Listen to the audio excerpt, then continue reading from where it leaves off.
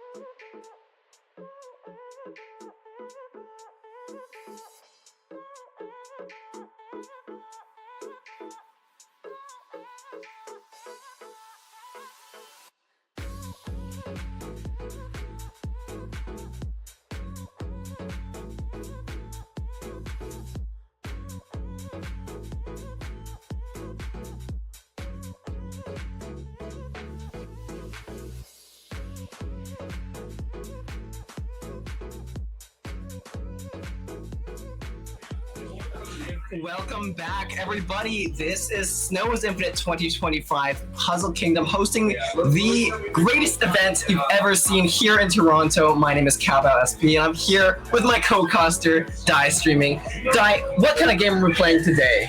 Wow.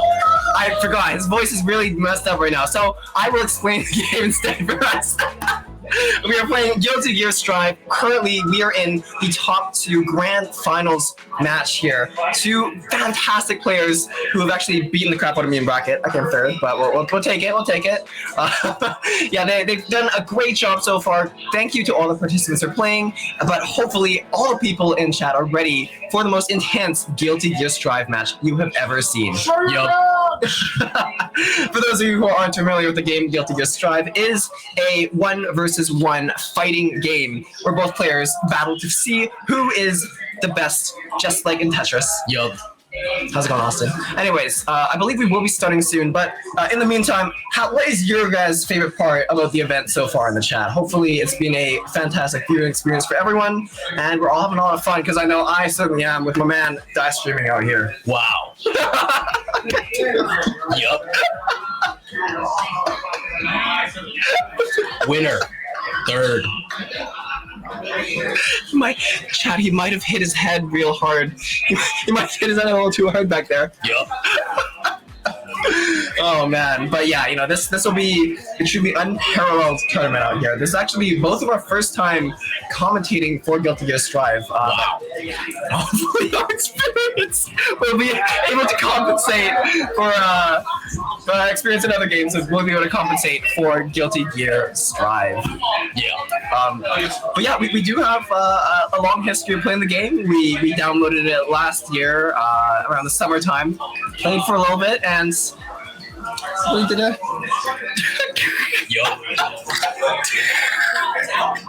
I need a shot. We're getting fired, dude. We're getting fired. It's over, man. It's over. No. Anyways, without further ado, let's get right into the game here. Wow. Challenging the loser side, we have Zeop versus Potato.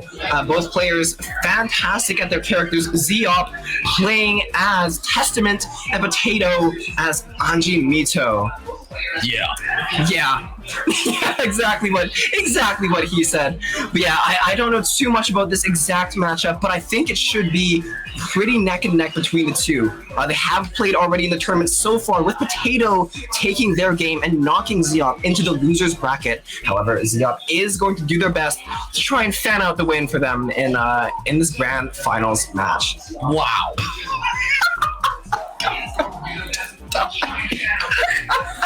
Guilty Gear Strive. Anyway. Counter. Counter. I'm crying. And I'm sure the loser of this match will be crying. Speaking of that, depending on what happens here, yeah, like I said before, Anji and Testament going straight into it. Who is gonna die? He's sober. He's sober. I promise he is sober. He's the most sober individual. Yup. All right, here we go. Here we go. We're never coming back to a thing. They're never gonna ask us ever again, Die. Heaven or hell, and it seems like Die and I are getting put through hell out here. We're fired. We're fired. Guilty Gear. Why? All right, here we go. Getting right into the game. Gonna have to see who takes the advantage straight off of this match here. And it seems like both of them players going back. Oh, and Anji going with the dodge here into the butterfly, into another dodge, and hits the koi. Wow. So being pushed back a little bit. But Zeop getting countered and into a huge combo from Potato. Fujin almost wall break, but not quite. Hitting the grab here. Trying to... Oh, they're doing a lot of stuff here. Die, what do you think of the gameplay so far? Yep. Speaking of gameplay, big counter from Potato and taking the first match here. Wow. This is a 1-3 match. We cannot see the lives at the top, but that is 1 point for Potato here. Big Fujin here coming up with a low. And another Fusion blocked once again by Zeop. Fantastic defense, trying to mash out of this, and it is back to neutral, but still Zeop is in the corner. Potato is going to push their assault here. Big counter hit into Fujin, and a wall break here. Wow. This is looking disastrous for Zeop so far. Potato doing the best to try and maintain advantage here. Going in with a low, but blocked wonderfully by Zeop. Big counter, and Potato is going to be taking game 1 of the grand finals. Wow. That's a goat. Y'all ready for Goatado? That's so true. That's so true. Going into the second match, you have both players in neutral. Potato getting the first hit off, but a big early burst from Zeop is meaning that they're going to go straight back to neutral here. Trying to push a little bit of attack here. Crow coming in, but not able to open up Potato quite just yet. Back to neutral. Oh, jumping big teleport, but still Potato's defense is impenetrable so far. Little bit of a hit, but not enough to kill so far. Can Potato come back? Trying to Fujin, not gonna get it. Missed the Crow. Arbiter Sign hitting double Arbiter Sign above, but Potato is downloaded them, ready for the defense here. Going back, big mash into counter hit, but a huge reversal blocked into a nice Roman cancel in order to get out of that. Very, very close for both players so far. Fujin coming in. Can Potato come back here? Big grab into the Oki, into another grab. They reversed the tide of the match in just one move here. Another Fujin into the Roman cancel, continuing the combo. Can they kill? And they do! Absolutely phenomenal gameplay from Potato, taking another round here. Mystic speed here from Zeop, going to Fujin. Oh, back and forth, trading in the neutral. Seems like Zeop has a little bit of offense, but isn't able to keep it going so far. Dai, what do you think Zeop needs to do in order to come back here? Yeah. Absolutely fantastic analysis, stat streaming. Anyways, going back into the game, grab here from Potato into a yellow Roman cancel from Testament. Zeop trying to get out of this. Can they mash out? They get a grab. Potato's now in the corner. Can Zeop take a point here? Potato trying to mash out. Zeop bursting aggressively to try and keep the offense, but it seems like Potato might be able to get out here. Zeop is all teleporting himself into the corner and out of the corner, into the air dash, but Potato has the anti-air into a massive combo here. Is this enough to kill? Trying to get back here. Oh, big Arbiter Sign coming up. Second Arbiter Sign, and Zeop is now on the board with 1 point here. Really, really needed that one here. Nice. Oh, big dodge here with the Fujin, and trying to keep Zeop in the corner. Potato gets the wall break with the dust here. Big attack. It is looking not so good for Zeop here. They're gonna have to do a lot to come back. Big dodge for Potato, going into a combo, full combo into the extension here, and Zeop bursts desperately to try and get out of the corner here. Both players trying as hard as they can. Zeop gets the light knockdown, but not enough to push too hard. Bit of Arbiter Signs coming in, highs, and teleports in, gets the knockdown, continues the attack. Potato is on the defensive, pushed into the corner, red Roman cancel, into a burst. I'm not sure if Potato can get the Potato barely able to get that last point they needed for a 2-0 lead. Zeop trying as hard as they can, but Dai, what does Zeop do in order to come back here? Big yup. Speaking of big yups, big attacks coming in for Potato. Starting off the offense early, tries to teleport in Zeop, but Potato is able to grab. Going for another attack here. Both players trying their best to try and get an offensive here. Fujin blocked fully. Great defense by Zeop, and a big reversal. Potato eats that fully into a grab, and now Zeop is on the defensive yet again. Fujin coming in into the RC at the top. I don't know if they can get out here. It's looking really rough, and the grab is going to be it for Zeop here. 1 more point, and it is going to be over for them. All right, back into neutral here.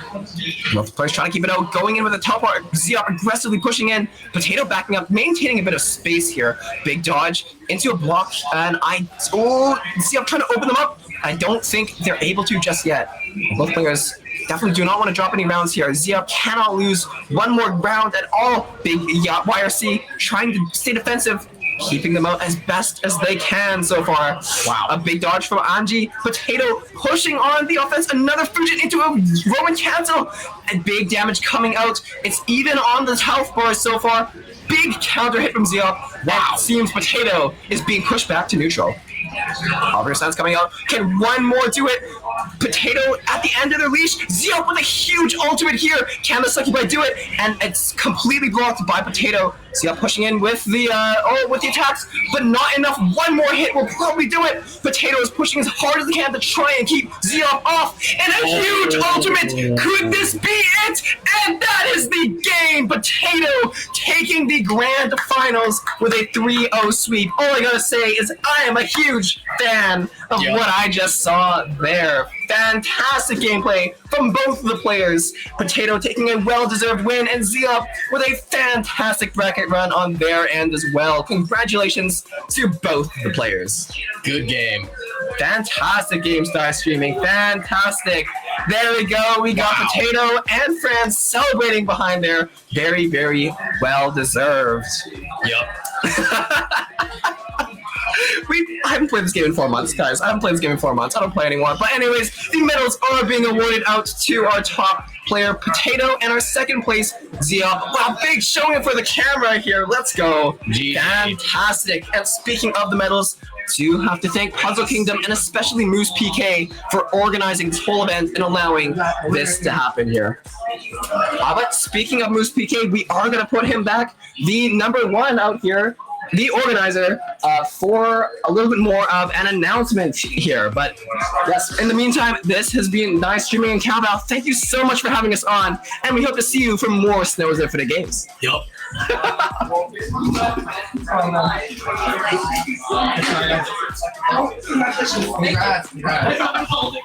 Thank you. Yeah, great game, big game. All right, we got our champion here. Oh. Hello. Tato, you got any words of wisdom for the crowd? How to be good at How to be good at the I don't know. It's kind of just like play a lot and like play more. Actually enjoy playing, because like I don't know. I feel like I act like a lot of people don't actually like this game, but they force themselves to like keep being better and like I don't know, just playing. Kind of like Tetris. Yeah. So yeah, I don't know. Just like make sure you're actually enjoying the video game. Absolutely. Video games are supposed to be enjoyable. So. You hear that? Video games are supposed to be enjoyable. That's like #1 advice for Tetris players. But yeah, congratulations. Thank you. I'm very happy you made it out here, and congrats on winning first place. Awesome. Thank you. All right, we got Tetrio on deck, so I'll catch you guys later. See you guys. All right.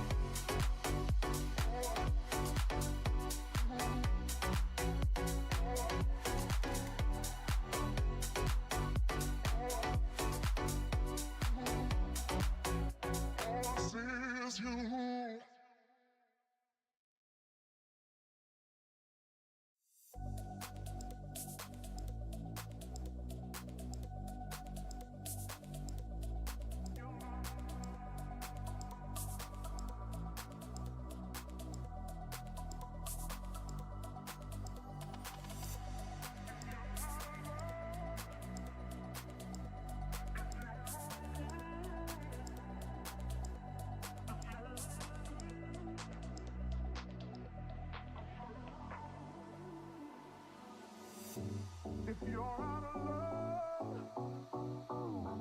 if you're out of love, if you're out of love, if you're out of love.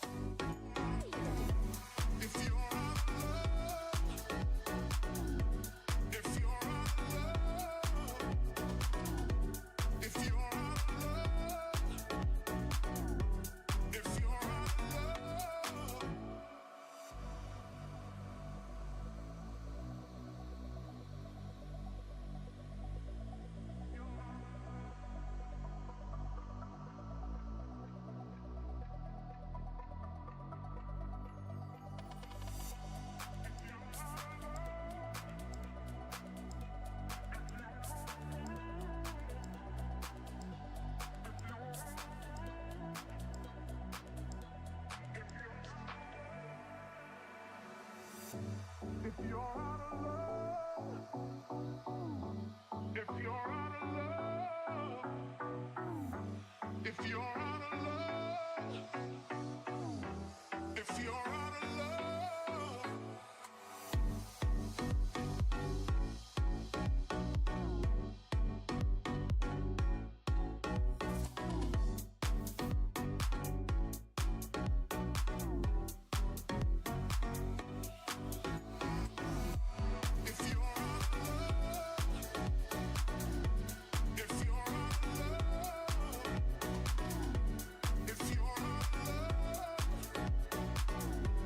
If you're out of love,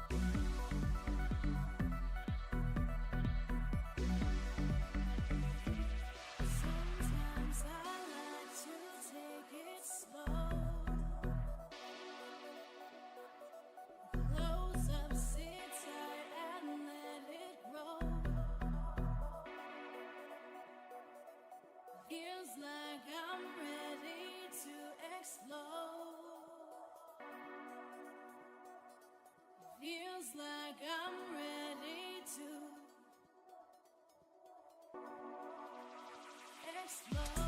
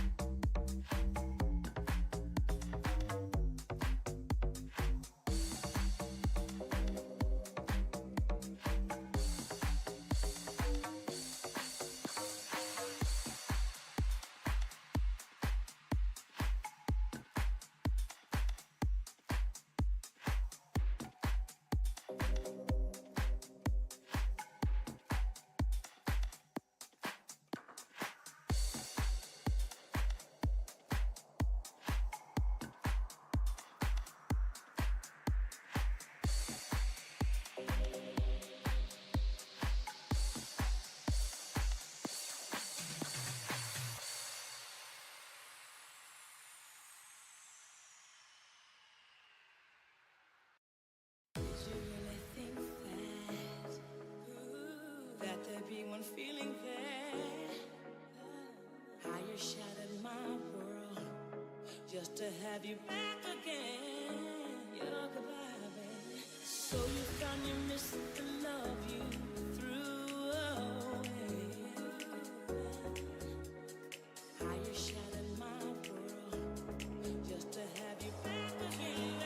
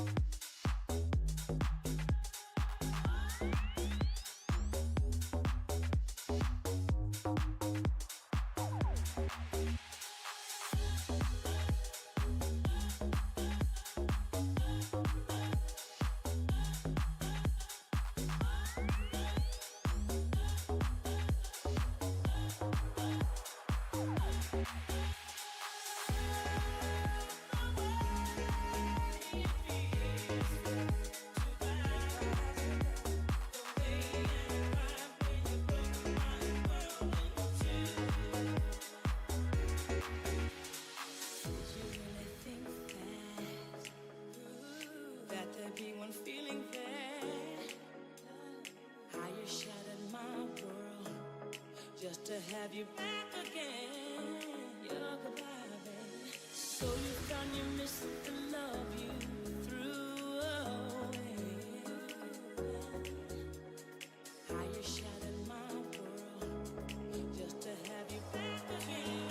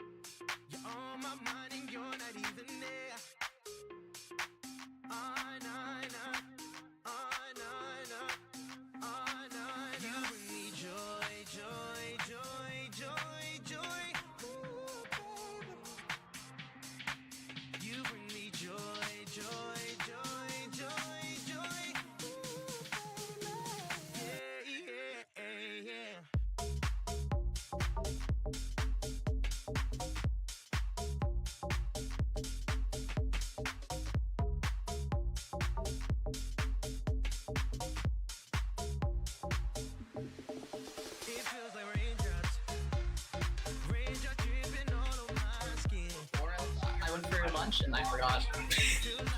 All right. Oh, that's. Oh, well, that's hello everyone. This is not us. Yeah.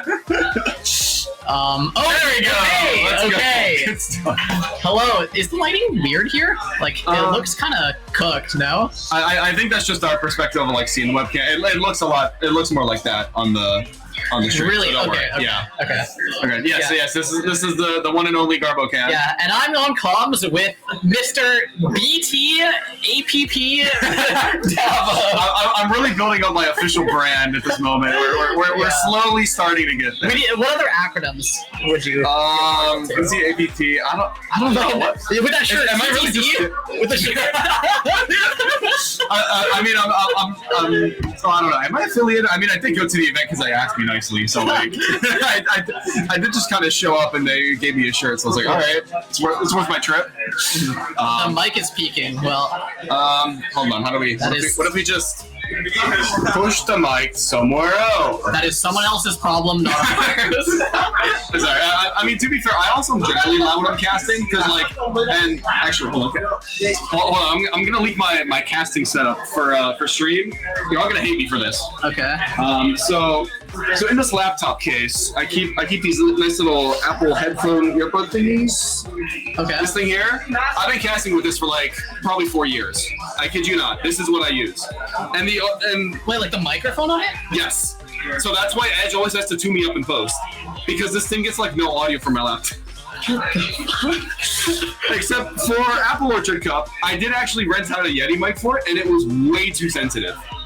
So like I breathed in the other corner of the room and it picked up. And I'm like, well, that's not great. You didn't use the Apple for Apple Orchard Cup. Damn. I thought I was going bigger and better for Apple Orchard Cup, but evidently I just had way too much audio. Yeah. So I was about to like say like I feel like if I just like be quiet, then it's like too close to ASMR commentary, and I don't want to like start that. So I had to just like position You it. can start the trend. That's another acronym to add to your brand. I am not an ASMR. I hate to break it to you. BT, APP, TTC, ASMR. The ASMR is a hard sell. Like we're gonna have to put work in for that because that's not starting right now. I'm sorry. You did get one of those like microphones that are shaped like ears.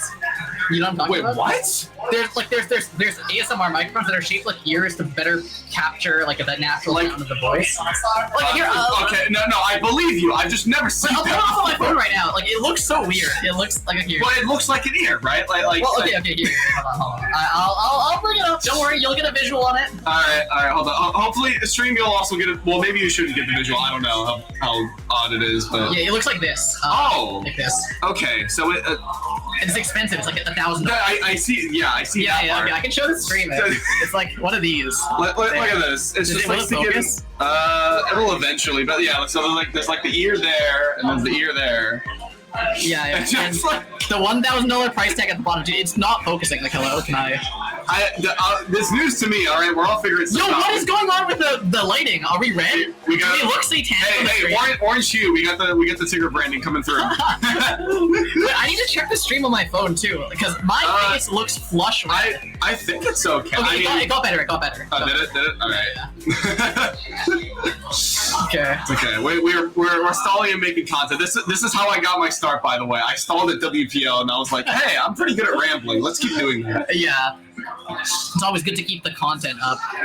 I mean, Dead Space was my #1 enemy coming into com. I've learned to share the vocal space because I'm not solo common. Yeah. But like that was like mortal enemy, public enemy #1 for me. I mean, I had that problem too. For the longest time when I was like actually active doing commentary, like I never accepted duo. I always wanted to do solo because I just would fucking yap. Like I would just talk.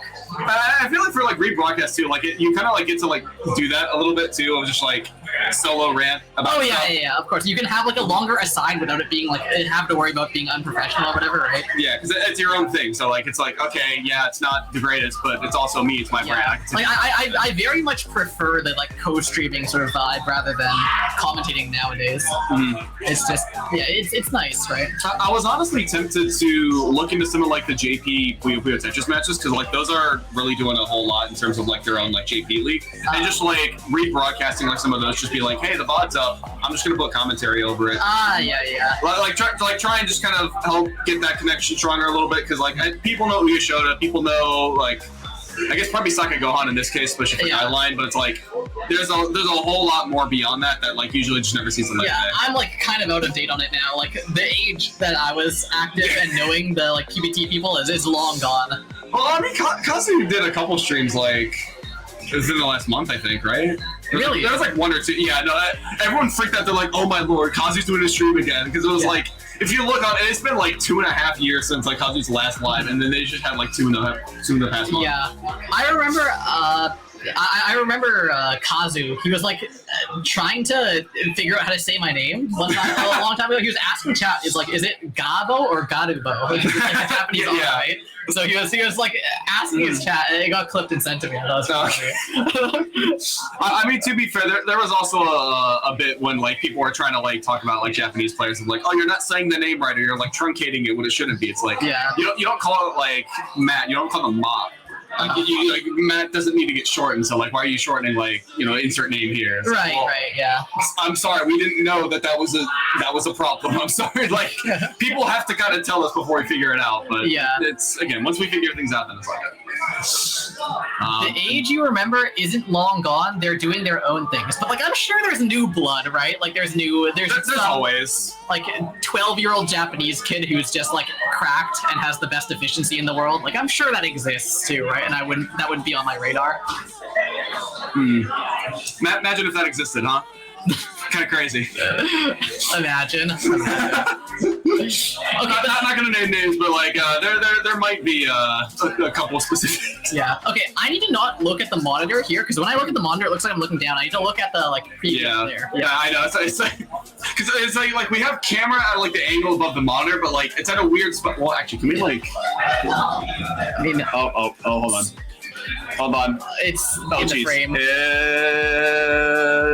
Just there. Okay. I mean, when we're watching the game, we'll have to look down like this. So yeah, it's at least a little bit better now. I think. Mean, yeah, because ideally, like when I stream, right, I put my camera literally like right beside the monitor, right? Oh, so you put it to the side of the monitor? Yeah. Because I mean, it's gonna be off center, but it's gonna be eye level, which I think is more important. Yeah. No, I've had the issue where like I'm still using like a laptop webcam for it, so like it's like. If I position it so it looks like I can see the screen well, then the webcam's terrible, and then vice versa. Right. So, okay, we're starting. We have Guest 390, A91, 519 versus Fortisim 2. Man, I really love this next queue. We're kind of getting a little bit of mystery in this case. There we go. Okay, it got moved. Okay. Well. Mr. Promotion here, going for that TSD and stacking up. This is actually a little bit more up stack, but he's trying to play aggressively, trying to force a surge break from Fort, but Fort is not bothered at all. Has some nice minis lined up, has a nice Espen single, and the surge deficit has risen up to 22. Oh, that sidewell, a combo with the Fortison spike as well, and that's going to be a very nice game one.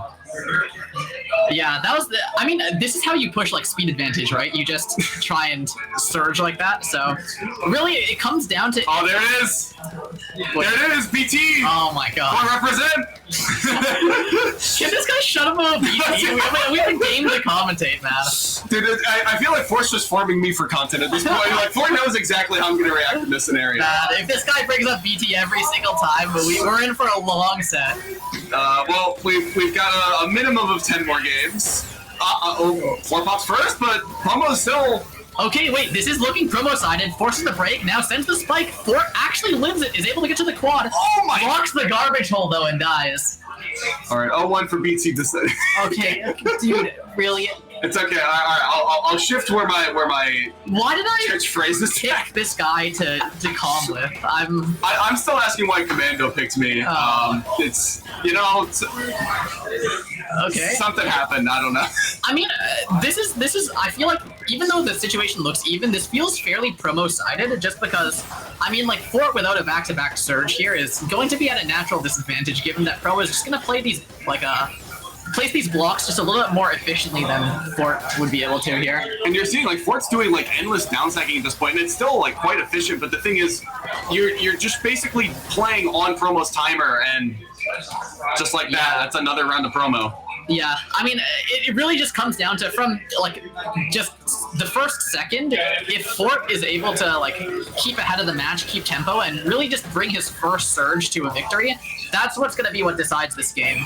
And if it gets prolonged, then it's extremely promo-sided. I'm a little curious. I hope Fort goes for the opener they just went for this game, because it looked like STPC spin, but they had a bit more all spin play with it. Yeah, just like start the surge really, really high, start strong with it. Might as well if you have the ability to push that out so fast. Yeah, but I mean, this looks rough for Fort. He can't really build any sort of advantage here. Yeah, J-spin to at least compromise and get some garbage instead of getting the T-spin. But this is going to be a bad surge disadvantage. The stream setup getting the promo for stream in the background. Okay, I mean, again, this situation, like, it looks really bad for Fort. He can do nothing but down stack, and Promo's just going to keep on the offensive here. So it looks like this might be a pretty big theme of the set. If Promo just gets that unopposed offense, they're able to just run away with things, and Fort just can't afford to be playing catch-up this long. And now, okay. Well, Fort is DPCing, but no PC, but it works. Just a good garbage hole for the T-spin double here, but I mean, this is way overstacked. I don't like this. He's committing too hard to the stack, and I mean, he's going to be forced to down stack, yeah.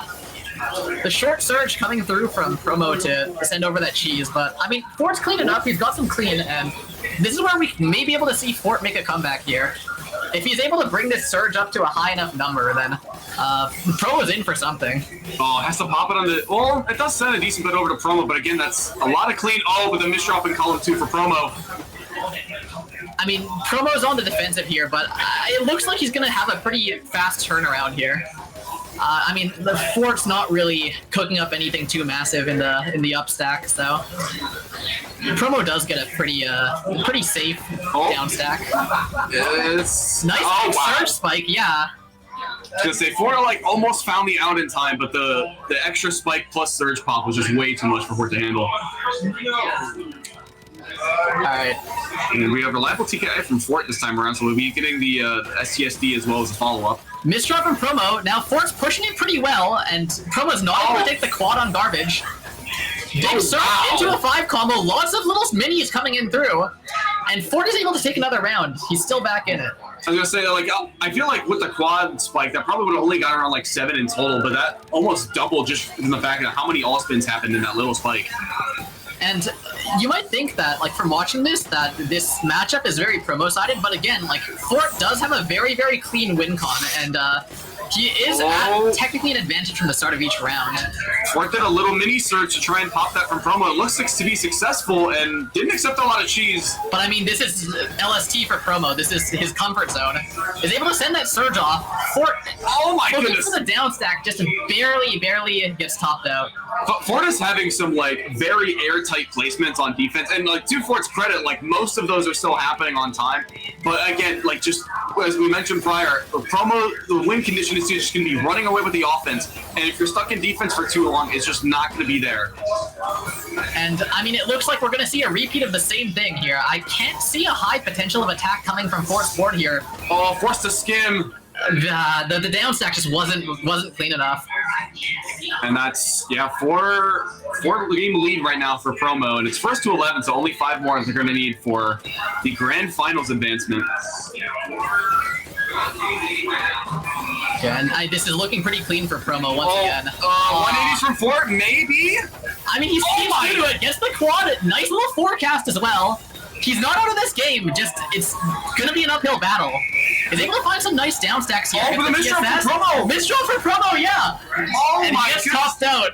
The reversal from Fort, just barely getting to those eyepieces in time. Again, one of the most important things you can do for your down stack, keep track of where your eyes are, because you're going to need them all for quads on down stack.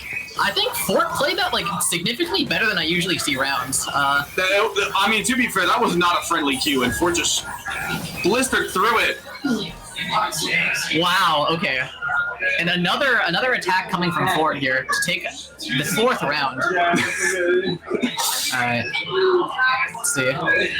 And yeah, Promo just going straight up 6-3. Fort, oh, this drops the Z piece. Has to convert over to a sidewall, able to do so with minimal effort. And the theory behind this kind of 6-3 start is he wants to be able to just get to the garbage as fast as possible. It looks to be working really well for Promo in this situation. Yeah, 15 surge. Fort looks to be setting up an STSD, hopefully to pop that. And, Fort, it's not looking good. Yeah, Fort gambled on trying to get the STSD at the perfect timing, but Promo sent that surge a little bit early, and it forced Fort to take a lot of unfortunate skins in the process. Wait, what is going on? I think we're. Oh, the blizzard. The blizzard got in the way of the view. Okay. Right. Yeah, I got a couple texts from family members that are like, "Isn't there a blizzard in Toronto right now?" I'm like, maybe. I don't know. I'll find out on the drive back. Yeah, it's not gonna be pretty. All right. And yeah, once again, just the start from the 6-3 start from promo here. Oh, little misdrop. Gonna cause some skims. Fort trying to time, but this is Fort's advantage here. This is opportunity. A huge spike. Just immediately maintains that peak efficiency, 6 to 7, and we're honestly, this is what, like a 4-1 run from Fort right now. This is a huge shift in momentum. I'm a very big fan of the initiative that Fort took in that round because I mean he could have just kept building Surge, but he saw the opportunity, he went for it. Oh boy. Some weird all spins. Oh my goodness, we got the down that combo. Can he get to the eyepiece? Gets to the eyepiece. Oh my goodness, the efficiency on downstack just to make it to your eyepieces in time just seemed almost impossible. Oh, really nice T-spins here. Gets the J-spin single. How does Fort a back-to-back surge? Sends off the 8, and Promo's in really big trouble here. Has to get to the down stack, and Fort trying to push the offense. If he's smart, he breaks the short surge here. He has to break the surge. He keeps going. Fort's keeping. Oh my goodness! At 8, and it looks like it takes the round. And we're somehow tied up at 7 to 7. Fort with an incredible shift from earlier on this round, but. I'm surprised that Fort's playing these surges that well because, I mean, he's recognizing the opportunities when he needs to break there. Fort like almost went for well, we got Surge Pop with color clear, and Fort, oh my god. Promo was just getting caught off guard. Promo kind of choked that round, yeah. How did Fort take the lead? I think that one definitely was a little bit of a misdrop influence, but again, this is first to 11. You got to be really careful. We're getting close to the end of the set, and the more misdrops you have, the more nervous those hands get. These things could go very quickly in the other favor. Oh my god, the Fort's doing DPC. Oh my, the DPC in 2025, and he gets away with it. The Season 2 DPC looping is nowhere near as strong as it used to be in Season 1. That one was pretty strong because he was able to keep back-to-back to it, so it was like a 9 surge on DPC. Yeah, but you need to like see that too. Yeah, like that's crazy. Is this spin? Okay, this is spinnable, I guess. Promo, interesting decision to break the short surge there. It doesn't really do anything to Fort. It just kind of puts down his lead that he had. Fort was playing really greedy for that. Almost puts out all the stops, but nice down stack from Promo. All right, and yeah, Fort 2 wins away. Promo 3 more, and this is win. Like again, if both of these are in grand finals, this could be like bracket reset potential. But again, this is going to be a huge set for both of them if they're able to capitalize because that set buffer could be huge. Oh, the misdrop from Fort there. He's able to convert it into 2 T-spin doubles, but I mean his stack's still. Oh no! Misdrop the eye right across the top. Oh my god! Oh boy! The eyepiece gets away with it. Okay. Only needs one more eye. Fort is building secret grade on his board right now. I mean, it's the thought that counts. 13 spike, even through it all. Able to move to a 7-2. Could be doing some pattern stacking. Promo right now, no garbage on the board, but needs to find some ammunition immediately.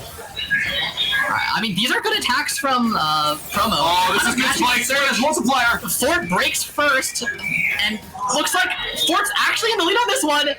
Is able to fully defend against Promo's surge. This is match point for Fort right now. After being down 4 games, has had an incredible change of pace. Early we will be seeing the SPPC spin, I believe, from Fort. Promo misdrops the TKI.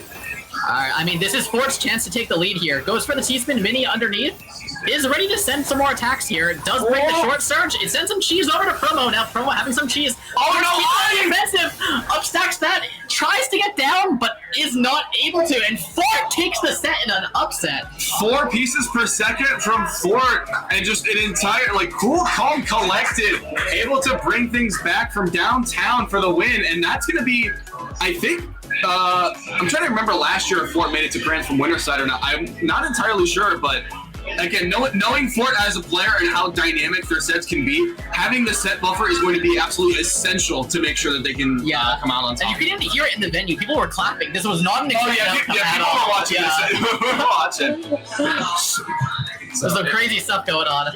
It's it's a whole different beat. I mean, to be fair, with a lot of lands, Tetrio tends to be like the biggest pull from a lot of the player base at large. But I remember WPL, like large promo chat, like literally everyone stops what they're doing and is just watching behind them. It's insane. No, I remember because I was watching the broadcast. I wasn't able to go. So I'm gonna. Oh, my apologies. Okay. I just feel like I'm like going in and out. I'm just like cutting myself in half. Right. Okay. Yeah. But no, sorry. What were you saying? Yeah, like I wasn't able to go, but I do remember I was watching, and there'd be like a crowd behind each of them when it shows the player cam. It's always funny because like it doesn't matter what the venue is, but people are always behind the setup. So because the webcams are there, you always see exactly what's behind, and it's just like the line of people. The it doesn't matter. Count, yeah. Yeah. You usually just get the number in like Tetrio Quick Play, but you get like the full count of like what that looks like. Yeah. You get like a visual of it. Yeah. It's hard to be like, oh wow, 5 people, 10 people watching me, but like when you have 15 people sitting behind you, it is terrifying. 1-to-1 person scale, yeah. You're just like, oh wow, this is what 15 people actually looks like, and then you think about like, what you mention, like DL broke like the spectator record or something. It was actually Rivi and Westel. Rivi Westel broke. They got 135 spectators. That's unfathomable. That's like 2 lands in one, just sitting behind. Like, how much space does that take? I mean, okay, I actually see. The thing is, I've been trying to this is more aside from that. No, you're fine. I've been trying to figure out like how to promote spectating and quick play more because I want to pump those numbers. I want to have I want to have just people who are like full time spectating quick play, like just like they don't even play, they just spectate. And there's some of that, but I actually you can get like a TR multiplier if you have better spectating results. Yeah, if you predict like top outs within 50 meters, you get 2 times the TR in your next TL match. You better win it though, because otherwise you're going back down. Okay, I should take this opportunity to drink some water. 1 second. That's a fantastic idea. Unfortunately, I got hand sanitizer with me, so I can't really drink this. Sure you can. Well, it wouldn't go well for my like physical health. I just think I might like there'll be issues. I haven't tried it. I mean, you just need to lock in. Just down it. That might be the first and last time I'm walking into drinking Purell, so I don't want to. I don't want to risk that. All right, chat. Type 1 if you want him to drink it. But I'm not. Look. All right, I already did some funny eating challenges when we went out for dinner yesterday. I'm not drinking Purell. All right. This could be a detriment to my health, and I'm responsible for multiple people driving back from the venue. All right. I don't want to put anyone else's health at risk. Okay. Well. I'll always take some Purell and just use the Purell properly, right? All right. I don't know if this shows up on. I'll use some Purell. Is that close enough? My body's actually, if my body absorbs Purell, does it mean my body is drinking it? No, this is too deep through the lens. I'm going down a wormhole. You gotta get it in your system, you know. It's getting there eventually, hopefully, without too much danger. I will indulge in some Purell as well. All right, yeah, everyone, if you got some Purell, cheers to the Purell. Well, don't drink it, but like cheers to the Purell. We do not endorse drinking Purell on the Puzzle Kingdom stream. Sponsored by Purell. I mean, if we had a sponsorship, I wouldn't be that opposed to it. But like that, we do not. I mean, what sponsors do we have? Like, I know it's like the hitbox thing, but like, I think it'd be a while before Puzzle Kingdom gets a Purell sponsorship. Am I supposed to know what our sponsors are? This event not specifically. I don't think we have any like ones for like Snows Infinite like as an event. Overall, like there might be like I think like there's like a hitbox one that's like kind of like sort of in the works. What does kind of sort of mean in this? Like there's like content stuff that like I think is getting made, but looks like it hasn't been made yet. Right. Okay. I just don't know specifics because not as much on the logistics side. I feel like I would be okay with it. It's just like I get so caught up in like other life things that like I just show up in cast and then people are like, "Wow, you're so involved." I'm like, I just yell at a screen. Like I'd be watching this anyway and probably also yelling at the same time. But like I just get to do it at the I get to provide a service for just my natural reaction. You know? Yeah. It's like you're doing the same thing. You just put a camera in front of it. Exactly. And another person. Well, yeah, that too. Yeah. Well, it's a little hard to like do the in-person one. Like I can't just like fly someone out to my apartment, but sure you can. not cheap. Look, unfortunately, the budget thing right now is not in the place where I can just fly Commando. Mr. Davo, I think you're limiting your options too much. First, you say I can't drink Purell. Next, you Why say is I can't that fly. why is that the like gateway to you're limiting yourself? Next, you say you can't fly out Commando. All I hear from you is I can't. Like I can beat the cannon. Sorry. that's one of my like 3 talents. bad. Okay. So yeah, good stuff here. Actually, by the looks of it, I think Promo and Fort are, in the meantime, while we get our loser semis matchup, they're also playing a classic, by the way. So they're playing their, like, classic pools matches while we're getting our next match. So, yeah, I wonder who's going to adapt to that, what is it, like 10-frame dash or 6-frame dash for classic? I wouldn't be able to tell you. or no, I think it's 6-frame ARR in classic. I forget what dash is. It's like, it's a lot. But, yeah, I kind of forgot that, like, it's like like, you have to always keep dash charge, because otherwise, like, that piece is not moving. Yeah. I played DAS when I played NES Tetris. Like, my PB is like 700K. That's a good PB. It wasn't bad, yeah. I was using DAS, so no, like, tapping it, and it was on emulator. So, oh, yeah. Like, I mean, I want to cope and say, like, I would have been able to get a better score if I had 16-frame dash. There was a sign that just popped in that said it. Oh, 16-frame dash. Thank you, production. To Edge and Willie. I think Edge is running it right now, but, like, Edge and Willie J have been doing logistics the entire weekend. Yeah. All right, yeah, 16-frame. Well, that's twice what I used for Tetris. So. Dude, I'm 2 millisecond killed. Like, I need the conversion to milliseconds. So what is it? It's 10 frames is 330. Wait, no, that's wrong. I didn't get enough sleep to do It math. says 60 frames in a second, so 30 frames is 500 milliseconds. So 167 roughly is 10 frames, I think. I do not like where that paused me. I did not. Okay, I don't know if this is gonna unfreeze. Are we frozen on the stream, or no? I don't think so. Chat, how many fingers am I holding up? How many fingers am I holding up, chat? Yeah. Hold on. Yeah, this many fingers. It was the same as that one. Can you see this? Or am I frozen while I'm lost in thought? They said 5. I think we're fucked. Well, we got. Am I allowed to swear on here? No. Well, I guess it's up to Moose. I mean, I guess preferably not, right? Probably. I mean, yeah. But, like, I mean, if it happens organically, I'm not gonna, like, kick you out of the booth, so. Yeah, gotcha. So we had no duplicate answers somehow. We had 5, 6, 3, 9, and 1. I mean, less than 3, but less than 8. So, like between 3 and 8. Or 3 and 7, I guess. Casting the net wide here, I feel like that's the majority. But it's not a bad idea, I guess. Okay, to be fair, Spoony was referencing, like, we could have had, like, fingers up on our, like, other hand that we didn't show. Oh! So, like... But, like, I wouldn't do that, because, I mean, I'm just trying to test if the stream is frozen. Yeah. Yeah, but actually, wait, hold on. Is this, I'm trying to think, like, can we refresh this? Is that gonna work? We can at least do this and kind of get an idea, but, like, hold on. Please... Oh, we might be frozen. The bit rate is...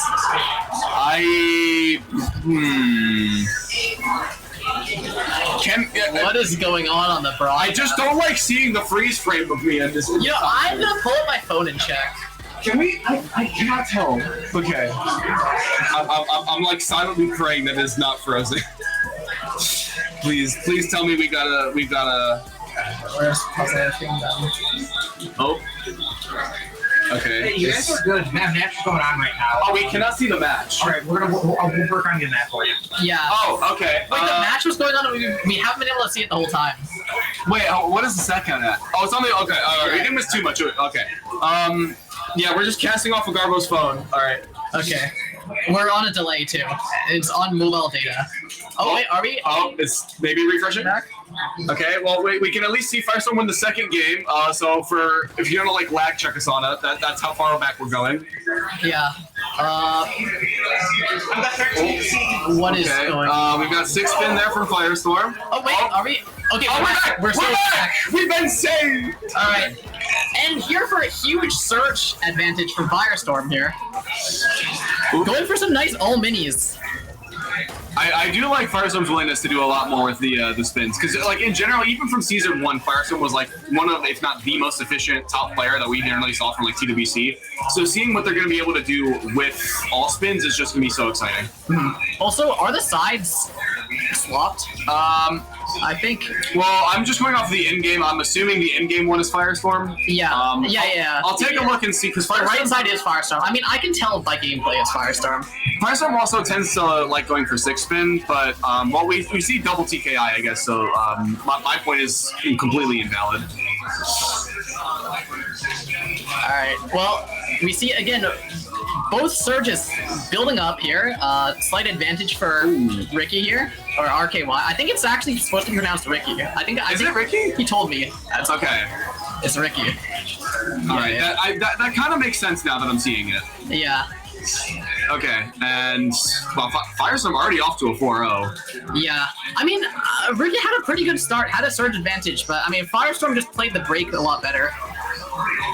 And interestingly enough as well, I remember Firestorm was one of the first people I saw do the waiting TKI of like accept garbage and then, you know, TKI and just work with whatever you have. Slow TKI, yeah. But now we're seeing Firestorm go for a lot of like really quick TKI and just like getting that damage out instantly, and I assume that's probably in part due to like Surge's prevalence.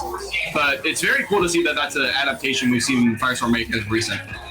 All right, Ricky being put on the back foot really, really hard here, and again, Firestorm has 8 surge going up here, and I mean, I don't see any way that Ricky can get out of this one. Well, yeah, can't even get to the well there. Yep, and this is 5-0 right now from Firestorm. I remember Firestorm placed 2nd place last year, I think only to Fortisum, who's sitting right now in Grand Finals. So Firestorm is very eager to get back to that spot and make their claim to fame for this year's Snow is Infinite. Huge multiplier from Firestorm, straight off of there. But I mean, Ricky is able to get some defense, can't get to the eyepiece though, and loses the round. That was something. Sure was. All right, and we got MKO from Ricky. Firestorm with the, I think, cross follow-up? Alright, and now Ricky trying to get this down stack here. Is able to open up the well, but I mean, Firestorm got like a 9 surge in the meantime. It's going to keep building that up. Does have to use it for defense. Fortunately, shreds it. Nice spins coming out from Ricky. Is able to send it off, but it gets full canceled by Firestorm. Ooh, mini surge here from Firestorm. Does get accepted by Ricky, so we do have some cheese, but already all the way back down. I mean, and Firestorm breaks the surge, but is going to start building that back up really, really fast.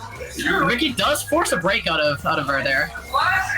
Oh, there we go. We do at least see the multiplier there from Firestorm on the down drop from Ricky. 2 missed drops, and that's round. And didn't even get to the 3 strikes. 2 was all it needed, and Firestorm immediately cleaned that one up. Yeah, the second one blocked the well, so I don't think there was any recovery from that one. Oh, small miss drop from Firestorm there. And honestly, I think Ricky also went for PCO in that one, which is kind of interesting. We've seen them go for like the same openers, but I feel like it's not coordinated, so they just seem to have like the same game decisions.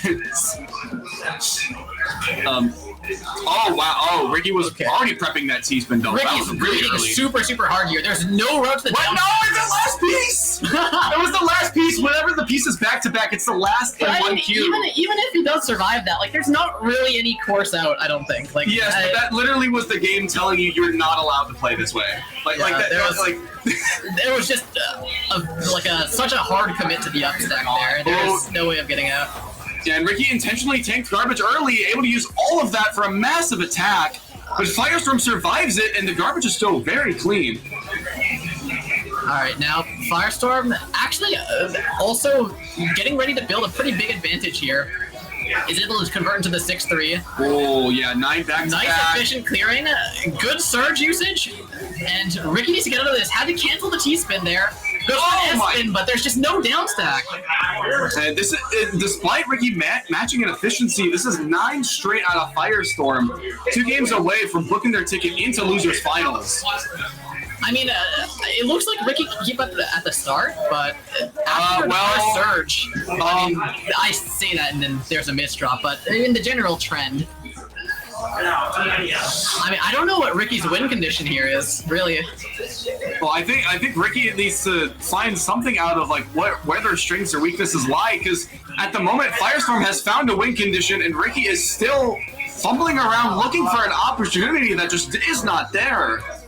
Like, I don't think we've seen Ricky really have control of any of these rounds or be on the offensive once. It's always been Firestorm gets the surge advantage, puts Ricky on the back foot, and takes the win every single round. And I mean, going into the match point for Firestorm. Oh, we do have misdrops from Firestorm. Misdrops? Oh, that's greedy. That's so greedy, Firestorm. Okay. You can just down stack. You have 11 lines of clean garbage. You can just down stack. But I mean, you also have 11 games before you lose the set, so I guess you can also just start from square one. But a misdrop at the same spot, 2 and 3. That's the 3 strikes. You're out for Firestorm. Ricky takes their second. I mean, it's a long road ahead here. If this is a reverse sweep, this is going in history books. Like I'll be sticking like 30 and people will still be talking about this. You're like, how in the world did we get 11 straight wins in loser semifinals of Snow is Infinite, and then Fergie is just like the world's newest like top tier celebrity? Right. Okay. Well, Ricky on the down stack here gets a nice little combo, but I mean it doesn't really threaten Firestorm in any meaningful way. Firestorm is able to just chill, continue pushing out APM. Now this garbage is looking really clean for Ricky. This is Ricky's one chance to start pushing an advantage here. It all depends on how efficiently he uses this garbage. Uses it fairly decently, but I mean Firestorm still is able to place the eye one to the left of the well. Loses the round. And the set goes to Firestorm at a commanding 11-3. Oh, that is a tragic eye misdrop, especially on match point, because again, it's like literally just one little input would have fixed that. Why is there a piece of tape behind me? Wait, what is this? Wait, what does the tape say? Is it like a fortune cookie? Wait. Oh, that's a name tag. Wait, whose name? Okay, we need to figure out whose name. All right, don't rip it. Oh, I'm trying my hardest. Okay, all right. Get it back on the dexterity of Tetrio finesse. We're working on it. A lot of finesse. Okay, wait, there is a name on it. It is mine. How did you forget that? Wait, it's because I took my jacket off. And my jacket had the thing on it. Oh, you're like, man, whose name tag would be something littering? Yeah, it's alright. Well, you're not littering anymore. You picked up your trash. So. Yeah. Like, everyone, pick up your trash. Don't throw it on the side of the venue. Make sure to take it with you. All right. Well, anyways. And so we now have essentially the rest of our matches besides Grands kind of figured out, because we've got Promo versus Firestorm, which I'm not sure if that happened at WPL. I'd have to go back in the challenge and double check. Your tournament history knowledge would be better than mine. Well, at least for the lands, I don't know. I feel sometimes I just like go AWOL for like a month in tournaments. I'm like, what happened? Like if I don't cast for a long time, I just like forget stuff happened. I'm like, okay, yeah, things. I gotta catch up with the player base. Yeah. But to my knowledge, this is going to be a pretty strong match. I think Promo was like top 8 within TWC in 2023, and then Firestorm I think was just shy of it. I think they lost to Fort, and Fort got 4th place. Oh, okay. So again, it was like both of them lost to top 4 players. And that was kind of like their exit from the tournament. So like the fact that these are the players that are pushing this talent to like drop sets definitely goes to show they have what it takes to keep even with each other. Yeah, I mean we've got so many good rounds to come here. I mean I don't know. Whenever I hear like Tetris Land or anything, I always think that the matches are going to be like kind of less good than online, right? Just because there's like less of a like pull because like, you have to like be there in person. Like there's a requirement kind of. Yeah, but I mean like WPL again, it had that stacked lineup, and then now right here we have like again Promo, Fort, and Firestorm. We have like actually pretty good lineups at LANs nowadays. Like we have like 5 to 10 like X plus rated players, which is already not a great like it's not a small or large part to like grab from, but it's pretty sizable representation. Yeah. And of course, there is also TWC points on the line. I forget exactly what the breakdown is going to be in terms of like what the size of bracket was, but these do count as I think super silvers or something of that nature. So, I mean, a win here could be a very nice, a couple of 5 or 10 extra points. You don't have to worry about playing in too many smaller tournaments to try and kind of min-max your minor event totals. I mean, to be honest, I haven't been keeping too close of an eye on TWC points either. I probably should, though. I'm more like trying to think of like which one is like how many points are decided between like a win and a loss at this point. Because I assume it's probably between like 5 and 10. I know for like the platinum events, like top 8 was like a 15-point difference from like 9th and like 6th or something, or 7th, I think. So like those were like huge matches to win. Like you have to make the cutoff. It was like, or actually no, I think it was, so it might have been like 20 points or something like that. Because then like each one after that only like 10 more. So like you just need to make sure you get like enough of those top 8s, and then each and every one after that is kind of like play it by ear with whatever tournament you're at. Yeah, I see. Okay. Wait, we have. I did not. Wait, is this taped or are you holding this? This is it's being held. This is the point, guys. You want to take this? Should I take? Okay, I guess I'm gonna take this. All right. What else does it say on it? Lunch. People are keeping track of. So people, as typical gamers go, forget to eat.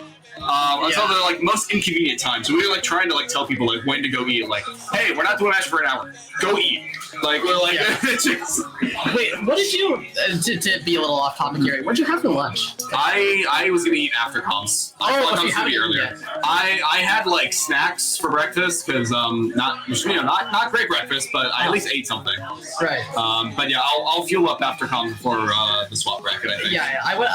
There was like a Taiwanese food place like. So I went. I keep thinking someone's trying to. Yeah, I heard guys. I'm like, is that us? Like, is that? I mean, it's. T-Rum's yelling me to eat. Don't worry. I look. We have the wrong side again, man. What are we doing? Wait, no. No. That fire. Oh, webcams. Okay. All right. Yeah, that's fine. All right. Yeah. Okay. Well, we have promo here, stacking up. Nice up stack here. Lots of back-to-backs incoming, and he's taking his time with Fractal, but no T in sights. We're gonna have to break back-to-back early, but Firestorm's keeping pace. I mean, both of them break, so it's a fairly neutral exchange. This drops from promo, tries to get down, but I mean, Firestorm just continues clean offensive and takes the first round. And definitely as well for like those who are kind of getting into like the keeping up with the top level of Tetris, because I know it kind of takes a moment. Notice how Firestorm used that back-to-back surge immediately after promo misdrop. Like, that's that awareness coming into play of seeing when you have that win condition and going for it. Yeah, it's a big deal how you time your surges. Because, I mean, after you have, like, maybe, like, 8 or 10 surge, you really have to just start thinking about when you're going to send it. And lots of factors involved in doing that, in both your board and opponent's. Did FS do center DT? I think so. Yeah, I was wondering too.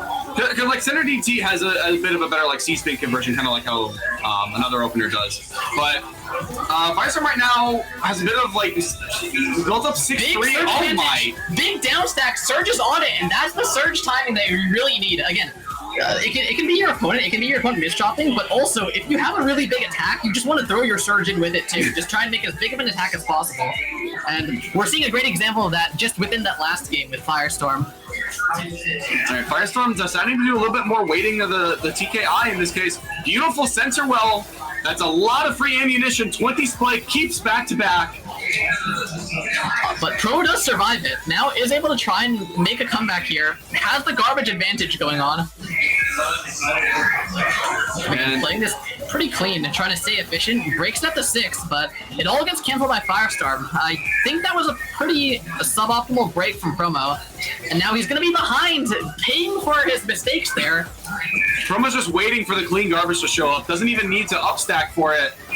Misdrops the T-spin double. Tanks the 9 search. The 9 search from Firestorm doesn't actually go anywhere. It just feels Promo's clean garbage here. And now Promo's in his comfort zone on this LST stacking.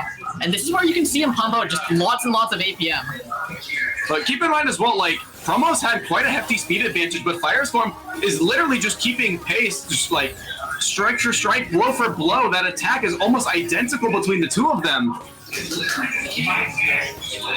And now Promo, once again, building up some APM, has slight advantage, but Firestorm opens up the garbage well, needs to cycle in the eyepieces, get that T-spin double into the triple.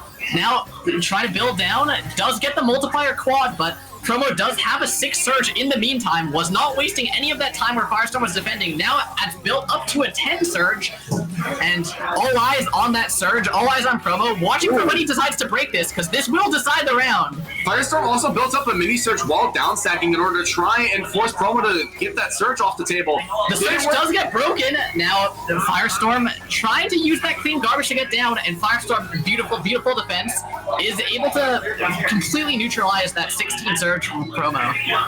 Another misdraw. Oh, the double misdraw from Firestorm, and after 2 agonizing minutes, the round goes to Promo.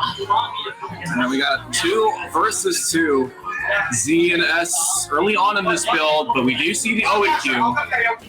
And yeah, we will see 6-pin out of Firestorm. Wait, they're making karaoke plans without me. I'm stuck in the comments. Here, do you want me to go outside and yell? No. Okay, we'll take turns going out of the booth and yelling at people like, hey, include us in the plans, all right? Yeah. Oh no, the eye over the well from Promo! Oh, immediately cuts off all down stack options, and the spike from Firestorm doesn't even need to be timed at that rate. Just the fact that it got sent off is going to be enough. And C-spin from Firestorm. We've seen quite a few C-spins from Firestorm, and it's the old version, not any of these newfangled TDs. They're just the classic, use the T upside down C-spin. Firestorm right now at a deficit of surge. Tries to send a couple of minis. Oh, that 14 surge, but this does actually look survivable for Firestorm. Very, very good. And now Firestorm ready to send back, ready to counter spike. Very, very clean garbage coming through. And now Pro is being put on the defensive. Firestorm has to try and continue to surge. The stack doesn't look too great, has to break it. And that's being broken pretty much on Promo's terms here. Promo couldn't have had a better time to receive a break.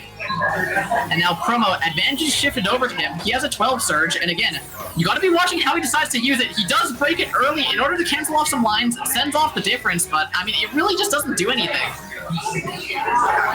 Very nice. Promo immediately cashes out all that center well, but I feel like sometimes you need to have a little bit more garbage on the board for these massive spikes. But right now, both players getting a bit cheesed up. Who is going to be able to downstack through this fast enough? Firestorm carefully placing that quad at the perfect time, making sure to cancel garbage. Alright, Promo's got to upstack like crazy here. He's got to find something here while Firestorm's downstacking, and I mean, there's just no advantage found. Has to break back-to-back too. No, I mean, this is survival for Firestorm. This is light work for Firestorm. Oh no! Eyepiece misdrop! I cast this curse. How many eye misdrops have we had already? This is like 3 or 4, and it's only been 6 games. I casters cursed it. That's my bad. This is the I Spy set between Firestorm and Promo. I'm sorry, Miss Firestorm. I've done you wrong. Oh no, the eye over the garbage. I don't even know if it was a misdrop, but oh my! Barely gets the eyepiece. Another one too. Is able to find the down stack, and this next eyepiece is looking like a lock here. Oh, okay. All right. Promo not able to find enough garbage to get the top out on Firestorm. Oh, I love this down stack from Firestorm. Is he able to get to the very bottom? Oh! No! Not like this! Oh my god! At least 4 rounds this set have been decided by an eyepiece misdrop. No! Right, you can't! Well. You can't do this! Not like this! Not in losers finals, please! Please! It looks so good for Firestorm too, that round. Okay, alright, come on, please. For Firestorm Promo's case, please just lock in. Just don't miss the well next time. It is one of 7 pieces, and it's contributed to like half of the losses in this set. Okay, well, I mean, this is looking a little bit rough for Firestorm. It's just barely able to defend them. Now, Promo needs to build a surge here. This is a really good board. It's 7-2, but Promo was no stranger to pattern stacking this. Has an 11 surge, keeps building it up, but Firestorm's at the very bottom of the board. Needs to send a little bit more pressure before looking for a break. Firestorm was 1 piece away from overall clear as well. Promo gets a break here and does it. Finds the break on the surge and takes the round. All right, 2 games up right now. Promo against Firestorm. No early O in this case, so Firestorm will probably be seeing that TKI. And the 6-3 opening again for... Oh no, the misdrop! Oh no, not another one. It wasn't an eye. It wasn't an eye. Okay? It wasn't an eye. It was at least a different piece. So we're seeing 6 other pieces. Diversity in the misdrop representation. Oh my god. Okay. This is a really nice 6-3 from Promo. Just got a free like 5 or 6 extra lines and has just been running with this. Yeah, Promo has the surge advantage here. Is able to build a nice conversion onto the garbage. Now Firestorm breaks a really good time. Is able to catch Promo off guard, and that neutralizes all of Promo's lead. Wow, okay, and yeah, Firestorm's still right back to the bottom of the board. Always tries to keep things low and keep that survivability chance as high as possible. And now Firestorm has to use that surge defensively, trying to break, gets to the eyepiece, and does look like she has a down stack here, but I mean, Promo's starting to build that surge advantage again. Every single time you take too long on a down stack, the other person's going to be building up that surge advantage really fast. It's important that you don't waste time between those plays, and I mean, neither of these players are really doing that. And now we're back to an even surge state. I feel like Firestorm is a really nice transition to center well. Oh, Promo breaks the surge, but Firestorm still holds on. Was able to cancel using regular attacks. Now sends that surge. Get some cheese onto Promo's board. Oh boy. Okay, eyes were a little bit late, but we had this down stack in the center. Nice little T-spin there from Firestorm. Doesn't get the OPs. No! To be fair, it wasn't vertical this time. It was horizontal. Well, it's at least a different high piece, but no! It was a different orientation. Okay, alright, I gotta sit back. I literally like this guy like flopped out of his chair for it. Dude, I'm just thinking like slinky down to the bottom. Okay, alright. Well, thankfully we got some eyepieces being used for some really good ammunition from Promo, able to get the garbage out pretty efficiently. Now, there's a down stack there? No. Firestorm is able to take another round. Alright, and an extremely efficient round from Firestorm, 4-7. The set is within 3, but again, this is still getting close to the end of the losers final, so we're gonna need to see a pretty big shift up from Firestorm. Really big counter spike coming through from Firestorm, pushes Promo up, and Promo's still up stacking. Yeah, Promo 24 spike. Firestorm's alive! Firestorm's alive. Nice, very good down stack. Is able to keep it clean. Goes for that nice donation. It resolves with a J-spin single. Is now able to up stack and has a bit of surge advantage. Just sends it off at 4, just trying to get down. I feel like half these balls for Firestorm are just like, okay, all right. I gotta just collect everything because that was a very terrifying survival. Nice consecutive fractal from Firestorm. Is able to build it up. This is a little bit greedy. It's a lot of the commitment to this up stack. Oh, there's a spike from Promo. Smells blood in the water. Goes for the surge. Alright, Firestorm timing the down stack perfectly. Promo is out of resources. But, I mean, Promo, as you say that, he builds it back up and now has resources. Z-piece misdrop, though. That's going to put Promo quite a bit behind. Can Firestorm capitalize on that misdrop? Oh, Promo able to get the quad, but Firestorm expertly making sure to take that garbage when it needs to get on their board. Oh, but it goes back to neutral. Wow. Alright, Promo working with a weird bit of like 1-8-7-2. The 8 surge gets broken, but canceled by a really nice down stack from Firestorm. Oh, and that's beautiful garbage for Firestorm. Decides to play it safe though on the down stack. Realizes that Promo might have another gigantic spike in the making. And it comes through. A big spike does happen as forecasted. And I mean, Promo's just running away with the 9-0. And the double L spin as well from Firestorm to get as much out of each piece as possible. Oh, the misdrop, the O-piece misdrop. I mean, finds the TSS, can't get the T-spin underneath. And Promo takes the round. Alright, and Promo now 3 away from booking their ticket into Grand Finals. I mean, Firestorm's playing these rounds really well. Is able to survive super nicely and look for those opportunities. It's really just the misdrops that have been causing these losses for Firestorm. And I mean, speaking of, well, to be fair, Firestorm has been doing really good downstack work. I mean, as we saw earlier from that game 12 was absolutely insane. But Again, we Another want S-piece misdrop. No. to. It resolves. was an eye misdrop from Promo, so both players gotta regain their footing. Yeah, slight advantage to Firestorm on the surge here. Promo can't really start a surge, just trying to go for down stack combos here, but they're not pressuring Firestorm nearly enough to force a break. And Firestorm's just chilling on this 12 surge, looks to be wanting to build this a lot higher. Firestorm was like waiting for garbage to come in for Promo. Like I think Firestorm wants to use the garbage from Promo to just keep extending the surge. Yeah, I mean, it's up to 20 at this point, and no signs of stopping. Now, Promo, you look at Promo. Promo's trying to stall the break here, trying to defend, but really nice tank send from Firestorm. That was so nicely played from Firestorm. That was a dangerous tank, but absolutely essential to make sure that Firestorm stayed in this. Like, I don't think if any of the decisions in that chain made by Firestorm were done differently, like, that would not have been a win for Firestorm there. Absolutely not. It was extremely precisely played. Oh, and a little fumbling around of the S piece there for Promo, able to still keep skimming through. Not too bad, but gonna be at the surge deficit. Firestorm pops it early to keep cheesed up on Promo's board. Alright, Firestorm looking to have a pretty nice stack going here. Is able to convert it with the all spins. Goes for the L spin. I feel like I saw a hesitation on contemplating the TST tower, but you can't get away with that stuff on Promo. It would be quite a clip if that were the case. Alright, again, some nice upstacking coming from Firestorm. However, oh no, what's the the 8 surge, gets the eye piece, is able to get down stacked from here, gets that garbage quad, and is actually able to weather the storm long enough in order to survive and get back to a neutral state versus Promo. Promo right now is just firing off this 7-2 stack as quickly as possible. Does break back-to-back to prevent accepting some of that cheese. Now Promo doing some timing here, although I don't think there's much of a point. Is able to get the all clear, but I mean it doesn't really advance the state of the game too far. Firestorm's just chilling. There's no real big pressure on Firestorm this round. Wow, and look at the prophecies from Firestorm as well. Just like knows exactly where each of those garbage wells are going to be had and getting T-spins on almost every single one.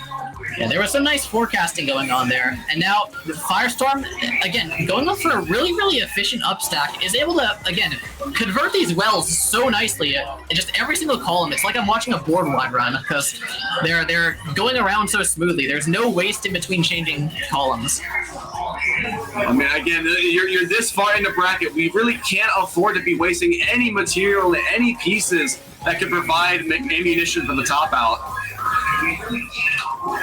And now, oh, this is looking kind of bad for Firestorm, though. Has to do a kind of inefficient downstack here. It's a very uncharacteristic downstack of Firestorm. Oh, there goes the surge. Firestorm takes the whole spike. Firestorm gets the eyepiece, gets the second one as well, and a third incoming, a fourth, and now all the way down. Now Firestorm's home free. Has to start trying to build up this surge advantage here.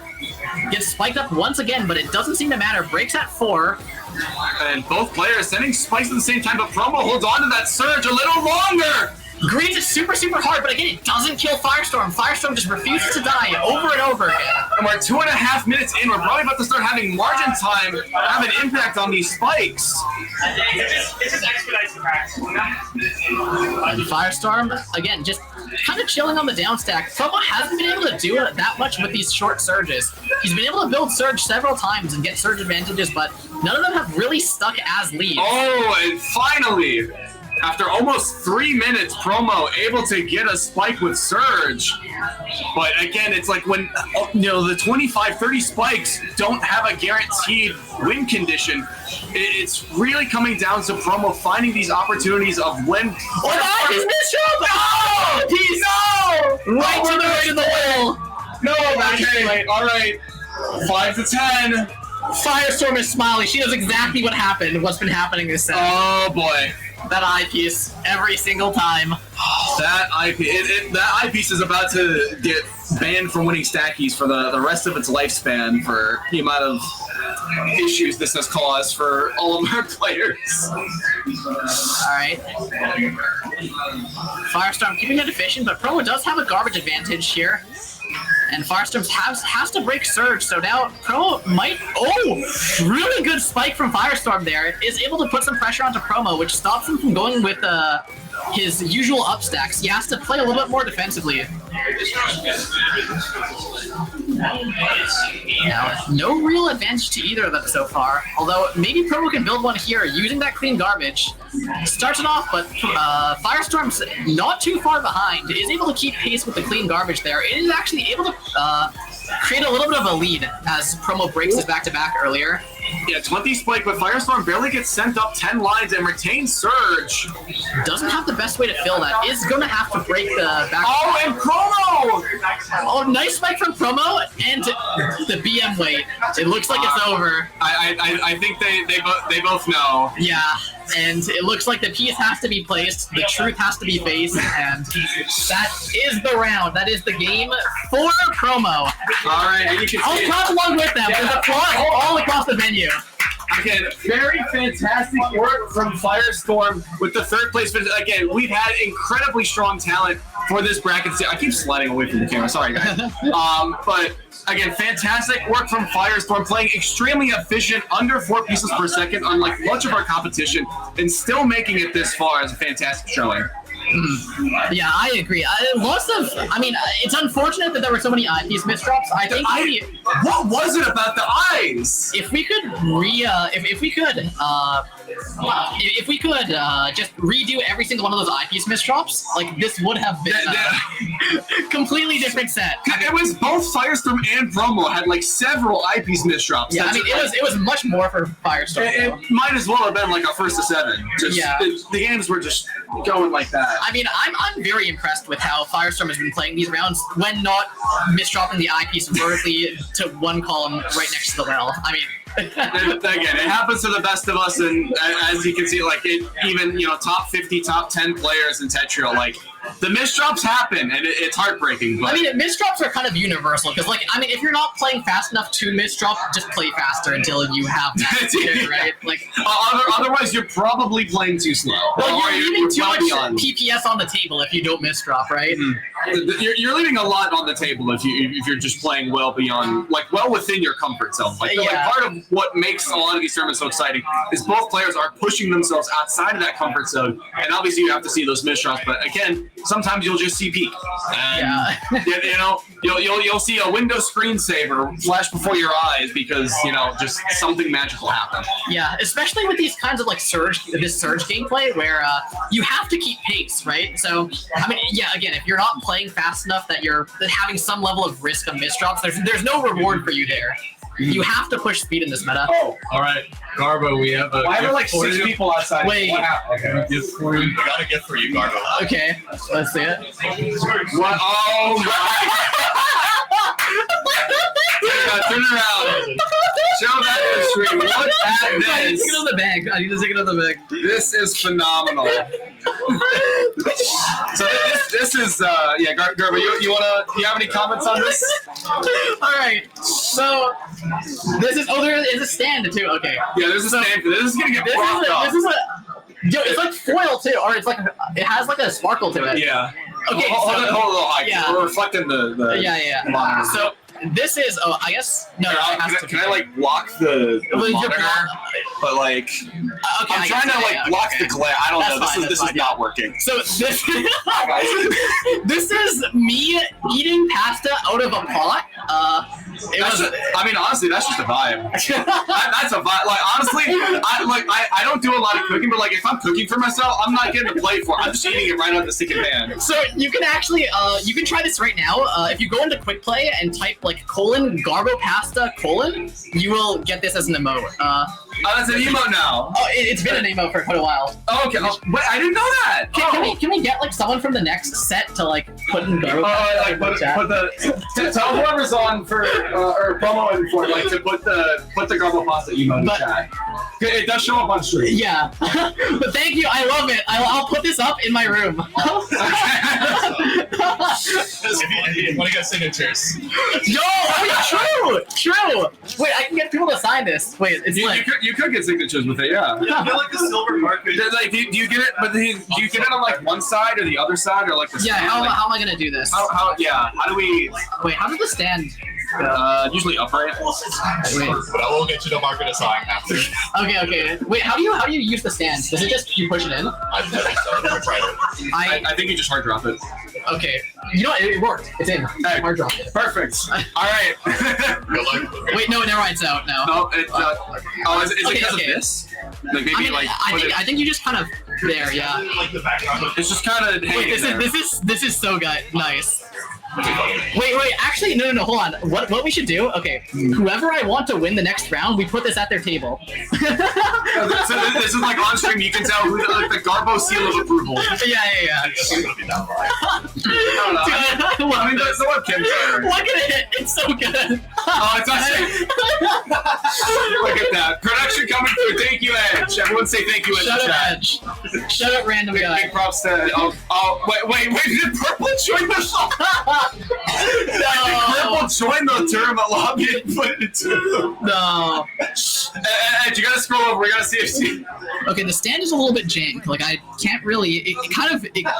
I mean, if you leave it there, it works. That's yeah. Oh, we're getting more info in the. Thanks. All right, good stuff. Good luck in the grand finals, y'all. All right. Well, we're not the one that needs it. We got two very talented players that are in need of some. I mean, I appreciate it though. I've been known to fumble on the mic, so. All right. No, actually, here. Hold on. Take this. Put it at Fort's table, okay? Say it. All right. This is Garbo's you want. Garbo's best wishes to Fort for grand finals. Tell Fort he has Garbo's blessing, okay? Yeah. Yes. Yeah. It's like the curse of Ra, but like blessing of Garbo. Yeah, exactly. All right. Yep. So, but yeah, yes, ads. That is an emote in Tetrio. If you go to Tetrio right now and open up like your own private lobby, you can just put that in chat. So that's yep. At first I was thinking of like other emotes too, because like isn't there one that like only Osk has access to? Yeah, like, there's like one or two it's emotes. the Kagari heart one. Yeah, the Kagari heart. Yeah. I looked on the Valentine's ones, and Osk's Valentine is just like Kagari. Yeah. It was before the patch even came out. They were the first. Okay? Yeah, here since the beginning. Yeah. So, I have two emotes in Tetrio. They were actually before I became a part of the team. Really? Yeah. Okay. The first is Garpog. Okay. Yeah, which is like me pog. Actually, the funny thing is, it's not even me pogging. I was just like kind of I was saying a word that had my mouth like yeah, like you made that. That kind of like with a pog sort of face, and it got turned into Garpog. Like if you actually look at the clip, it's not. Yeah. Just I mean, to be fair, a lot of the best emotes are just like out of context, like it's funny in the moment. Oh yeah. And then so what's the other one? Is it the pasta? The pasta. Okay, the pasta. Yeah. Gotcha. I'm sure if you meant like 2 plus pasta. So. No, it's those two. I mean, I don't think there's really a need for a third. Maybe if there's a moment. I don't know. We're about to have a random Garbo misdropping the eyepiece in column 2 for who knows anything. We'll see if we get that one in there, but it's the wall of shame. What do you mean wall of shame? Do you know the meme? I feel like maybe I'm familiar with it. I'm probably not thinking of it. Wall of shame is so you know in quick play when you're on the top of floor 9, there's that giant stained glass window. Yes. So that's wall of shame because if you die there, it means you didn't get floor 10. that was my first 3 hyperspeed attempts. All died. Like I had multiple hyperspeed attempts that died at like 1630. Yeah. So if you die at 1630, that's the wall of shame. That's the wall of shame. Yeah. I don't think I made it quite as hot. Well, because the thing is, like my laptop, I have to play minimal graphics, so I can't see exactly where. But I think before I got my first 410 reverse mods, my highest one was like just below. It was like 15, like 16 or something. Oh. Okay. And then I got 3 people surge. Oh, and I was like, I'm playing loaded dice. I don't got time to downstack that. That's not happening. Yeah. I mean, if it's on loaded dice and you don't have a surge ready, then it's I did not have surge ready. There was no surge and no survival. But it's okay. We got the run back at like. Honestly, it wasn't even like just like I got around. Like I played at like typical hours. I was like, I think 11 on a Tuesday or something.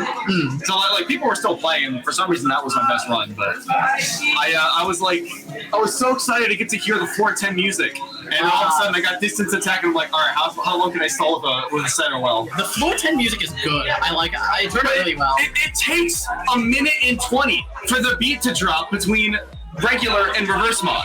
Well, yeah. I had 10 seconds before I got distance garbage that went up the screen. Okay, hold on. I'm getting phone notification. I should probably check this if in case it's something important.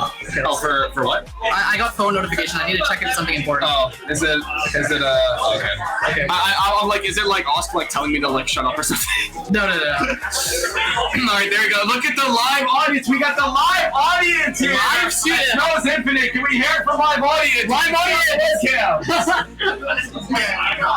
You're supposed to cheer anything. Thank you. There you go. This event is filmed in front of a live studio audience. I want to hear a laugh track every single time promo misdrops. What did you want us to do? Just cheer because everyone's visible on the webcam. So we're like, everyone cheer for great. Yeah, if you want to be on the stream, go behind one of the players. We'll be able to see you. Yeah. We put the thing in between Fort and promo. In between? Oh yeah, so it's basically like it's not showing up on the webcam, but it's like in between. Oh my gosh, yes. Okay. Yeah. So it's okay. Here we go. But we're on for grand finals. S&T to start, and I think we gotta swap. Actually, wait. I'm guessing. No, we're good. Right? We're good. Yeah. Actually, no, wait. Oh, both webcams and names need to be switched. Okay, yeah. Okay, and well, by the time we get that all around, promo takes first blood. Looking to get that bracket reset. All right, the webcams are still in the wrong sides. we'll figure it out. It's okay. I know the name tags are a little hard to read for the time being, but I promise you the name tags are correct. All right. So now, going over here, we have Fort building up a nice little surge, but, I mean, the stacks looking okay. Actually, I was going to say the stacks looking bad, but he converts it pretty well, is able to tank and then break, puts a little bit of pressure on the promo side, but not quite enough to do anything. Oh, that's a lot over the garbage. Fort's going to have to clear like 4 or 5 Fort's going to fights. need to break soon, I think. I think that if Fort breaks soon, he's able to apply a little bit more pressure, does get the break, sends promo up to the top, and is looking really good, and is able to get the win. Beautiful 21 spike after just really using these all-spins as well in the middle of down stacks, and it is really popping off and getting this as much bang for Fortisan's buck. I'm so impressed with how Fort actually saw the opportunity to break there. Perfect garbage. Perfect garbage, Fort. This is what we like to see. Let's see how Fort converts with this. Okay, I mean, they could be better. Could be worse, I guess. It could be a lot of things right now. At the moment, we're seeing back-to-back surge advantage for promo, but Fort building it up. Pops it early to get the answer from promo, and it does. Forces the break. Able to get a lot of value out of that smaller surge. Oh, wow! Big spike right on that. Quad on the left, down stack on the right, and that is too much garbage in the center for promo. We have early O to start, but I'm not sure exactly if we'll see any. Okay, well, I guess that is Fort. Right. Wait, is Fort goated? Hold on, like he's been playing these rounds really, really well. Like, I mean, it's grand finals. Did you not expect that? Like a little bit? I guess I don't know. I'm impressed with watching these games. Like I've been watching the tournament footage, and I'm still impressed with a lot of the play that's going on in this in these. Missed the eye. Drop. Had no places to put the eye after holding it, and promo gonna hold that W for that game 4 as we're 2-2, and no advantage in sight for promo and Fortisan. All right, Fortisan looking for color clear. I guess. I mean, yeah. If you want to point that out, sure. Better than APP, I guess. No. See, my favorite is the fin. Never mind. All right, new favorite. The Fort fin. The Fort fin to garner the crowd favor. No matter what you're looking for, Fort has you covered. All right, and but Promo has such a huge surge advantage. It's not looking good for Fort this round. It really isn't. This stacking is looking weird too. Can we see some phenomenal down stack? Dude, that was such a never mind. All right, never mind. Surge is non-existent at this point. Fort broke a 4 surge and just Promo canceled into it. No setup. Not top out, but unfortunately too much garbage. Dude, Promo completely sold that surge advantage. I've not seen a surge advantage more thrown than that in my life. I didn't even see what Fort countered it with. It just felt like Fort sent a 4 surge, and then it got answered by like 16, and then nothing happened. Exactly, like what happened? Because Fort had like one more attack, sent that, and that was the end of it. Oh, this is so greedy from Fort. I can't say I agree with any of what's going on in this. Oh, yeah, no place to skim the eye, unfortunately. Alright, Promo's running away with the lead now. 4-2. Another early O should be probably in Fort's favor, although I guess we're going reliable TKI, but we misdropped that second T piece. Alright, very, very clean little 3-6 coming from Promo. He's able to build an early surge advantage. Fort doesn't have any material on board. He's going to need to build something really quick. Do we have makeshift down stack with the eye? Finds the multiplier and is able to just very, very makeshift throws together a cancel and is able to neutralize Promo's surge advantage. But now it's Promo for round 2. Another big surge coming, and it looks like is Promo gonna break? Doesn't have too many great answers. Is stalling, trying to force the break, is able to get it. Once again, Fortison with the down stack, the double INQ, reverse 16 spike, and Promo is on the ropes.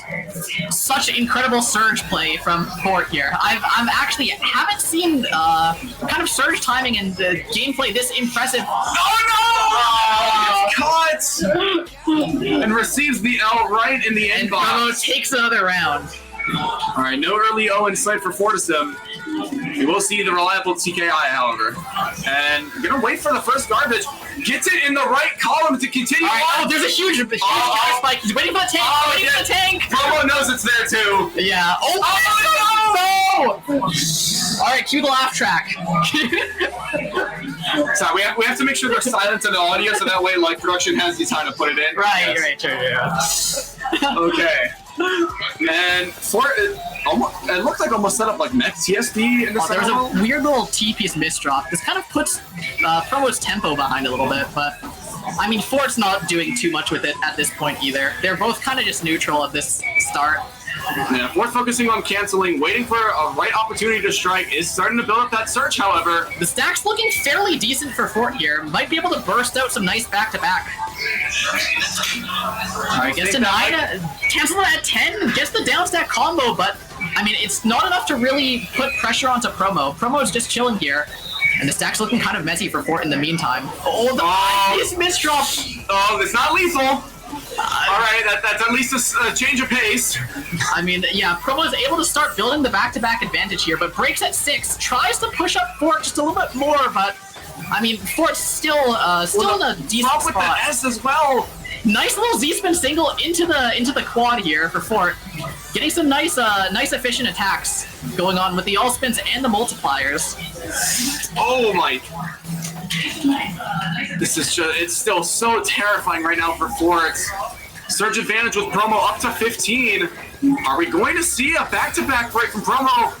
It's not followed up by anything. Okay, yeah, and Fort is able to break his surge, even though it was smaller, still able to compete, gets the cancel, and now it looks like Fort's in a bit of an advantage here. Some weird sort of placements. I don't know if they were misdrops, but they look pretty bad. And now apply for Promo. Promo has such a huge well of clean garbage, and Fort blocks the garbage well, has to find an opening, and is able to speed, bursts over to that eyepiece, is able to clear both that little 2x2, and surges to break, or surges to cancel off Promo's surge. Nice defense coming up from Fort, but there's no advantage being built, so we need to see. It looks like he's biding his time to find an opportunity to go on the offensive here. Yeah, and again, as much as we've mentioned, like, if you have a strong offense, you can kind of push, like, your advantage with surge. Oh! Nice multipliers, combos down, and another round for Fort. And honestly, even though Promo's been, like, the only player consistently pushing speed, I feel like it's only been, like, partially beneficial. They've had a lot of trouble finding where these win conditions are, because, again, like, Fort and Firestorm just weren't able to play defense, and these 30 spikes just seem to go nowhere. I mean, dude, I don't know where Fort's been practicing for surge timing like this, but his surge timing has been impeccable. Like, I don't know, I have not seen this guy playing Versus very much, and he's just goated at it. Well, Fort timing the eyepiece. Alright, there's some waiting going on from Promo, trying to get some nice garbage on board before sending. Oh yeah, the 180 spin, that T-spin done very nice. Combo coming through from Fort. Now, Promo trying to build something up, but I mean, his stack is so awkward here, he just has to get down. Do we have a good down stack here? I don't. It's looking so awkward. This is not Promo's best round, I'll tell you that much. Able to at least get through all the garbage. The misdrop in Fortissim's probably going to put a halt on the offense. Alright, and now Promo's the one on the offensive now. Finally gotten back to a nice stack and is able to start pushing some APM here. Man, I thought. Okay, sorry. Fortis just making me make sounds at this point. Is it okay? Yeah. Now, Promo got his favorable stack and was able to push that to a win. All right, we do have O in queue. It's not the earliest, but it's a possibility. And okay, I'm gonna have to take a look at that one. That was BT back one, but actually bailed out even earlier. Oh, Promo being pushed to the very top line, but it wasn't enough to kill him. Oh, is this? Oh, the JP's misdrop, but breaks the surge at the very end and kills Fort before it matters. Was that 4.8? I think from Promo. Like definitely just thinking. Yeah. Just crossed the finish line. It kept running, ran through the wall, and like just. Yeah. Honestly, I mean, not the prettiest finish, but it was definitely strong. I'll tell you that much. All right, and so Fort right now doesn't really have a lot set up, but again, if you're typically playing defense, that's generally what you're going to be seeing is just a lot of waiting for the ammunition to come in from Promo. Oh, the sensor well, able to kind of like pseudo 4-wide it with an 8 combo. Alright, and now, so greedy from Promo. Going for that fractal with so much garbage on board, but it does look like it's paying off here. 31 goes nowhere again! He's trying to apply more pressure onto Fort. Fort has a lot of cheese on board, so he's looking at a really vulnerable spot here. Promo playing the offense. S gets caught on the left side and of the Promo stack. takes another round, and we're looking closer and closer towards a bracket reset. That is right, yeah. Fortissim is coming from winner's side, so this is gonna have to be. We're gonna have to see a pretty big shift in momentum from Fort. Alright, Promo pushing that speed here, trying to go for some really, really fast APM. Fort goes for the downside. JP's misdrop for Promo. Will this decide the round? Fort's looking for a spike of their own. I don't think it's going to be the end. Yeah, the stack just looks too awkward for Fort. Builds a weird well, has to skim down through it, and his advantage evaporates in an instant here. Oh, how quick was that nice setup? Teaspins. Such nice T-spins from Fortissim. I'm a Fort Glazer here. Oh my god. The Z-spin triple as well, like mastering every single kick in it. You casters cursed it. You casters cursed it. No, it's okay. Fort got it. Fort. No, if he did that faster, it would have been a win. And now he's lost the round. And now, wait. No. Wait. It surges. Go to break, man. Pro, you gotta break, man. Oh, but not now. No. Fort's alive. Fort is alive! Promo sold the round once again. Fort somehow survives! Oh no, Wait! I cast away. Okay, uses the second eyepiece. Gets down. I need to stop talking. Promo's win trading, bro. What is this? This is one round. How are you gonna win trade in one round? Promo lock in. Promo. All 14 spike there from Fort. Just puts a little bit of cheese on the Promo side. Oh my god, no! He's falling apart. Promo's falling apart. A minute and a half of nothing but 4.5 pieces per second is starting to take its toll. Okay, I mean, he's found his footing again. Gets a nice 6 surge. Fort's at the bottom of the board. Cross, but where's the second T? Oh, the nice. I like that upside down T-spin.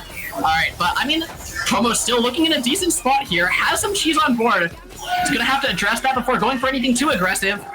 Oh my, okay, alright, and don't know that from Here, I was misdrop for Promo, but it doesn't look to be fatal. Alright. Having to sacrifice on the T-spin, able to get a little bit of extra garbage. The quad on combo is enough to neutralize. Wow, we're seeing such strong exchanges here. It's all surge disadvantage right now. Promo. Alright, Promo, this is your chance, Promo! Promo! It's 2.5 minutes in. Are we gonna see a surge lead to a winner? That's such a greedy fractal! He's trying so hard to push advantages, but he has to cancel out. Oh, but this is a really good 6-3 well. This is Promo's bread and butter. Are we going to see a win condition out of this? Oh, but Fort breaks open the well, is able to clear over, just has to TSS that, and is able to get to the quad. Well, you can see the pieces are starting to fall with the gravity. I mean, this looks Fort favored. He has that clean garbage well. Oh, a really nice setup. Train. Oh my god. Oh, 6 surge right now from Promo. Okay, Promo goes to the down stack. Breaks the surge, but it's not enough. Fort still has such a nice cancel going there. 3 minutes and counting right now. Promo with the Kaiden. Barely gets to it. Oh, the stacking is so awkward for Promo, and Fort's in such a good position to do some APM here. All he has to do is continue pushing this advantage, get a nice spike, maybe two back-to-backs together, break the surge. Oh, it doesn't kill. Promo gets a nice cancel here, and now Promo's on the offensive. Promo is about to hit 1,000 pieces in just this game 13 alone. Such a nice spike to finish the round. Nice T-spin, quad, and a little bit of combo at the end. Just the cherry on top, and Promo in this long round of attrition is able to take it. And just, oh my goodness. And keep in mind, Promo was playing for bracket reset, so we might see another 11 games minimum between Promo and Fort if they're able to close things out. Alright, and now Fort, starting out with a nice little surge advantage here, is going to try and retain that back-to-back really, really hard. Lots of pressure coming through from Promo, and Promo is able to force a break. Nice little break of his own, sends some garbage, and Fort was on a bad stack, decided to bail from the back-to-back chain. Really weird ice skim, but again, the down stack works out. We're setting up for that. L-spin triple into S-spin double? You can't keep getting away with this. But it works. Oh my... I mean, okay, Promo sends the surge, but I mean, Fort's able to get to the bottom of the board, has 20 full rows of garbage, or full rows of lines to receive there, is able to very nicely receive it. It looks like this guy is comfortable in this spot. It doesn't look like Promo's really pressured him too much. 10 surge with the down stack. I feel like the singles definitely, you can see, cheesed up Promo quite a lot. But because Promo's so low on the board, it doesn't really matter that much. I mean, the cheese just goes straight back to Fort. And we might be in for an extended round here. I mean, two exchanges of cheese here. It's very different from the other rounds that we've been seeing so far. Well, Promo able to get an eyepiece, able to work has access to the center well. All so right. does Fort. Huge surge advantage for Fort coming through. And really nice use of that L-spin double as well. Oh my god, he gets too greedy with the tank there. You can tell, if you look what he was lining up, he had the surge break, he had an 11 surge, he had the T-spin double, he had the quad. All of that would have been like, what, 25, 26 lines of garbage? That definitely enough to put Promo in disadvantage, if not top out. Yeah, but decides to go for one last greedy tank and misreads it just by one line and ends up topping out on that. Again, at the end of the day, that top out checks for, row 20, and if that piece is not able to spawn in, that's curtains. Yeah, we're match point for Promo here, which will be the bracket reset, and it looks like he's pushing Fort here. Has a 10 surge advantage. Now, Fort trying to open up that garbage well. If he does get to it, he does have some nice material to cancel. Oh, that's enough to top out! And Promo goes to the bracket reset. All right, 11-4, a very dominant showing from Promo, and we're going to be going back at it again at Krispy Kreme for a true finals first to 11. All right. Well, it looks like the true grand finals coming up. Where is Fort and Promo might have to take him in, and honestly, I understand the sentiment. We had a near 4-minute round for Game 13 in the middle of that. Was it 15 games? This is crazy stuff going on. Yeah. That's a lot, both physically and mentally for Fort and Promo. That it takes a lot. So get some water, get some spaghetti, get some food and drink in the promo spaghetti reveal. And this is do or die right now for Fortisum. I mean, do or die for both of them, really. Fair enough, yes. but again, like we mentioned, like from winners finals as well, like Fort is a very dynamic player. A lot of their sets, even opponent players at the same skill level, can go wildly in their favor and back and forth just at a moment's notice. So having that brackets, like, just to kind of fall back on is huge. But now, again, this is the last chance. Promo needs to hit 11 again, and Fort just needs to get it one more time. It's already done it in winners finals, so they're both capable, but it all comes down to one final first to 11. All right, jumping straight into the next set here. All right, we have Promo starting up with some 2-7 going on. Okay, and the eyepiece misdrop for Fort has a bunch of cheese. This is not looking good for Fort here. Has to try and find a down stack. O-piece misdrop, eyepiece misdrop. 3 strikes, as you always say. And 3 strikes and you are out. And that promo takes first blood in our true finals. even if he didn't misdrop, though, there was like 4 or 5 lines of cheese blocking the clean garbage, so it looked pretty doomed for Fort there in the first round. You can see Fort has built up enough back-to-back that back-to-back at like 8 in that little sphere is Surge. 11 Surge still hangs on to it, and that massive attack. Such a nice spike from Fort. And Promo just didn't really build Surge. I think he broke in the middle there. He broke at like 3. It was like right before, I think, so again, because you need to get to like 4 back-to-back for Surge to be on deck, if you keep breaking it right beforehand, you're missing out on a lot of valuable attack per minute. And just, again, needs to find a way to be as efficient as possible, because even with speed advantage, win condition is hard to find without a couple of misdrops on fourth board. And you know, in this set and the one previous, I've been really, really surprised by how big the speed gap is between Promo and Fort. I feel like, especially with Season 1, I used to see a lot more 4 pieces per second, and we're just not really seeing that enough this season. Yeah, Fort seems to be playing a lot more defensively, but, I mean, when he gets those surge advantages, he really, really runs with them. All right. Yeah, Fort, pretty hefty surge disadvantage. Doesn't have any mini surge to help counter the cheese. 17 back-to-back. Oh, the eyepiece doesn't have any. Was that a misdrop, or I think it was a misdrop. It felt like a greedy play. It might have been a misdrop. I have no. I mean, you want me to run and find out? Hey, Promo, was that a misdrop? Or Fort, yeah. All right, misdrop from Promo this time. JP's right over top. Yeah, not the eye misdrop, but the eye had nowhere to go, but top out, 3-2. And we're seeing a lot of these rounds being decided by misdrops. Oh, and there's the Fort's going for opener Fort looping. DPC breaks the surge there, but I mean, it doesn't go over to Promo side. Promo gets the first tank of a nice well of clean garbage, is able to stack around it super, super well. And I mean, this is where I feel like Promo has the advantage, where I mean, just when converting. I was gonna say that was a quad on 4. Like, it doesn't seem like a lot, but I could send a very easy, 7, 8, or 9, depending on what else is coming with that spike. Yeah. All right.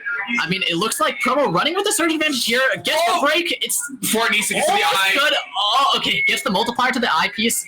Is able to stack this fairly nicely, and it looks a bit even on both players' boards. Oh, low Z missed, maybe? Promo has to take a few normal clears. Pretty inefficient. Is going to be behind on the back-to-back, but I mean, Fort breaks early as well.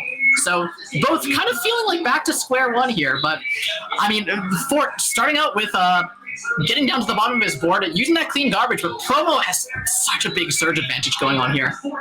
Yeah, 13 surge right now. Fort is going to hope to try and build a little bit of a mini surge. Might be able to use it to try and force Promo into a defensive surge pop, or just use it to help counter the relentless spike that's about to show up on the board. And use it. Perfect defense from Fort here.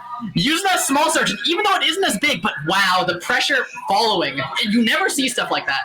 Usually how you see these work is that they use the surge, it gets countered, and they're out of gas. But I mean, this time Promo just kept playing, kept APMing, kept following it up. And I mean, it's very rare, but sometimes you're able to claw back what seems like a fairly doomed situation like that. You gotta have that like Forrest Gump energy, kind of. You just keep running and just keep on going. Yeah, like the plan A didn't work, but can keep trying to push for it, try and salvage it a bit, and salvage he did. All right, Surge starting to get built up from Promo. Fort might need a couple more skims to get down through this garbage. Fort's got to use this garbage really, really well if he wants to defend this. Actually, is able to tank it. Needs to get to the eyepiece here. The stacking is such an awkward... No. Oh my god. It gets the eyepiece. Has a small... Oh no, misdrop Z. Misdrop. The skim's barely. You can't be misdropping there, yeah. Under that kind of pressure, the misdrop is a death sentence. This is 3 straight from Promo. Promo looking to try and make this again a commanding lead before Fortisum's able to get some momentum under their belts. Oh, misdrop T right there from Fortisum. But Fort has a lot of clean garbage on board, so is able to at least get some defense here. Nice little multiplier. They're both even on Surge, but it looks a little bit better of a board state for Fort here.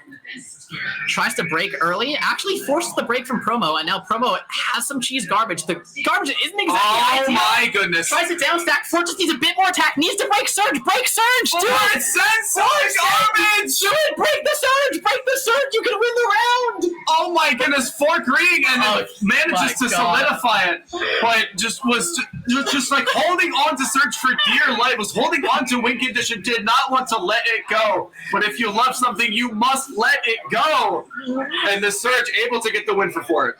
Yeah, I mean, like, when in those situations, even if you know that Surge is good for you, it's sometimes scary, because, I mean, if you break it and it gets countered, that's all of your advantage that you worked so hard on completely gone. And so sometimes it is just really hard to let it send. Sometimes you really do just feeling like maybe a few more back-to-back links. Fort not able to get another mini Surge up and running, but able to survive the whole attack from Promo. So nice clean garbage multipliers coming through from Promo here, starting the back-to-back advantage. Oh, And TST keeps Fort is so back-to-back. awkward for Fort, is able to make it through that. Well, T-spin none. Perhaps we'll see a Kaiden out of Fort. No, we're just going to keep it with the center well. And greeting using the T to set up a T-spin double is so dangerous. Nice defense from Fort, is able to burst over to these pieces. Now he has that clean garbage well. The garbage is slightly messier on Promo's side, but Promo decides to opt for a down stack combo to solve it. There's what are we gonna rotate? Okay, we have the opportunity for skims, but it is looking airtight right now for Fort's. I mean, Promo's stack is just so much better than Fort's at the moment. Fort's to break. Both of them cashed in on all their resources, but as the smoke clears, Fort only goes up about 5 or 6 lines. Nice multiplier. Oh my God, Cash's Promo at such a bad time has to block the well, and he has to place 2 pieces, but he doesn't have the headroom to do so. Yeah, I think the only way to skim that would have been using the eyepiece, but that's again, you do that for the down You stack. burn your bridge there. You get rid of your escape there. So Fort is already at the 4 wins that we saw from last set in a much better position, only down by 1. And this is looking a lot more doable for Fort. all right. So nice upstacking from Fort. I'm a fan of how he's playing this right now. Goes for some back-to-back chaining. Gets that nice clean quad. And Promo's board is looking like kind of a mess right now. Can't really build any back-to-back Surge to defend here. He has to put something together. Gets the eyepiece.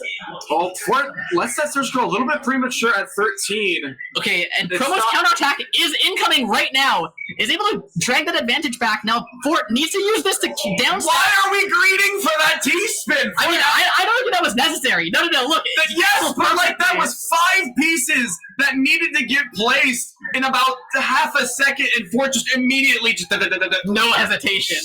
Takes the action immediately. You just have to gamble that you got your ARR and DAS right. Oh, but the Surge advantage already in a bad spot. Releases the 14 Surge, and Promo is able to take a 6th round in this final set.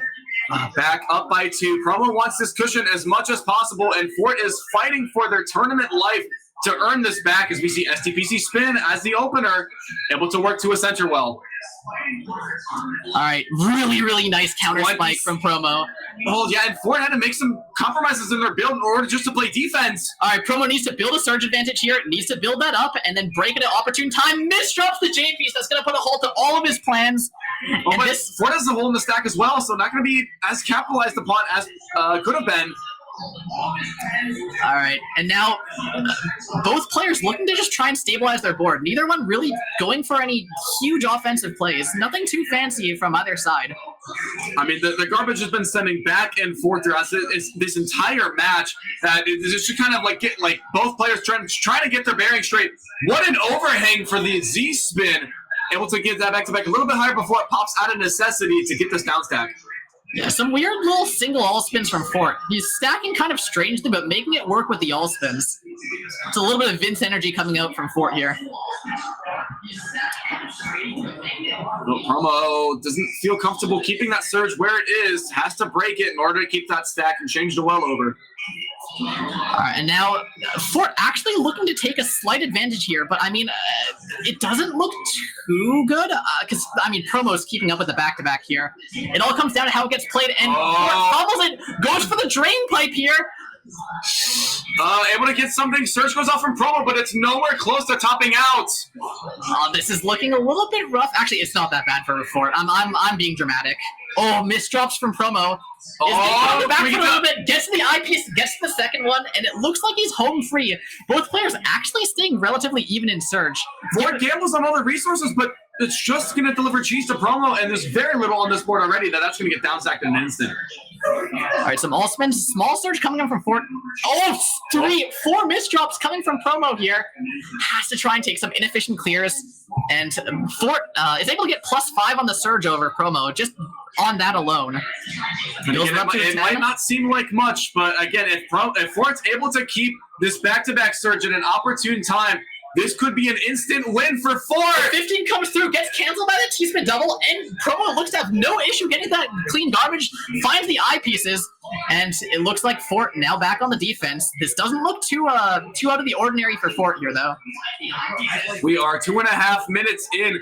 Fort Promo seem to slow this down a little bit compared to a lot of their speed dominated rounds from earlier. All right, and now Fort the guard stack here has some nice clean garbage. Is he going to use this to push an offense or just get down safely? Oh, are we gonna? Oh, beautiful donation. With has to skim a little bit more. You can see it pressuring too fast for Fort's comfortable speed. Yeah, double quad on back-to-back can be nice, but I think Fort needs to save those for the defensive end because Promo's offense is not stopping. Promo's been greeting that so much. He upstacked like 2 T-spin doubles on top of 12 lines of garbage once again. Misdrops the J piece, is going to try and clear through that. And it's 320. Who will win the war of attrition? 800 and 900 almost pieces placed between the two. S-piece misdrop coming through from Promo. This looks like a pretty bad one. Has to take that. Another S-piece misdrop. It's looking not good. This down. Oh, good. I wanted to. No way. No, it wouldn't happen. No. I was just a little too late to keep those options open. And Fort takes the wow. And keep in mind as well, in the last set, Fort was the one who ended up topping out from that 3-4 minute round, and immediately just kind of things started to cascade into that bracket reset. But now that Fort able to take that misdrop, Promo. It's so bad. That was maybe the worst misdrop you could possibly have. And we are getting a second, third, fourth, fifth, sixth win from Fortissim. And we are back to even for a 1st to 5 winner takes all for Snow is Infinite. All right. And looks like Fort taking an early lead here. Promo being put actually not too far behind. He manages the garbage fairly well, but I mean, advantage still is on Fort's side by about 2 Surge here. Okay, let's okay, we're gonna have we're playing a Surge race here, but looks like Fort's the first one to break, followed by Promo here, and it looks like they went completely neutral on that. All right, Fort did have a little bit of a mini search, trying to send it over to Promo to put some cheese on that board, but it's not going to stick around for long. All right, some nice conversions coming through from Fort. Using these all spins really, really well, just as a consistent theme throughout this set, but some weird stacking coming through. Has to force a break from Fort at maybe not the best time. It feels like he could have built that just a little bit more and sealed his advantage, but now being pushed up here just a little bit, but again, nothing too out of the ordinary for Fort here. Are we going to have Fort as looking, okay, able to get the quad, keeps that sidewell open with back-to-back. Promo right now has a couple of eyepieces, uses that in queue, very smart. All right, Fort breaking the 12 Surge. Is it going to be enough? It actually does absolutely nothing to Promo. Promo stands there completely unfazed by it. And honestly, right now, Promo has a very nice board. Oh, TT's misdrop. Not again. All right, double I and Q able to mitigate some of that garbage because we had access to it. And Promo back down all the way to ground zero. Fort right now might be building up the 6-3 stack, trying to get as much surge and 8 attack per minute out as they possibly can. Promo forced to break on 3. That's so tragic. Losing out, putting so much garbage, just leaving it on the table. Oh, and Fort decides to skim the back-to-back surge and then sends the follow-up attack. All right, Promo looks to be trying to build an advantage here. Has a 5-4 stack, but uses a triple here, just trying to stabilize. Fort waiting for garbage there. And the fractal plus the extra follow-up spin for 14 total lines of garbage. All right. I mean, I'm feeling better about promo on this board state right now. But, I mean, actually, no, never mind. That's a lot of clean for Fort. That's a lot of clean. So much clean. Never. I casters cursed it once again. And for the first time, I think, since like 1-0, I think Fort has the lead now all of a sudden. Yeah. It's been a while. Promo's been running away with these pretty convincingly so far, but Fort getting back in the fight here. And there's the C-spin. All the clean garbage is so much for Promo, though. Promo's ready to send all of it over to Fort. Alright, I mean, Promo opens fire, waits for more garbage, and is ready for round 2 here. Still retaining that surge. 180 T-spin double as well from Fort a little bit earlier, pulling every trick in the book to keep this efficiency as high as it possibly can go. And you can see there, Fort broke on 7, but Promo decided to agree just a little bit more. Doesn't actually go anywhere, but I mean, Promo's mind is in the right place when he does stuff like that. If he keeps being able to play rounds like that, it is going to be more favored. No, not the misdrops. Fort was in the process of cleaning up a misdrop there as well, but I think because of that, Fort able to take another game and is now up by 2. Wow. Okay, Fort 8-6 here, or I guess 6-8 in Fort. All right, and we nearly 5.5 blitz from the BT from Fortissim. I don't think we've seen that go out that fast in probably since season 1. Fort being pressured up to the very top. Promo now has a 10 surge. This looks to be his time to try and push an advantage. Now that surge keeps building. Promo continuing holding on to it. Sends it at 14. Oh, Fort has to use the eyepiece. Wasted. Can't get to the next one in time. And Promo still in the fight is able to take a round. Fort set up the Kaiden, but because of the garbage from Promo, had to clear it with no T-spin. And just those little compromises in garbage every here and there is what's going to get Promo these wins. And now with the 6-3 stack, this is again Promo's comfort zone, his bread and butter. He's going to be able to build such a huge surge advantage off of it, breaking Fort's surge with just pure pressure alone, without having to use his. And now he's going to really the round, breaks the 19. 8-8 within bracket reset grand finals. This is a 1st to 3. If you log into Tetra League on your first time you've ever played, your first TL set is 1st to 3. And this is exactly what Promo and Fort have locked themselves into. Winner takes the whole Tetrio brackets. All right, some cheese coming over to Promo side early on. He's going to be forced to downstack that, but Fort also takes that opportunity to downstack, bring them both back to a neutral state. Now that they've both stabilized to some degree, it looks like Promo's going to be taking the lead. Nice little fractal. Oh, beautiful spike. 40 from Promo. And the 9 surge on top of that. Nice little extra bonus, pushes Fort right over the end, and takes the lead once again. Such good surge timing, I gotta say. I mean, like, again, I would love to make some critiques if I can make them, but again, these decision makings are happening so fast and so accurately that there's really not that much to pick out beyond what's happening on the board. God. And we are a 1st to 2. No deuce rules in play. First 2 wins out of 3 is who wins Snow is Infinite. And over here, every single point, every single piece counts now. Every single surge advantage. If you throw one, that's putting you back so far. With the 180s from 6 Fort. surge coming through. Both players send surge. Now Fort has a little bit messier garbage. This is favoring Promo just a tiny bit. And Promo running away with that lead, trying to get a little bit more. Fort forced into a downstack, is able to turn into a multiplier, which does give him a little bit more breathing room. All right, and all the garbage is back off the board for Hornison, but accepts it in cheese chunks. Yeah, Promo uses that 8 surge defensively there. Now looking to find a nicer board state and push some APM as he usually does. I mean, again, 6-3. This is the Promo bread and butter, but hesitates a little bit, doesn't have the cleanest transition. Forced to break, but I mean, it's not the worst time. It does put some pressure onto Fort. I mean, Fort is able to get through that. Yeah, you need a better surge than that if you want to win. And again, grand finals, 1st to 2. That like this is we're going to need all the stops. Barely gets to the eyepiece, so just the final last piece. Well, Hamburger Stack from Promo really trying to put as much extra damage out as they possibly can. All right, Promo needs to step on the gas. It's 6-3. We're looking at it. It's the Promo 6-3. Gets the garbage in the perfect column. I mean, this is going to be his round. This has to be his round. I can't see it going any other way. Well, it's 15 surge advantage. Fortissim has That's a access point to of the no round. return for Promo. He's got to keep going, keep building it. 21, 22. Breaks that 23, but 45 has the down stack to limits, and we are still stuck in the first to two. No advantage in sight for either player. Both low on the board, trying to keep themselves alive as they possibly can. All right, some clean garbage coming over to Promo side. I believe this is Promo favorite. I don't want to say this for the last time and jinx it, but this feels Promo favored. Fort popped the search at 8. They'll send a tiny bit of cheese over to Promo, but Promo's down stacked already. Fort right now has some really messy garbage. It's not looking good for Fort. All right, all you got to do, Promo, build up to 4 Surge. Oh, okay. He does find the multiplier combo, doesn't even need Surge, and is able to take the win on that round. The double IQ for Fort. I was the last piece for Fort. Fate is deciding Promo for game 19. And Fort right now, it is the last. Perfect garbage for Fort. Let's see it. Let's see it. How does he manage this? Okay, 7 surge 8. Oh, needs to burst the next eyepiece. Oh, it's such an inefficient break.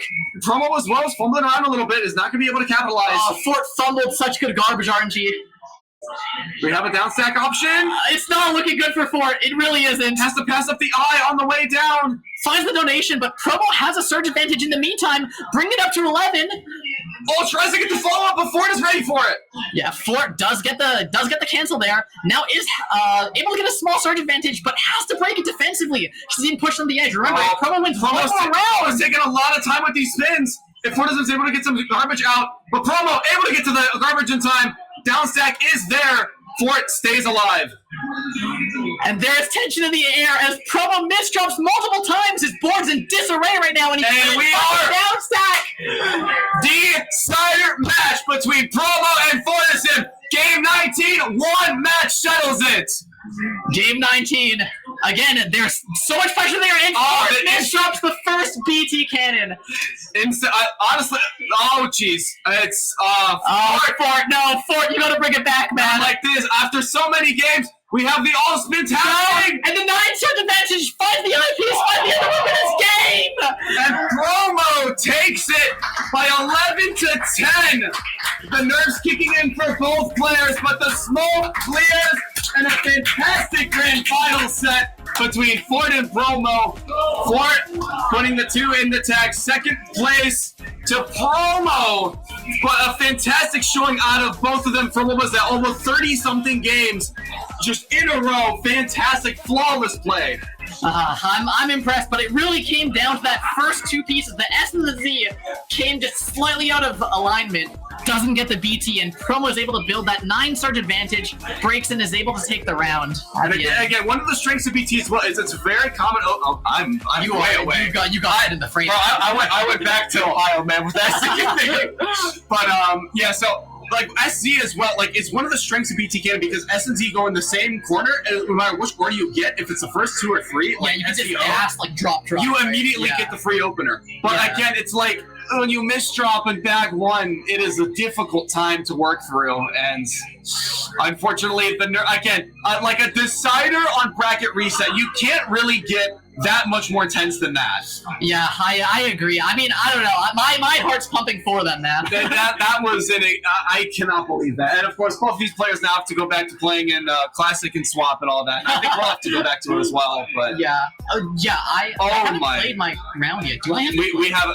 Honestly, I know. I told them if we're too far behind, I think Wumbo is okay with it, or not Wumbo. Moose is okay with it running a little bit later, but it's okay. We'll speed run our sets. Yeah. I mean, I'm okay with them DQing me. Honestly, same. If they need to get it through, they can DQ. It's fine. But I've had a blast casting this top 4 Garble. I presume you have as well. But I mean, once we stop talking about BT as much, we really. It took a lot of I thank you for not mentioning BT in front of my parents. I know that's something straight. That's picture. Yeah, I know what you're talking about. Like that was exactly what was going through my mind. Like I even Chad was calling it out. I'm like, please. I will call it out after the set. Don't worry. Yeah. Well, anyway, it's gonna be hard to beat the Tetrio Grand Finals, but wait and see. We'll try and swap. I don't know. We'll figure it out. Yeah. But yeah. So Classic and Swap will be heading off relatively soon. All right. Are we gonna get winner interview here? We're gonna. Come in this. Okay. Yeah, you can sit aside. I was literally like sliding over off the camera.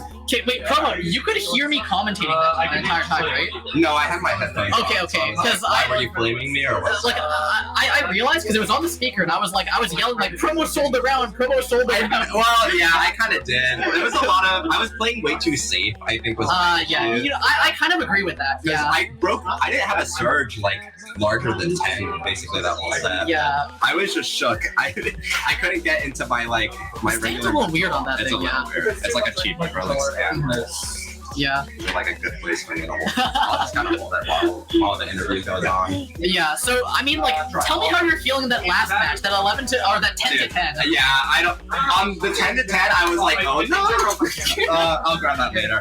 Yeah. I was like, all right, screw this. I'm just gonna place 6-3 at like 5 PPS and pray that it kills. And that is exactly what I did. Yeah. A lot of the time too. I mean, it took like 30 games, but you got it. Yeah, I finally got the 6-3. In multiple of your camera. rounds, you were just opening 6-3 right off the bat with both Firestorm and with Thor. I mean that's my win condition. It's just spam 5 PPS 6-3 and hope they just crumble. Yeah. And I mean, it's worked quite a bit here. It has, yeah. I mean, you start a lot of rounds with certain advantage just because of that, Yeah, right? I mean, And you have faster garbage access than like a traditional opener when you 6-3. yeah, I think I should have kept Surge a lot more during that set. I mean, that's the whole point of season 2, but I didn't use Surge very well at all. Yeah. And if Kabuza watched that set, like, he would be fuming right now.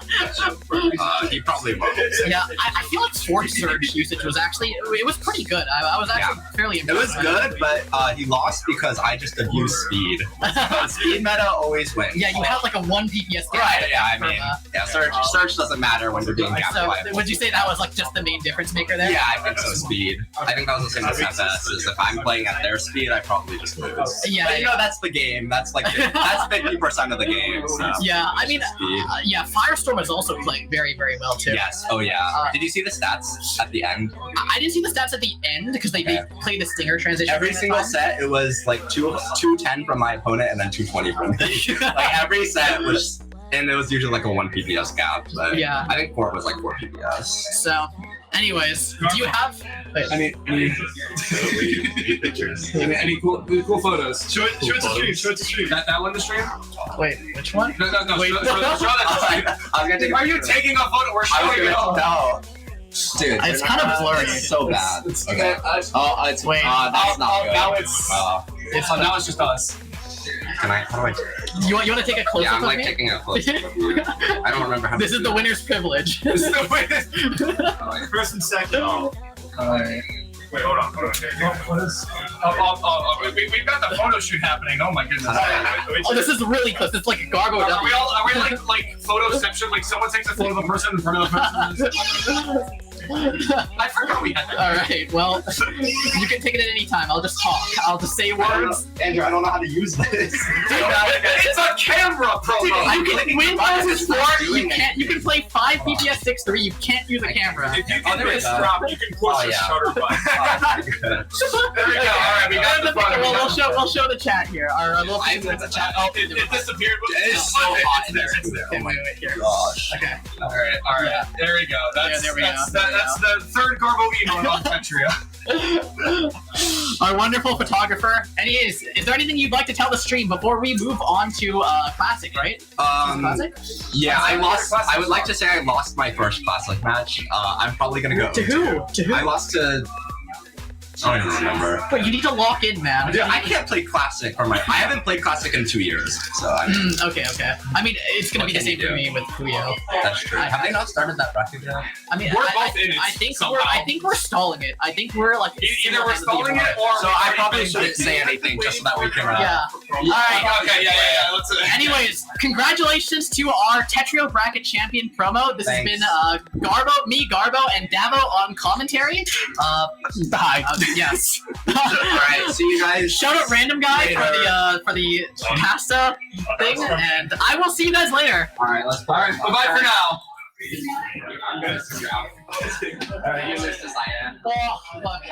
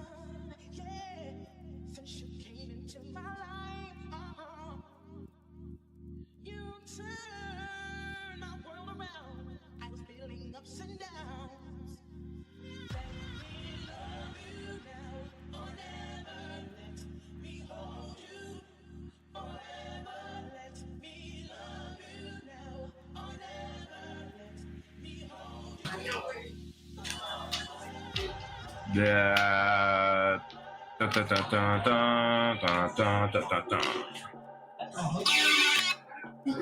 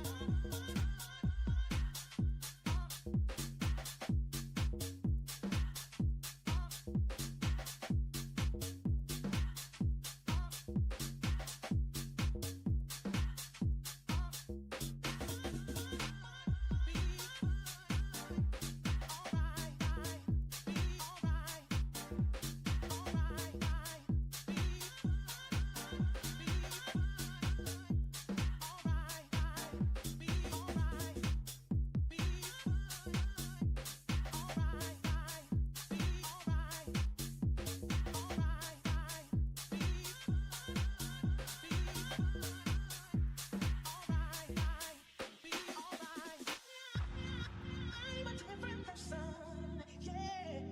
Since you came into my life, you turned my world around. I was feeling ups and downs. Let me love you now, or never let me hold you. Forever let me love you now, or never let me hold you.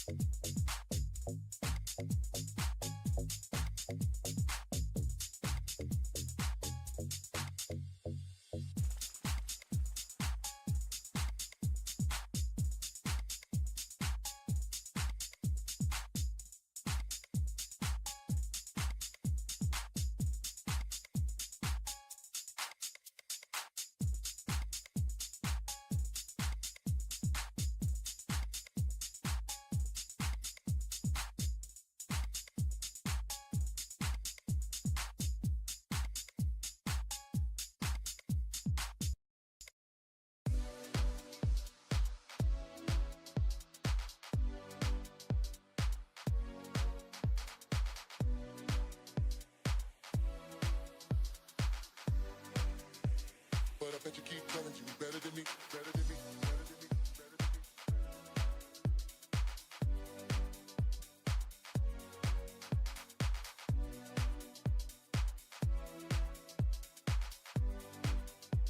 But I bet you keep telling you better than me, better than me, better than me, better than me.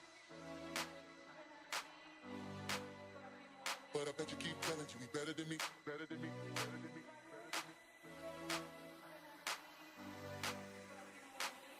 How deep is your love for me?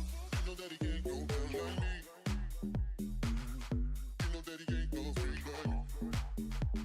Ooh, you know that he can't go down like me. You know that he can't go free like me. How deep is your love for me? You know that he can't go down like me. You know that he can't go free like me. Ooh, you know that he can't go down like me. You know that he can't go free like me. How deep is your love for me? You know that he can't go down like me. You know that he can't go free like me. You know that he can't go free like me. You know that he can't go down like me. You know that he can't go free like me. How deep is your love for me?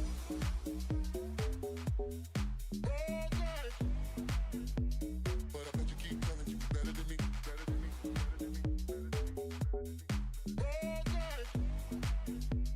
But I bet you keep telling you better than me. Ooh, you know that he can't go down like me.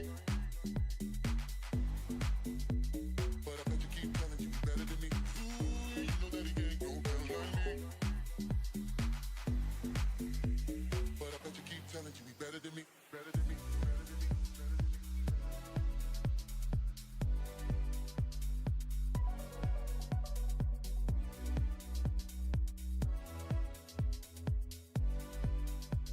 But I bet you keep telling you better than me, better than me, better than me, better than me.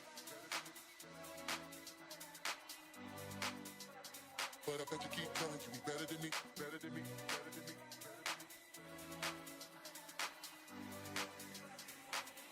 How deep is your love for me? You know that he can't go down like me. You know that he can't go free like me. Ooh, you know that he can't go down like me. You know that he can't go free like me. How deep is your love for me? You know that he can't go down like me. You know that he can't go free like me. Ooh, you know that he can't go down like me. You know that he can't go free like me. How deep is your love for me? You know that he can't go down like me. You know that he can't go free like me. You know that he can't go free like me. You know that he can't go down like me. You know that he can't go free like me. How deep is your love for me?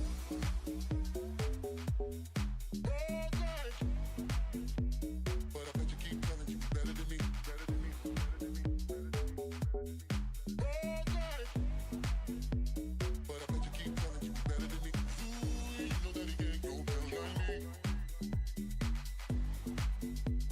But I bet you keep telling you better than me. Ooh, you know that he can't go down like me. But I bet you keep telling you better than me, better than me, better than me, better than me.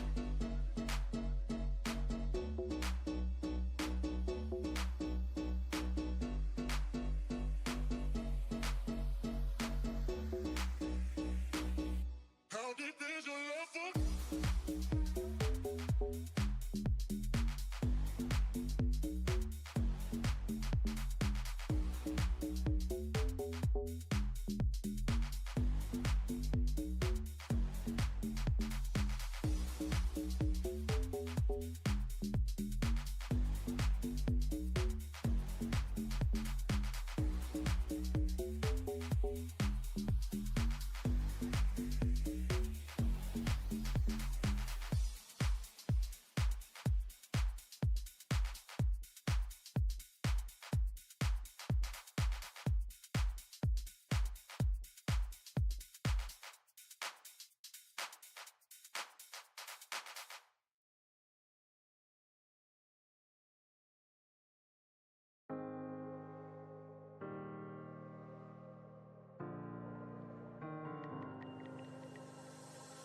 When emptiness plagues the streets, the world is dark and in despair.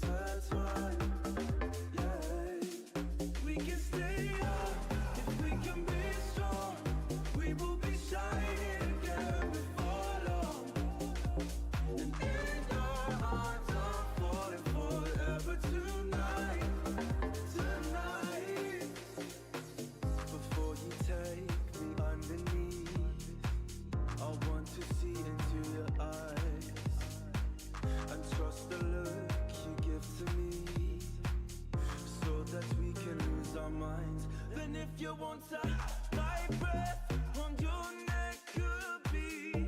We shut the world out slowly. We shut the world out forever.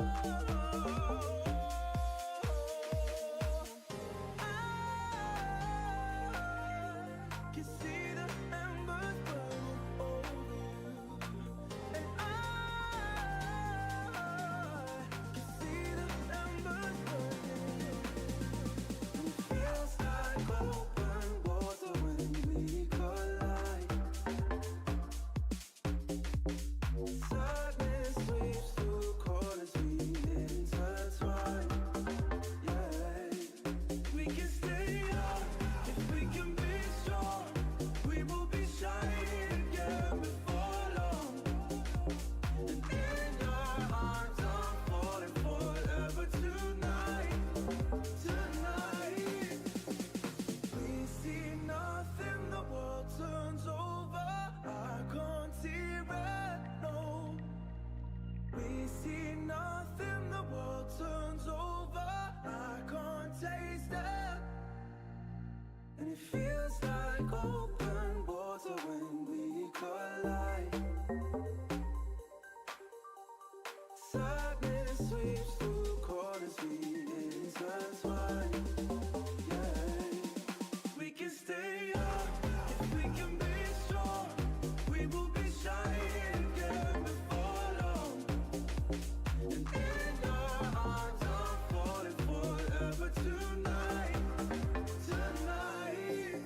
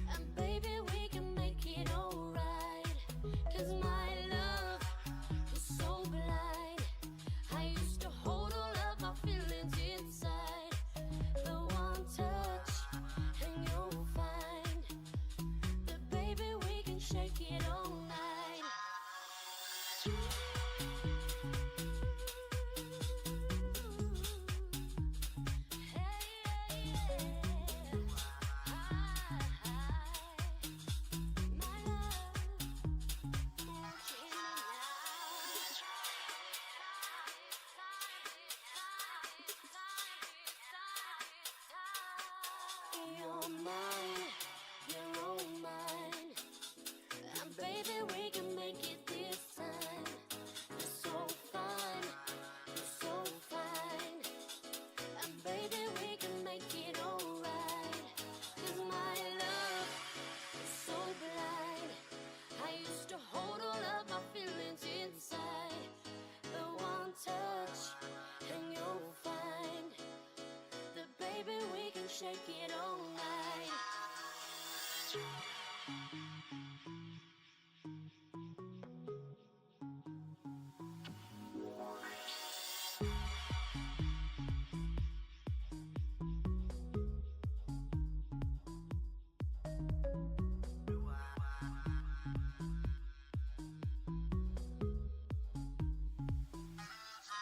You're mine, you're all mine.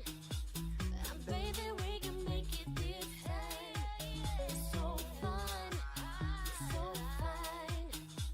And baby, we can make it alright. 'Cause my love is so blind. I used to hold all of my feelings inside. The one touch and you'll find that baby, we can shake it all night.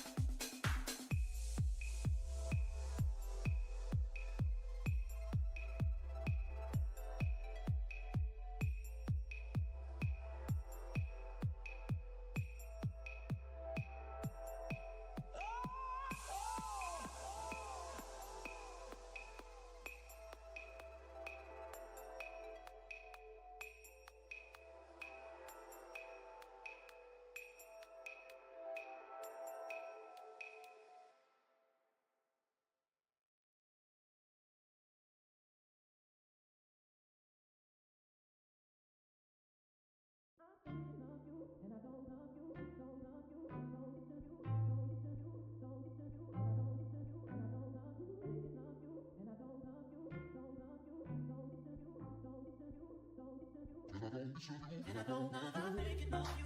And I don't love you, don't love you, don't listen you, don't listen you, don't listen you. And I don't listen you, and I don't love you, thinking of you. And I don't love you, don't love you, don't listen you, don't listen you, don't listen you. And I don't listen you, and I don't love you. And I don't love, don't listen you, and I don't love, don't listen you, and I don't love you. And I don't love, don't listen you, and I don't love, don't listen you, and I don't love you. And I don't love, don't listen you, and I don't love, don't listen you, and I don't love. And I don't love, don't listen you, and I don't love, don't listen you, and I don't love you. And I don't love, don't listen you, and I don't love, don't listen you, and I don't love. And I don't love, and I don't love, don't listen you, and I don't love, don't listen you, and I don't love you. And I don't listen you, and I don't love.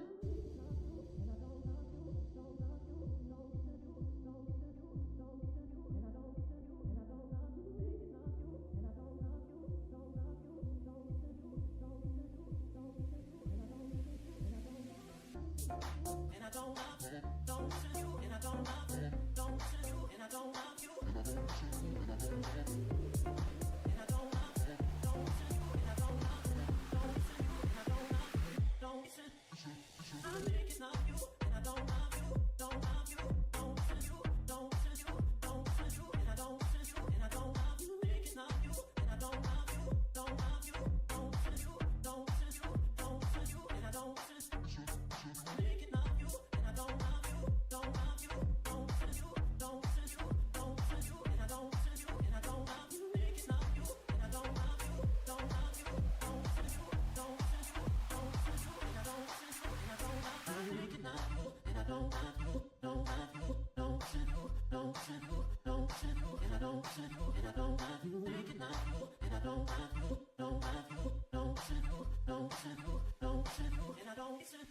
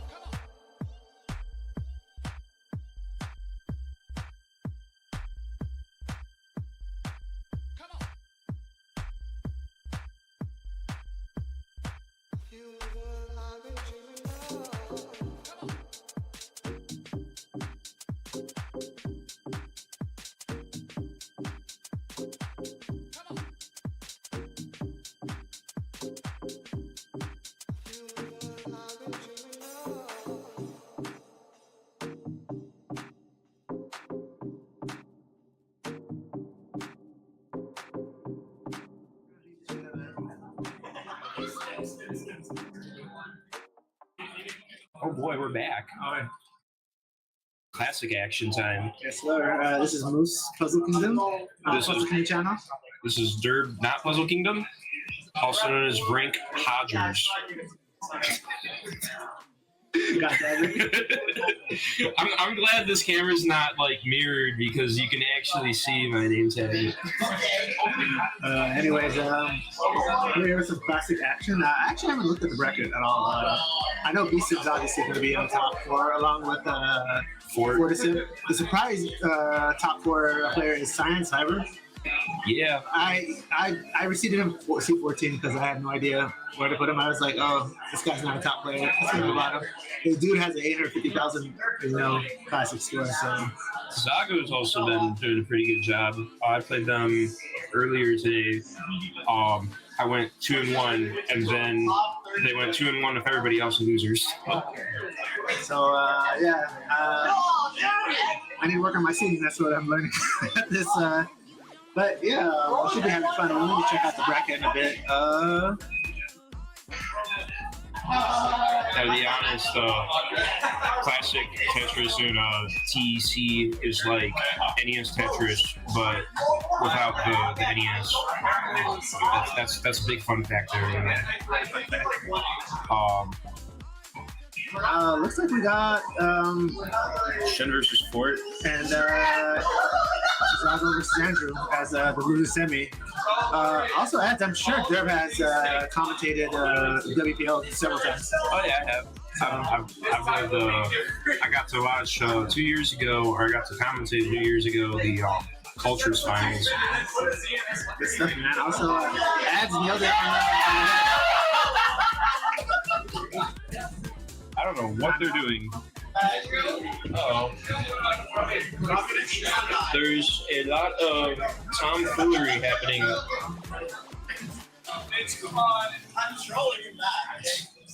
What's going on over there? They're playing that Valentine's mode in Tetrio, and they're really excited about it. So, I mean, lots of love there. Yeah, but Moose PK had to go regulate a little bit, and now you notice it's actually pretty quiet. So. You got the Shen and Fort Classic. Oh yes, this is Cam's looking a little off center, but yeah. Who do you got here? Shen's he's been playing this forever, probably longer than Fort's been alive, and Fort has been grinding this specifically to become a double champ at Smells Infinite. Promo ruined his dreams earlier today. So we'll see how Fort does here. I will say the Seed 1 and Seed 2 is very fitting. Both these players actually actively stream Classic Tetris. Well, not in TEC, but they play on NES. All right, and so starting at speed 18, which is very standard for higher players. Fort's building a pretty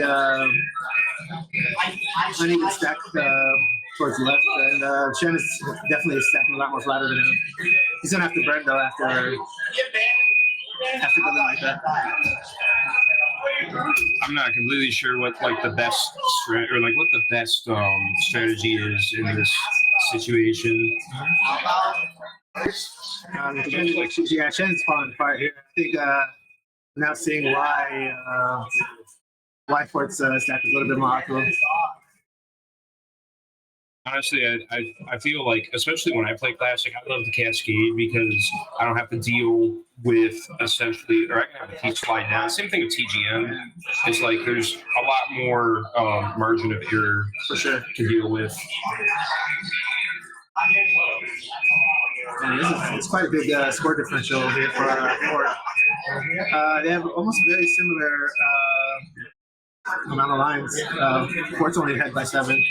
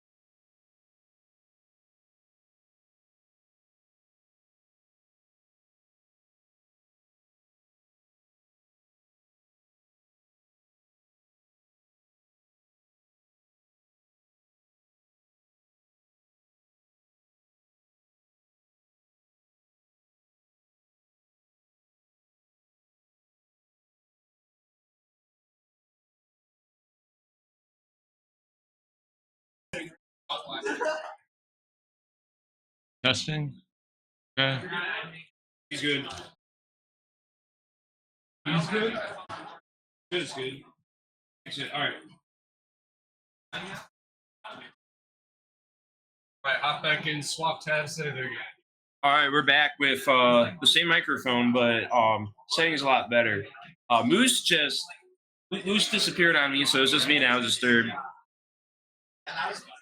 So it looks like Fort is continuing with the Cascade. Shen has a little bit of a mid-well there. Mid-well, in my opinion, allows you to have a little bit more maneuverability, especially when the TP starts showing up, or I mean the IP starts showing up, or in this case the long bar. But it looks like Fort is keeping up with the Tetrises, probably maybe ahead by like 2 or 3 Tetrises over Shen, up 88,000.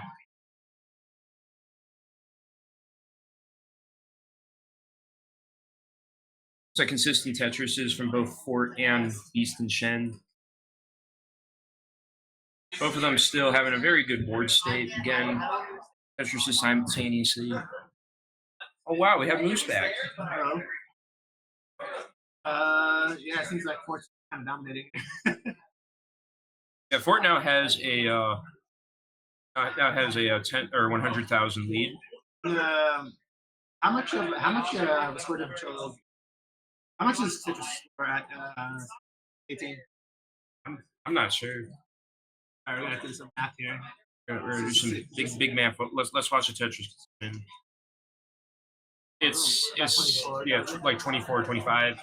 So yeah, it's gonna take a lot for these two to kind of, especially with the Fort just nailing Tetris. It is worth noting that Shen is about 15 lines behind Fort, so Shen does have a really good shot at getting back with the score. At any time, there could be an upset, especially since the transition is coming up soon.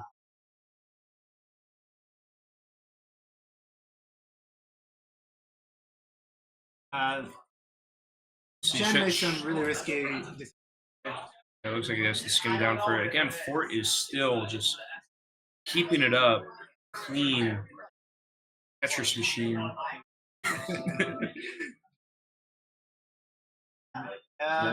That's made some pretty optimal decisions. That's a skim mill thing. And transition for Fort now. See how this goes. Shen is nearing his transition. Rolling doesn't really work as well in not going to be seeing some Speed 20. Yeah, Earth and crazy turn.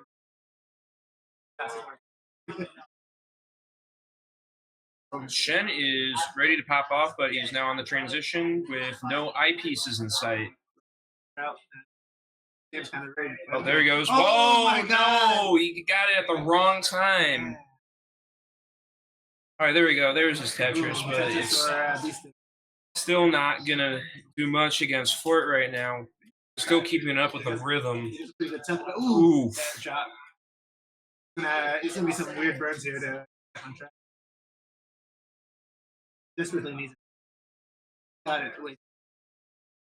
Fort was ready for a Tetris, but it looks like they got the wrong pieces and the wrong misdrop there. But he can still recover. It looks like he's back on track. Decided to stack with the eyepiece. Wow. Fort is at 23. That Fort is they have a little bit of trouble coming up soon.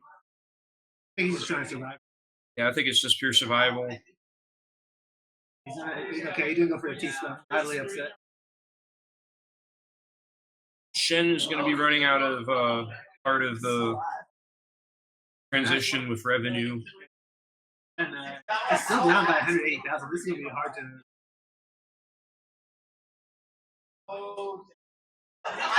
Yeah, I have no doubt that Shen has already lost the match at this point, but we'll see. If Fort makes a big mistake, that could potentially give a little bit of leeway for East and Shen to come back. Wow, Fort actually cleaned up his board. Yeah, that was surprising. I thought it was. Shen is trying to regain footing, just resetting his whole board there. Fort is now on level 26 with about a 20 or 216,000. Ooh, big misdrop on. Yeah. Oh the, no! Oh no! Come on, Shen! Come on, Shen! Shen Let's go, is Shen's on death. It's on Uh, death row. Looks like unless he can recover this. He's in the Oh no! A little too late, but who knows, man? Hypertape his way out of it. Level 26, unable to do it. Yeah, I was looking. Or takes the first match. For continuing. Okay, you can stop now for it. Okay, you can stop now for it unless he just wants to go to level 29 just to, let everybody know that you can do that. I'm gonna go. Knock on the head. All right, level 29. Too Scooty looking.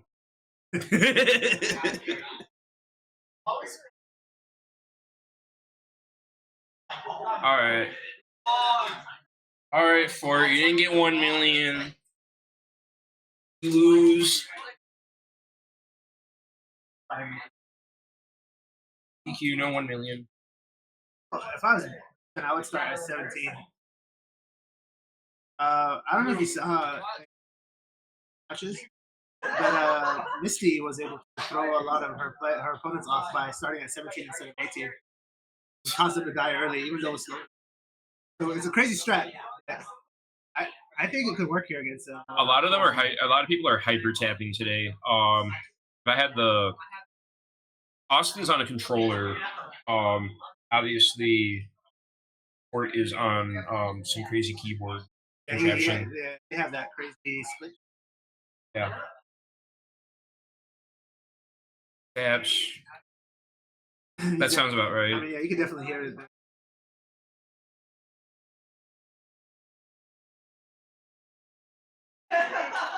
It looks like Austin is in the lead. They have the same line count there, and he had a lead over the score there.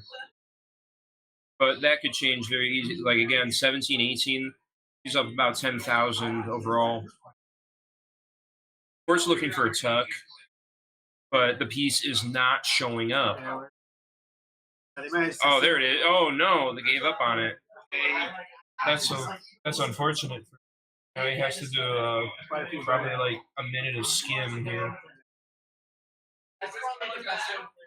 All right, Shannon is still.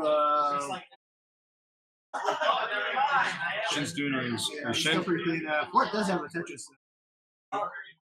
he finally got that cleaned up. He's kind of hitting here. Yeah, trying to skim at the top. There he goes. Tetris for Fort. They have some holes, so it's going to be a little while until some revenue play happens. Oh boy, Fort's really getting hit with bad RNG.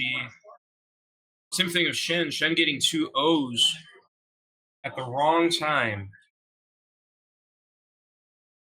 Fort got the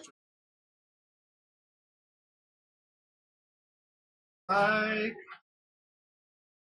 Fort might be in the clear here. Got the two perfect pieces. I think neither to resolve this. Ooh, Shen looks like he's trying to set a T-spin there.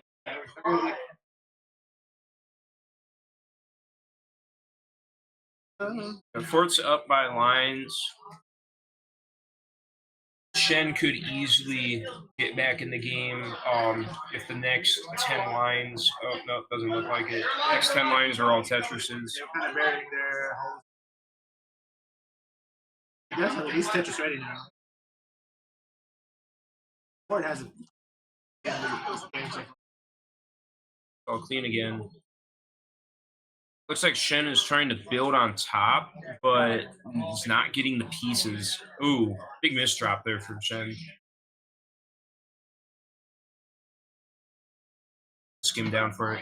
Same thing with Fort. Fort kind of had a miss, or well, wasn't paying attention. Could have been a misdrop. Could have been a really bad piece. LRG. T-spin, let's fucking go. Let's go for it. All right, man. I take back everything bad I said about that guy. I was gonna say it makes the T-spin sound, which is funny. It's like Look at that RNG. Fort got 4 eyepieces in a row. Yeah, Shen's about to get the same eyepieces. There you go. He got it before. It sucks that it came right when the stack was not resolved. ooh, Fort is pushed with really tough decisions there. Skims again, continuously like putting over the well. Doesn't look like it's over for Shen yet. Shen. Ooh.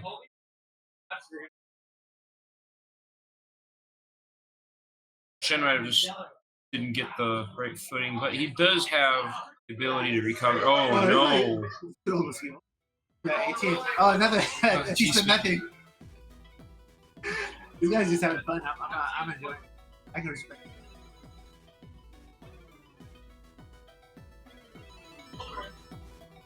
All right. 107, 115. That's about 10 lines ahead, but it's such a poor differential. Fort has like one of those like Space Invader things in the middle of the board. It's like Galago piece. Oh yeah, Galaga, not Space Invader. That's for my era. I do exactly. All right, well Shen has a better board state over Fort. Yeah, but they're so far behind. It's going to take up a while. We'll have to have Really big crowd here. It's the skim Fort. Watch the IP show up right there at the wrong time. Fort has hit the transition. Fort just keeps getting lucky with something. No, sorry, G. I'm glad he didn't go for that.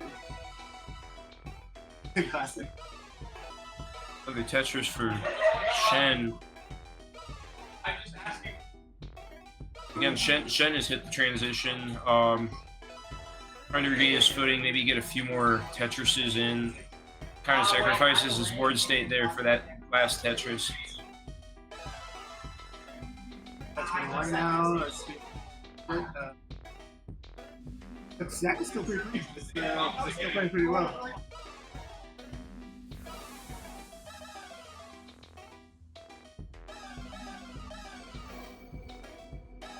Maybe it could be the hour difference for these players. Shen streams when everybody's asleep, while like Fort streams classic Tetris like in the middle of the afternoon. It has so much energy. I don't know if you saw him earlier, just bouncing around. He's about at least 14 feet above us, and they were just jumping up, touching it like at will. They're little high energy kids, man. I don't think they'll be getting tired tonight.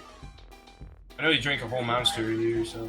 That's probably not. A little hyper kid out there.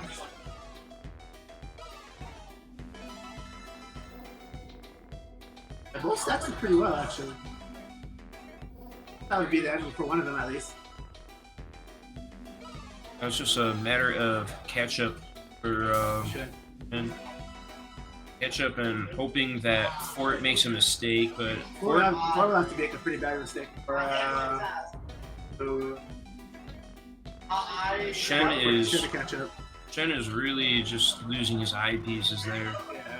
Yeah. Alright, Shen has set up. He's being a little smart. Ooh, big missed shot there, but he's being a little smart, skimming down along with stacking up. You never know when you get that drought. What still looks way to that last week? Yeah, Fort's just showing off at this point. Uh-oh. Oh no. It's over for Shen. And now Fort just... Alright, I'm gonna go say something. Yeah. I'm gonna say something. Oh no. He's going after him. Uh-oh. He's getting talked down to.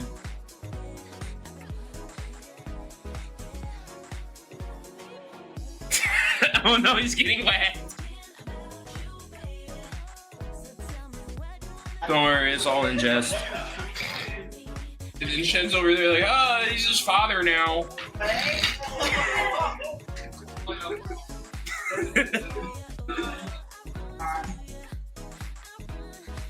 That was funny. Had to regulate a little bit. Match is over. Match is over.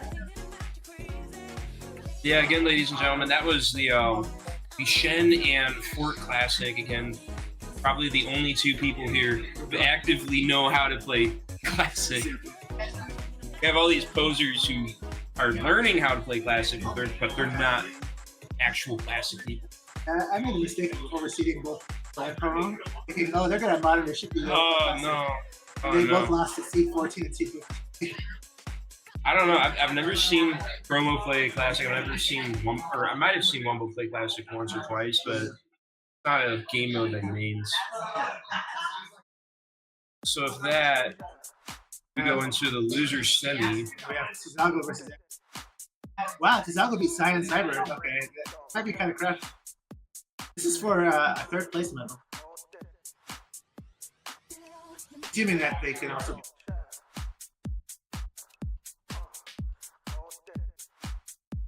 This is What is that name as? Yeah, it's Rank Hodgers. It's like Ink Rogers, but just swapped out. More funny. Ha. So it's a tradition that I always put like some stupid name tag on. Like one year I put on Zudo, and then I got bored of having that on there, and so I just slapped it onto one of those. I didn't know. I didn't know this actually made noises. No, it's funny just hearing it across the room at the TV.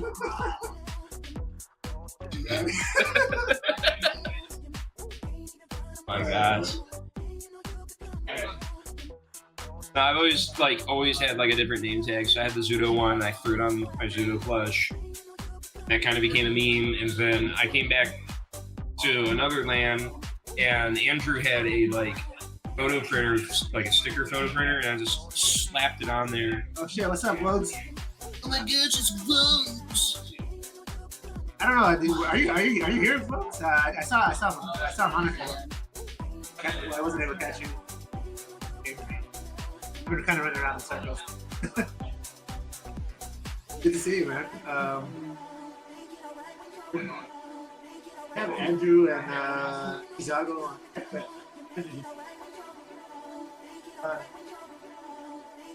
Just a chill guy. And that's not very good.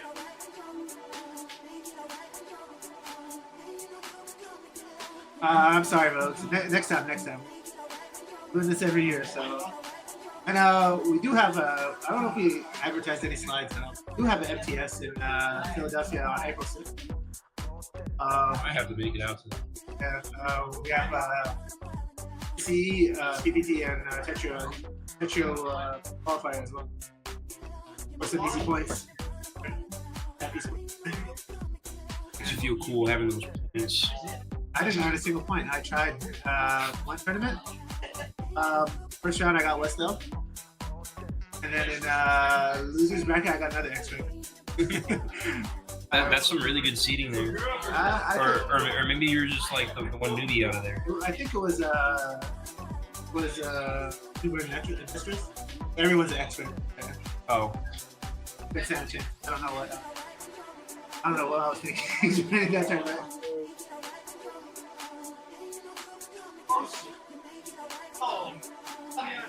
Skill floor and skill issue.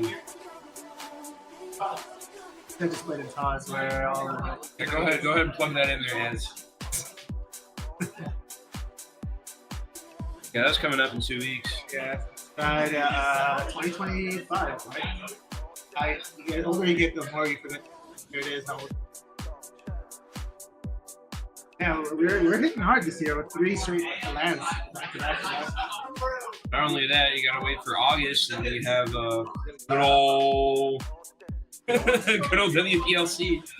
I've never been to PLC. What? Yeah. That's like the. I feel like it's the king of all lands. It's like the. It's the CTWC of all land. Every single time I plan on going there somewhere. And even this year, I was going to plan going. My dad was like, hey, we'll go back to Eritrea for the summer. I was like, sure, what month? August. So the entire month of August, I'm going to be back home in Africa. No electricity, barely any running water. Yeah. We'll have fun. But I won't be able to make it to that. WPL is like, no, it's in like the most standard state in the United States, Ohio. Consider it somewhat of a worldwide event because some interesting people show up. Yeah, it's really easy for it. You know, like 80% of the US. Yeah, so literally everyone can drive to that event. What is that? That whiteboard. I don't know what it's for, but it has a smiley face. I have no idea what production. People are just playing some shenanigans on it. Wait. WPL, yeah, it's like SIMC is bigger. They also have like a whole like NES Tetris thing going up on the second floor. Honestly, probably the funniest thing is playing people who both do NES like NES Tetris and like the modern Tetris.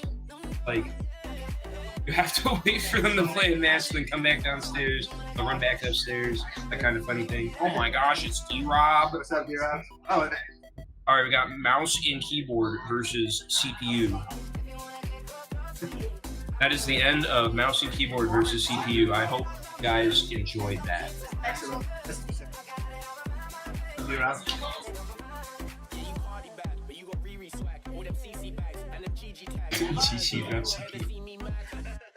The WPLC is lit. Honestly, the past 2 years I've been kind of excited about seeing cultures being played. Last year I had the DQ out of the bracket. I had to drive home for undisclosed issues, but honestly, like seeing D2 Sam versus Wumbo, that's like one of my favorite matchups when it comes to cultures. Like two players that can just somehow crank out 13 combos out of nothing. I'll be honest, I've never watched it play. I play a lot of it. It's acquired taste, I think. This is driving me nuts. That Arrow. that left key. Okay, I can. All right, we got Andrew versus Zago. So I see the Andrew correctly at 3. Chicago is my bad. What did I see as number 4? I don't know what happened to Zago. Zago, like earlier, was just busy grinding away at a quick play in Tetrio, and then all of a sudden they're like, I'm just gonna start playing passing for Cholo. Say that they probably just got good at it. Yeah. I'm sure they sell it as a free medal. So. Oh yeah, again, Zago is just like me. Changed, like, put a silly badge on. Did they have on there? Oh, they had Shoda. Losers semis. Alright, let's see what speed. Let's see if they do the 17. Let's fucking go, Wagner. 17 speeds. I'm telling you, it works. 17 speeds. 17 will throw off any regular classic player. Ooh, zoom out. We're getting so far away. Uh-oh. But Zago is already off to a rough start. Andrew is clearly to a manufacturer specification there. It looks like Zago has gained their footing, building a T-spin. Boom, T-spin for Zago.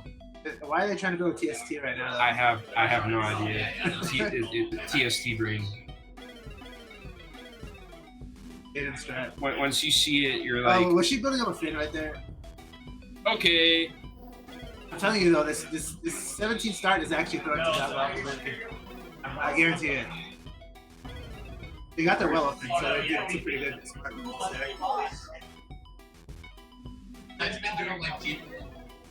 And Andrews has a Ooh. comfortable lead, and they have that same amount of Covered up lines. the well. Yeah, I think this might be over. Is it? Okay, It looks like never they're mind. doing pretty good with hyper tapping. See, I need to not view it from my perspective because it would have been over for me. That they should have able to fix it. But they keep making these crazy misdrops and somehow hitting a Tetris right under it. And Andrew is keeping up with the Tetrises. Honestly, I wish we had the overlay with the Tetris percentage. Yeah, the Tetris rate would probably be really good. If you're listening to Enhance, that's a feature you might want to add to TC2. It is a feature. It is a feature, but it's not enabled. It's after the match, right? Yeah. Or no, you can have it in the middle of the match. Some people actually have the overlay on earlier today. Oh shit. Look at I don't know where the setting is. I never actually set it, but honestly, when I play in the future, I need to put that on.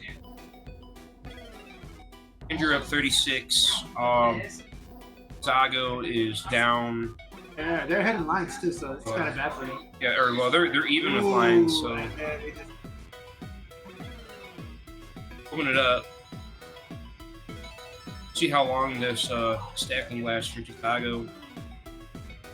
A nice right well for Chisago. Did well for Andrew there. Unfortunately, Andrew has to do some skimming with that eye. Tetris instead. Okay, Andrew's back to the line. They still have the score advantage. Now it's just a ooh, big misdrop with that O sliding off.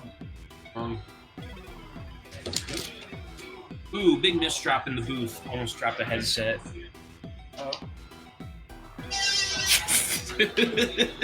Yeah, it goes.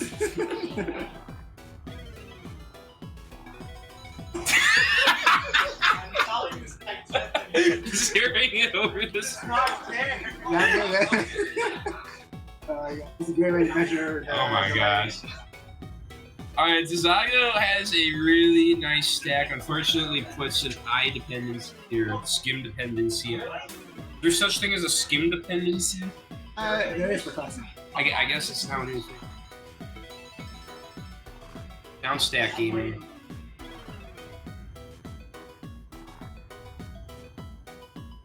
But Andrew has a little bit of a cascade there, but not getting the pieces. Sago's not as far back as we thought they'd be. Sago has a big dependency in the middle. Ooh, Andrew is getting a little high there. They're not getting the pieces up. Now, from what I know is Sago can barely touch the transition, so might be over for Tizago at the transition, but we'll see what happens. And just for the season deck classic, I've seen them at a few Texas qualifiers, recently. Yeah. So, I mean, I like players that have pretty. Ooh, just drop it again. I like players that have a diversity where it's not only do they play classic, they also play modern. They also play fan titles like Ultras. the best examples. There's Dorman who's pretty good at plays all of those.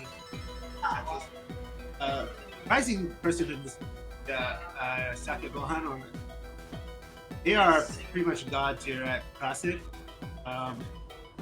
PC, PPT2 trio, and they're apparently one of the top two. You talk about well-rounded, that person on a different level from us. But also cool to see people who top tier at one game and then just transition to another game and destroy everyone. I was Zago. What I could see is they made some weird decisions.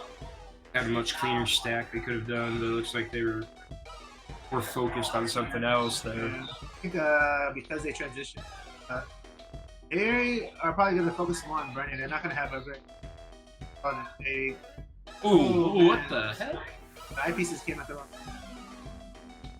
You should have burned her there instead of trying to.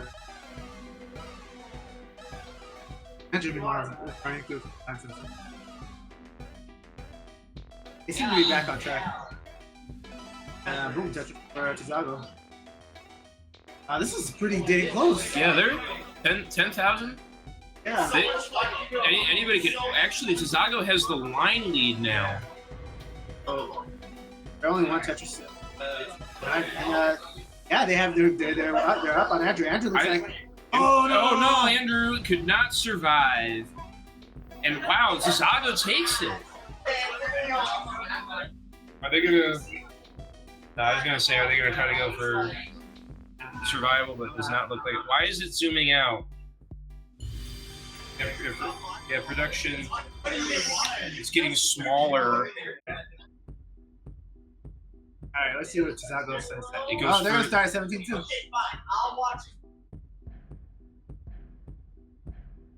Can we bring that the board a little closer? I'm kind of a senior citizen here. I mean, I don't know about that. Dude. Sitting by me, that's probably one of the ones. I don't think he uses the CBC. All right, there we go. Nice and zoomed in. Perfect. Oh, a little bit of a misdrop. But let's see if a little bit of tucking hurts for Tizago there.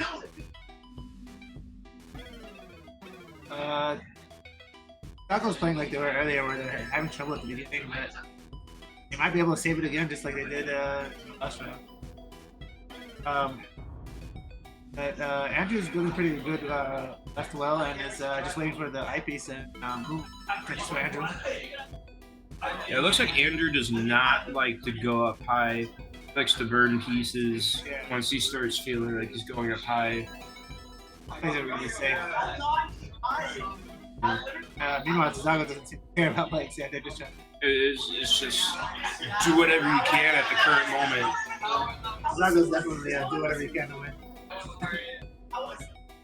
Ooh, Tizago decides to stack up instead of cleaning his stack out. It does pay off for the Tetris. Plus 2 lines to start the next Tetris.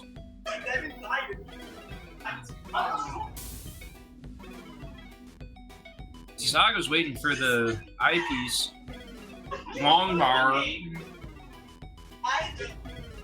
This is classic, just a long bar.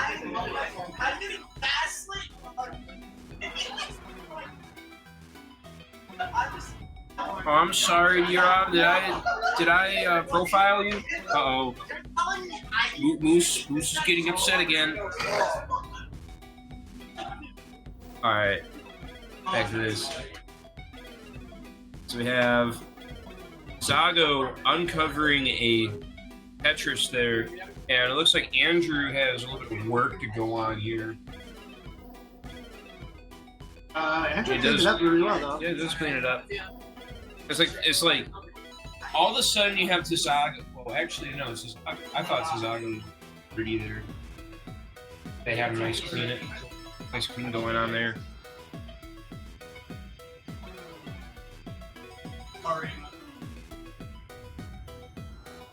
So Tizago's all the way at the bottom. Andrew is stacking them clean. They are pretty 5,000 with even lines. They're pretty neck and neck, I would say, at this point. So it could go either way, depending on who misdrops first. Zago is getting a little bit too high for safety, but manages to get the eyepiece to show up. Neck and neck. And now the players. Looks like Tizago does have a line advantage and also the score advantage, so currently it is in Tizago's favor. But, ooh, actually that was a really good tuck by Tizago there. Andrew is still maintaining a very nice clean board, ready to send the Tetris, but the eyepiece, I believe, is currently in a drought. Oh, there it is. Just a 1-line difference between these players. And Andrew is at a 22,000 deficit.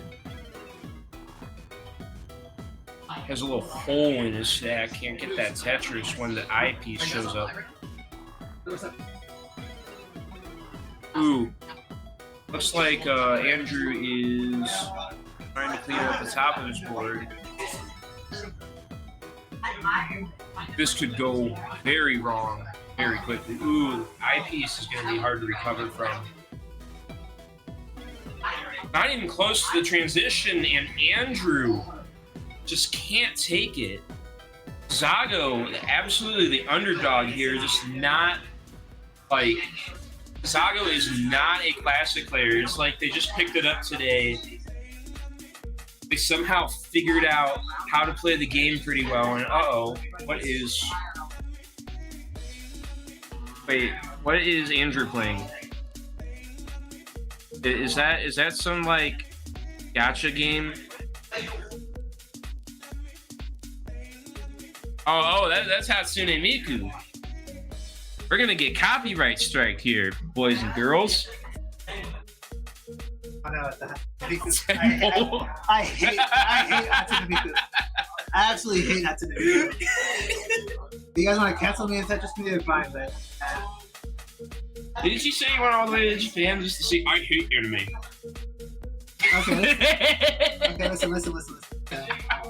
I flew to... I thought I would like Akihabara when I was there. Yeah. But that was too anime even for me. I saw like the maids on the street like harassing me with the little flyers. Oh yeah. And then like I did not fit in the vibe with like people there, all the tourists that were there. They seem, no offense, they seem like the I ever saw in my life. I enjoyed Shibuya a lot more. But yeah. I thought that was like, you talking about places and like trying to get like a cultural or local vibe. I don't think Akihabara is the spot I want to go to visit. I wanted to, like you said Osaka was like. Yeah, Osaka is. I'd probably avoid touring, like visiting. It was fun. I saw Firestorm and Kelvin buy hundreds of dollars worth of Miku merchandise and stuff. But it's not for me. Sorry, guys. I'm trying to think. The silliest thing I did in Japan was I climbed up a hill, or like I went to what was this? Is this Osaka? I forget if it was Osaka. No, it's Kyoto that has it. I went up to basically this hill that has like a gajillion torii gates on a set of steps that you climb up this hill. And so I climbed up the hill, and then instead of like going back down the hill with all the gates, instead I just decided to walk these. It took me 1.5 hours. I ended up in some random town that didn't even have trains, so I had to take a bus back into Kyoto. That's the countryside. That's amazing. I think that's actually pretty cool, man. That's something I would do. Walk off trail and just go to the middle of nowhere. But yeah, I actually did go to the Pokemon Center and the Nintendo store in Shibuya. I had to buy. Luke got sick on her trip. Wasn't able to go out at all. She asked me to go and get her. Used to. What? Alright, okay. Goodbye, Moose. It's just me. Just me, ladies and gentlemen, against Andrew and Beast and Shen, the Andrew Beast and Shen Classic. It's like the here he goes again. Absolutely flexing his balls. Catch me dead if I was playing a gacha game. The only game I play on my phone is Balatro. Balatro is an amazing game. You push buttons. You score cards and random stuff. Yeah, go ahead, take one. Just what this is. Turn upside down. Oh gosh. Yeah. The Balatro, it's a much better app than whatever Miku gacha stuff that Andrew has. Balatro, you have legitimate polls. Like, you get the banana card in Balatro, oh my gosh, you're going to town. you get the replicator card or whatnot, those like negatives. Oh my gosh, you're like the biggest guy in town. You're gonna really go far in that run. Anyway, we're back into the action. Beast and Shen versus Andrew, or more like Andrew versus Beast and Shen, depending on which way you like to read the screen. It looks like Andrew scores a Tetris while Shen is skimming. Again, Andrew is just all Tetris right now. Shen is, again, down 2 lines of skimming. Ooh, big miswrap there, covering the well for sure.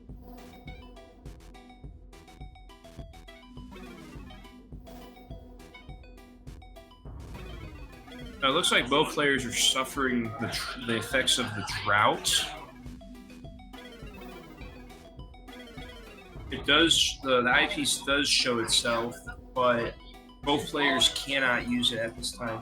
It looks like Andrew got out of it, but it could be a very difficult time for Shen to get back up.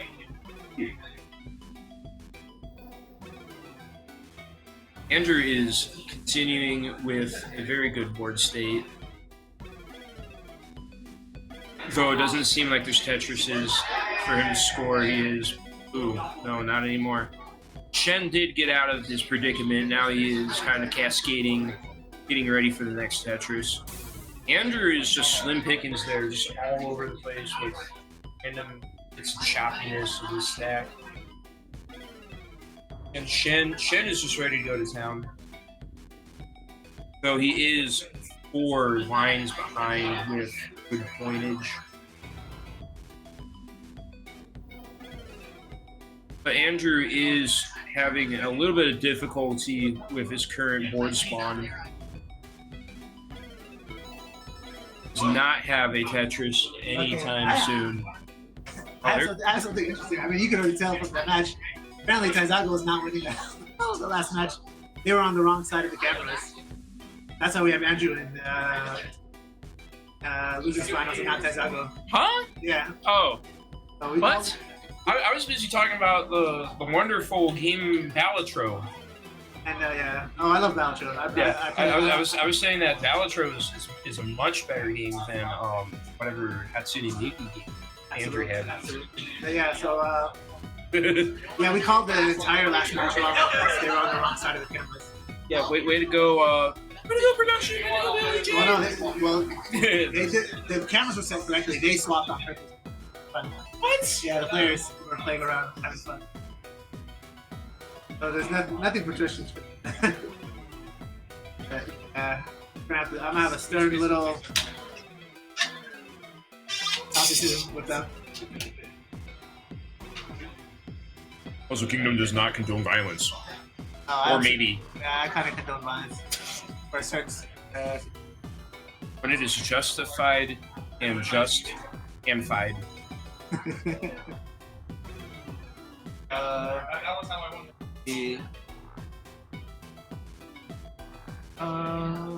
Ooh. Shen really turned around. Oh my gosh. Andrew is making some crazy mistakes. Yeah, Shen just kept up with the times. He was able to pull ahead of Andrew. Part of the reason why he did pull ahead is because we stopped watching him and paying attention. Yeah, I think I mean, when you start ignoring the players, they start doing crazy things, and then when you start looking at them, they start doing weird stuff. I did not even see that Ask. Thought it was funny. Questioning what was going on screen. As you're watching all this thing, you haven't watched today.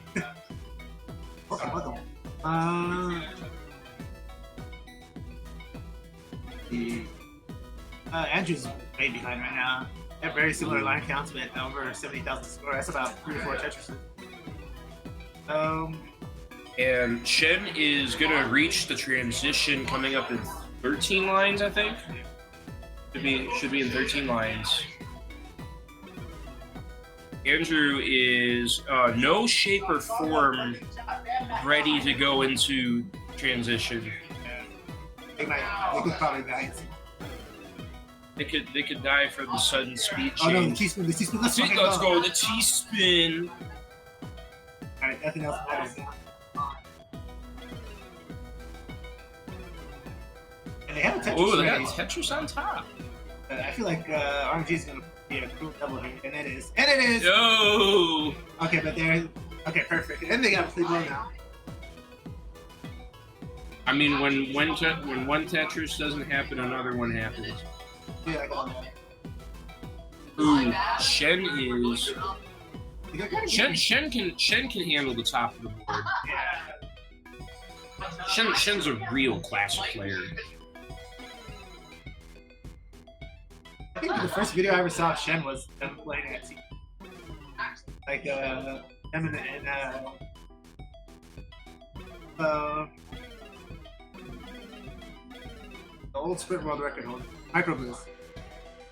Well, that was, even though they're like two great modern players, my first introduction to either of them. 30K is not like taking it away, but it could. Ooh, now it's 50K.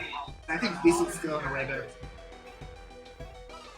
I mean, just some misdrops or players Tetris topping up ready. too early. That's the lead. These misdrops. Oh, this might be over for Andrew. Ooh, oh, he can't get the eyepiece over. It's Jover.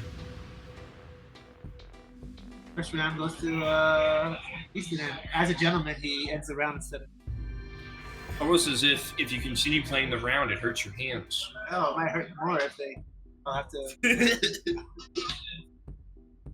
16? Are we going? Are we going 16? Are we actually doing this? 16 speeds. Shen is 17 Alright. speeds. So everyone's listening to me. I love how people listen to me. 17 is the strat. 17 speeds.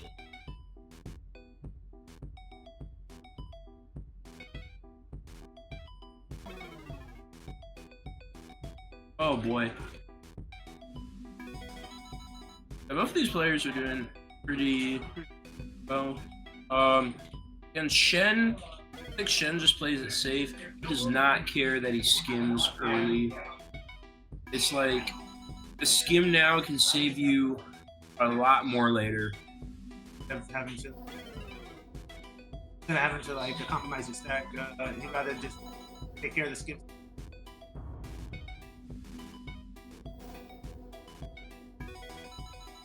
Just give up your point efficiency for more point efficiency in the future.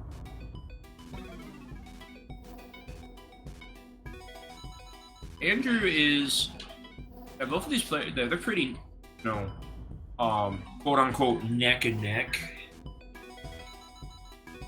But Andrew does have a little bit of a protrusion there with his stack, so that's going to require some skimming out of.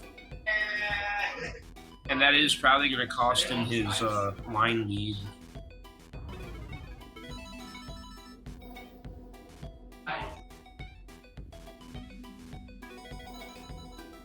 And for Andrew. Just trading the lead here. Oh! Uh-oh. Oh, that could have been so bad for Andrew.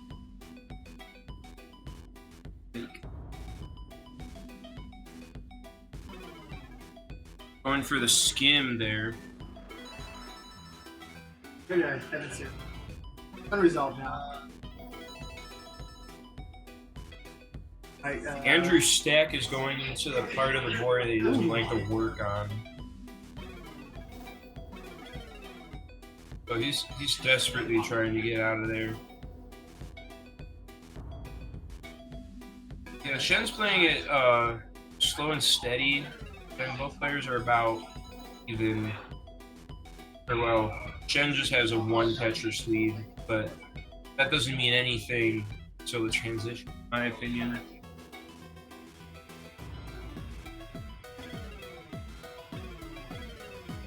Shen is Tetris ready, but is putting dependencies all over the place. Now, on the other hand, Andrew is doing pretty good until that good old misdrop. Oh no! There goes Andrew again. That goes to Beast and Check. Andrew's on the right. Oh.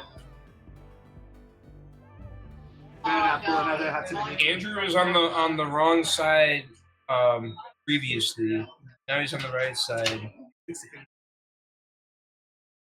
Not doing funny stuff anymore. I always wonder, are those actual plants on that glass? I always think it looks like lettuce. It's just like Fake lettuce. Yeah, fake lettuce. What are they doing? Oh yeah! They did the thing. I have no idea what that thing was. The thing where they go up closer. That is a WPL thing? That's a Shen thing. Was that a Shen thing? That's a Shen thing. I had no idea that was a Shen thing. Oh my god, I'm such a terrible Shen fan. I actually I'm trying to think where I put it. Oh, I put it on the I famously put it on the dating advice for the Tetris community video.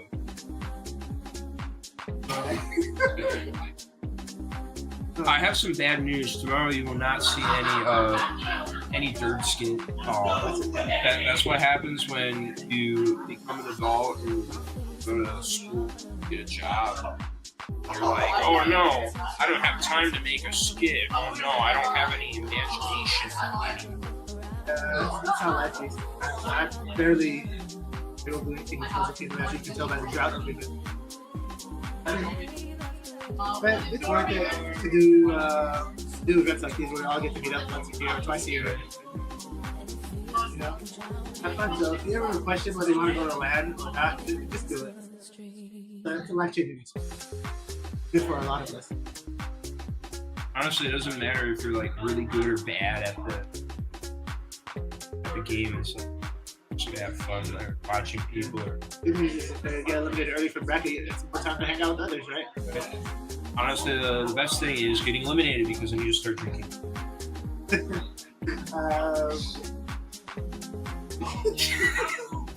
Speaking of like, one of the managers came and talked to me about it, and they're asking us for protection. They get CS people, they get like fighting game tournaments. None of them seem to have the production level to do. And like, I think it's crazy that overall the Tetris community kind of puts up better events, modern Tetris people, better events than basically any other esport. I believe, like maybe League. Like you guys watch TWC and all the crazy shit Oscar did. You got, oh my god, EU Canon, and you see Matt doing some crazy like technology with the brackets and EU Canon. We have the freaking Stacky Awards. What do other esports have? They have the all-encompassing esports package. There's all of them. And I hope Matt wins. I believe he's up for leader of the year, definitely. I've been paying attention. Yeah, I kind of just skipped through it. I voted for every time I saw Matt's name on the list. I voted for him. Amazing guy. He's helped out so much. Like, people don't understand what goes on behind the scenes with tournaments. There are some people in the scene that no matter what, they're always down for the help. Like, it doesn't matter. Like, they're not looking for anything in return. They're just helping. Ads is another person that's very selfless. Matt is really selfless. An amazing amount of work for him. I hope he's rewarded this week. And I'll be at 11 or UTC.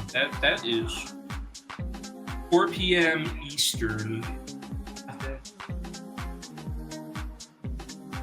We're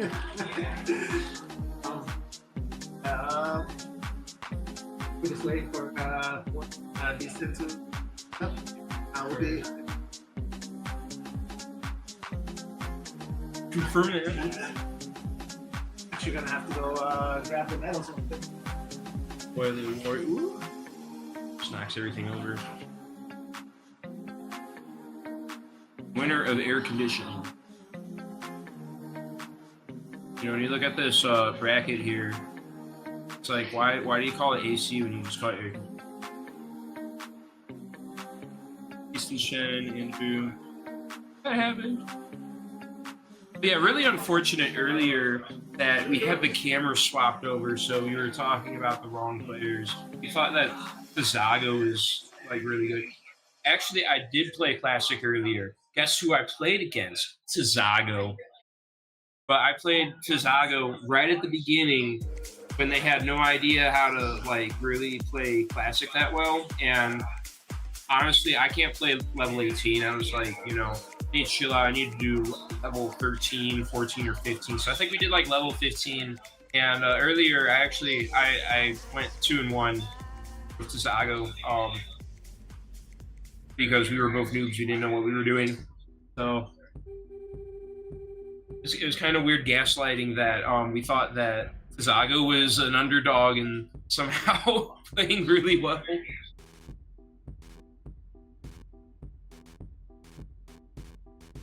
Oh yeah, shout out to Underdogs Cup whenever it happens ever again. Oh, nice. Almost never. Oh, was I not paying attention? Draw.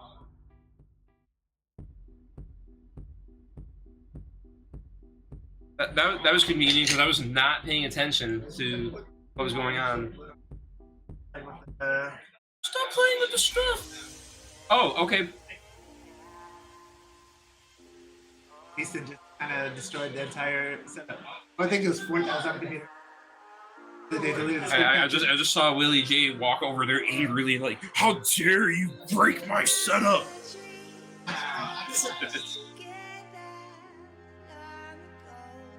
Remember, guys, don't fuck with the production people. They will absolutely do crazy things to you.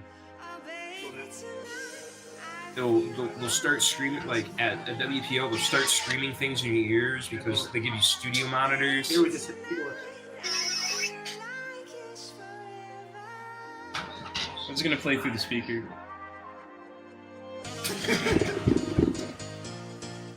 Gosh.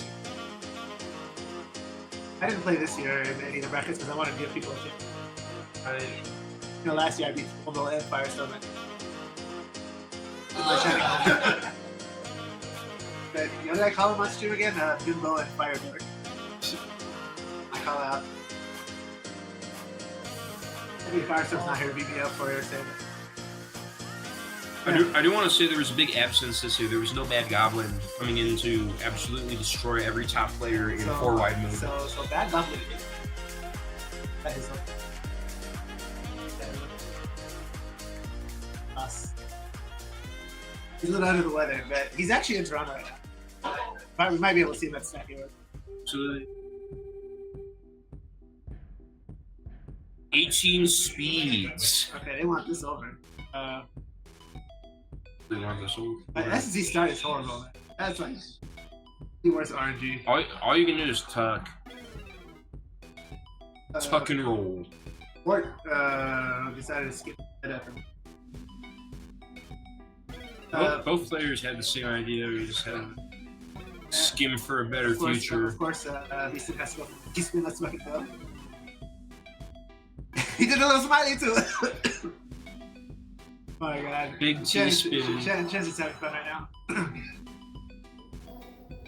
Whoa! Epic stack fail from Fort. Come on, Fort. Gotta do it for the hometown. You can't joke here. He is Tetris ready. The RNG is not good.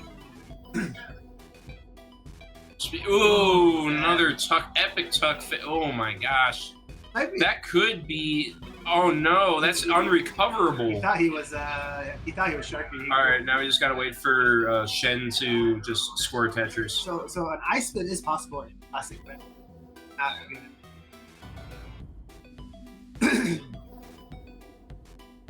Oh come on, Shen. Dun, dun, dun, dun, dun, dun, Victory lap is over. When it happens. See, I don't have the courage to go fight Shen to get him a stop because he's a. He's kind of. I mean, he does kind of have the. He does kind of have the like physique for that. Yeah.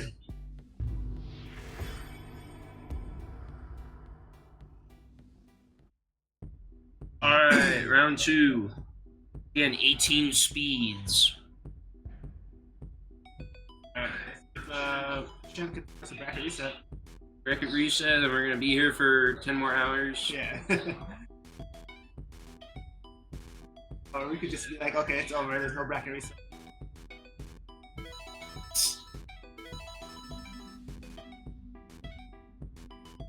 Be thankful we don't have like anything with tennis rules in here.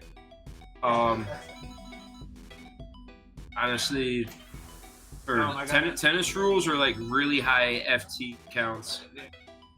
At WPLC, there was a in the cultures bracket. I think it was either Wumbo or Z2 Sam had a bracket reset, and it ended up being a reversal because essentially it went so long that Z2 Sam got extremely fatigued. Both sides. Shout out to Wiley. He likes tennis. I think it's unfortunate. Even with the racket holding up, he can't go over the net. Glad it's his favorite sport. I would like to mention we talked about the good, the bad, and the ugly. Wiley today. That's kidding. We slandered. Wiley's cool. Wiley's a man. I will not stand for any Wiley slander. I'll tell you what, this event would be like 2 million times better if Wiley was here. I will make sure Wiley comes next year. Wiley, are you there? I will buy you a ticket to Toronto next year. If you're... That'll take you 5 million years to fly across the world for it. Yeah, it'll be a 6 You're used to that. You did that all last year. You get to do world travel too, Electric Boogaloo. All right. Fort is about 3 lines ahead. About 30 or about a Tetris ahead, so he's in pretty good shape. Shen's trailing a little bit behind, but like any mistake or upset can change that all of a sudden. Fort board, no T-spin denied. Yeah, he knows he's got a ball. Right now. We're trying to go home, so come on, man. You gotta try to win this. Can't believe I'm rude.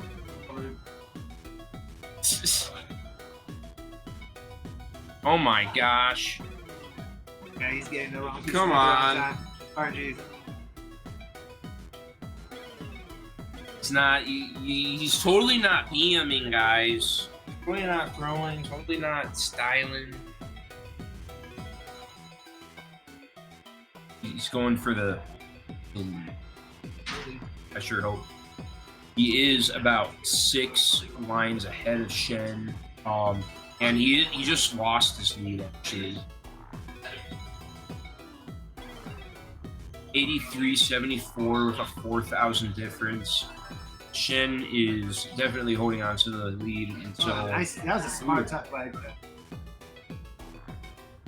Yeah, very fortunate that he had the RNG to back up that mistake.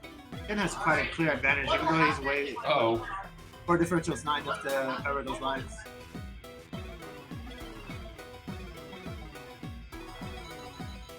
Yeah, Fort's back into Tetris territory. Same with Shen. Shen is behind 10 lines, so 10 lines, and the score is about behind 1 Tetris. So technically, Shen is in the lead. By at least 1 Tetris. You're gonna have to either tap a burner there. Oh no. His advantage is kind of. I need to take that up, like Indiana Jones treasure. Look for burner so you get a Tetris.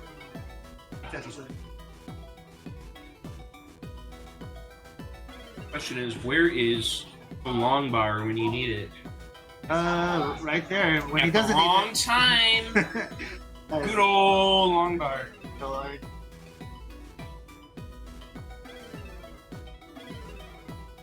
We gotta also call the smash. Oh no. He's going for another T-spin. He didn't get it! Oh no! Absolutely. Ooh, he barely cleared that Tetris. Now the question is, can he skim off that top? And yes, he can. Second question is, where's the next IP? And that question has been answered. But again, Shen is technically a little bit ahead, or maybe about neck to neck. He's about 20 lines behind. Fort is just been skimming a lot. I mean, both of these players, obviously, it's at a speed where you do not hold down soft drop. The piece drops themselves, so there's really no point in trying to lock them down.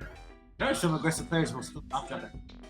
Well, in actual classic, not e-classic. But... Yeah, just to get that extra, like, 5. Oh, no! Oh, Shen is down at 19. This is for either go hard or go home for Shen, you know? 1-1. 18 speeds.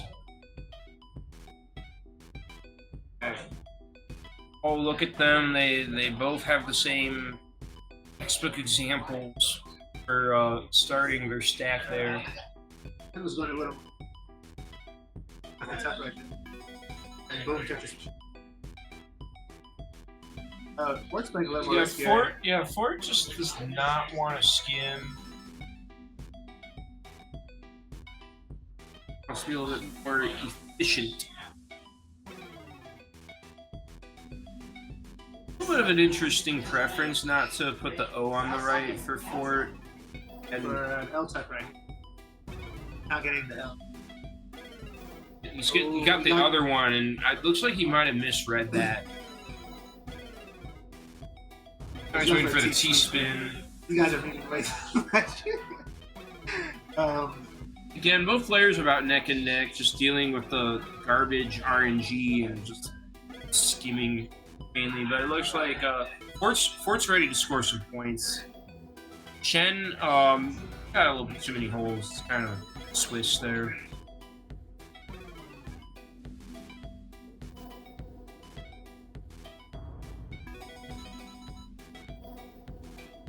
Now, Shen has a 20,000 deficit.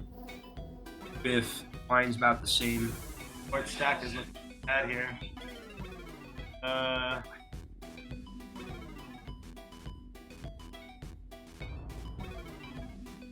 Stack. Okay, seems like Easton's out, Fort's about to be out. And they've both back to normal. Their stacks. Fort does have an eye dependency.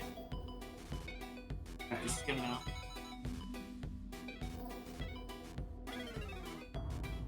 Alright. Yeah, that's a little unfortunate that Fort just lost the lead there. Yeah. Playing around a little bit too much. It's still very close. Still very neck and neck. Only ahead of 4-bait. He's down about a half a tip. I feel like he doesn't have to go for like risky positions. It's kind of overkill in this situation, especially since potentially both players are running out of stamina this late at night. I mean, I don't know about Fort running out of stamina. He was hopping around. Oh my god, yeah. He was hopping around like a little rabbit, like jumping and touching the... That kid does not look like he gets tired at all. Easton's on the older age. He's on my side of the... But he might be the one that's kind of running out of stamina. We'll see how long this goes.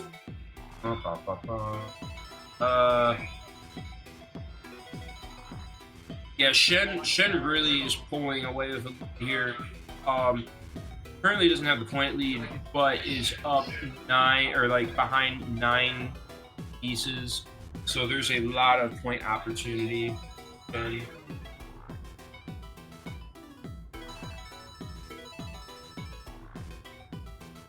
yeah. I don't get how CTWC people keep up with Tetris. Is just like they. Well, I mean, part of it is they have like, you know, the whole screen flashes. Kind of gives you that seizure. He's been denied. Four wide. Four wide. I was excited for it. The 4-wide, you know, washing machine. What else do we need? Can you build a washing machine in Classic? Build it.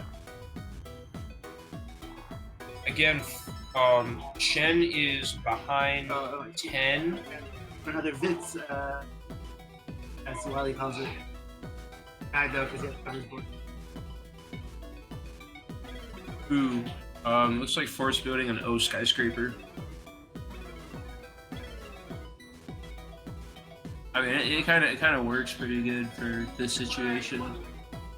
Yeah, Shen is ready to go to town. Absolutely reset at the bottom of the board. Oh, he has a chance opportunity for a Vitz right there. And is he gonna get it? He gets it. Let's go. Vertical eyepiece attack. That is a really good play. I'm surprised he didn't turn the other way and go. Fort does not have a Tetris ready board. It's just kind of too wide there. I mean, they both do kind of burning for it. And again, Shen just has the opportunity in his hands. Fort just has to catch up. Up on mine, but way behind us. This point, he's gonna just have to survive longer. Shen still has. Shen does have the lead right now. He's not even to the transition. Let's see if he can get a Tetris before the transition. Yes, he can. The TP shows, or the eyepiece shows up. Let's see. Oh no, no Tetris before the transition. But that's okay. It was still, he still got in there pretty clean.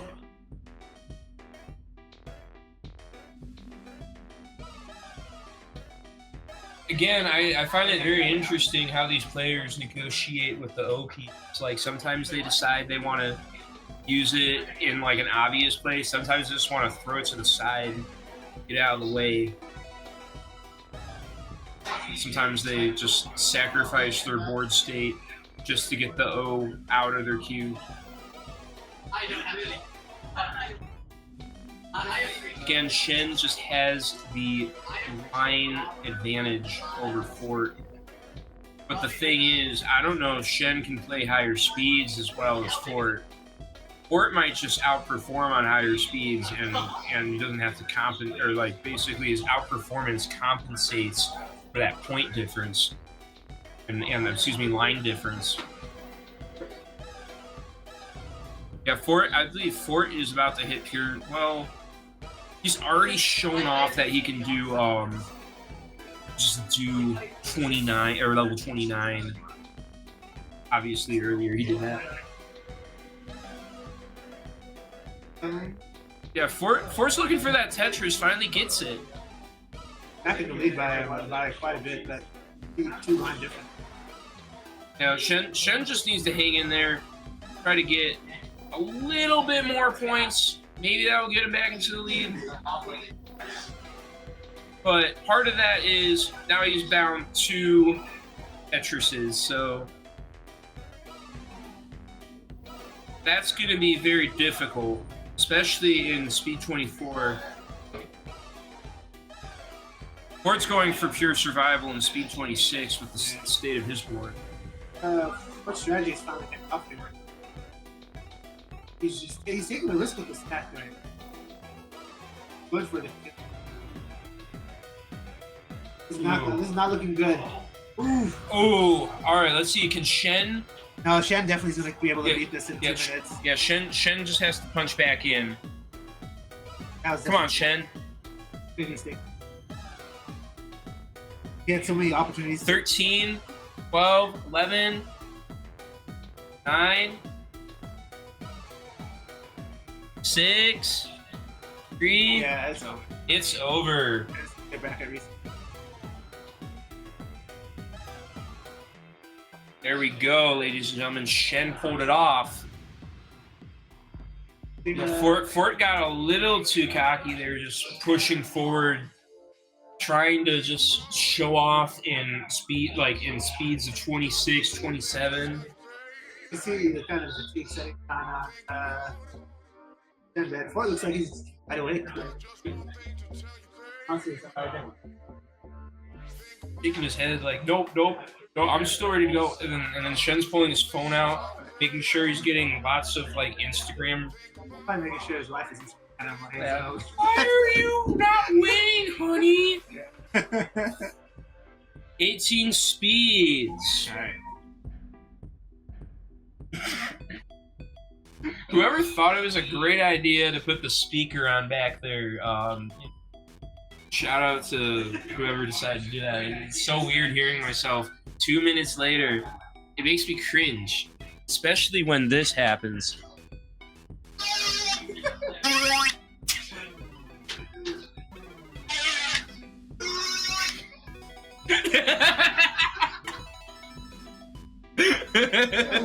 If only people on that stream who are watching the stream could see how funny that is at the venue.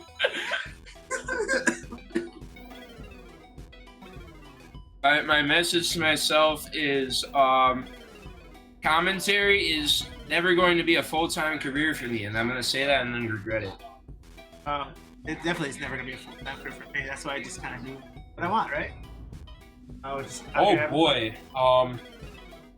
Looks like Ford is up 2 Tetrises, and Shen is looks like he's falling apart. Yeah. It's the fatigue that's setting in. I'm pretty sure both players are just giving it them their all, and it's just start to see it.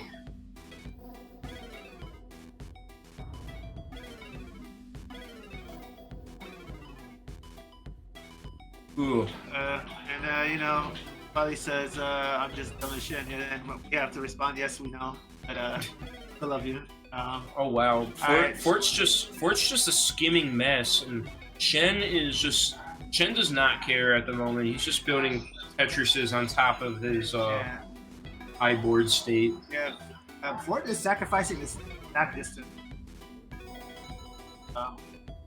And he has to go back and learn a few. So it looks like Shen is kind of burning lines too fast compared to Fort.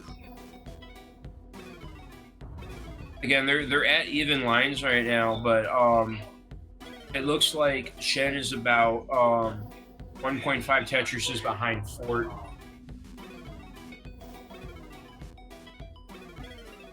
Ooh. Fort is, again, just a skimming mess right now.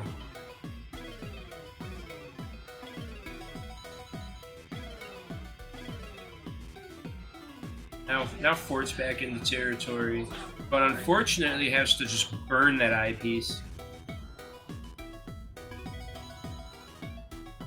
There you go, there's no drought in sight, but unfortunately Shen did not use that eyepiece to the best of his ability.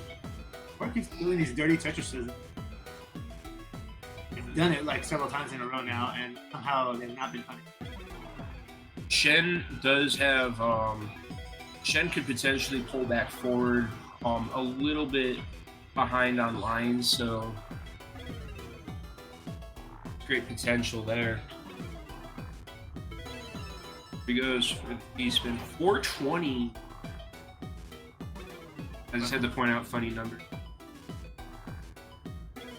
Yeah,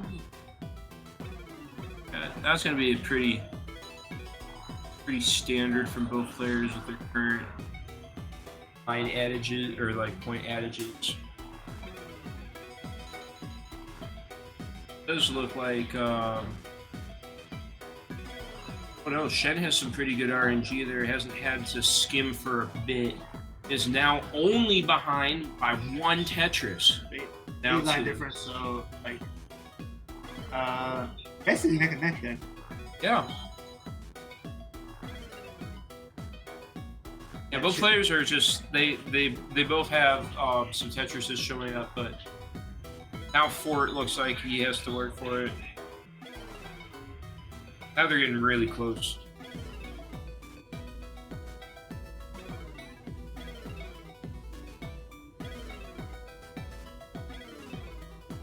That was kind of lucky that Shen did have the line gap there for a flat eyepiece skin. Kind of annoying when you have to stack the eyepiece vertically in a random slot.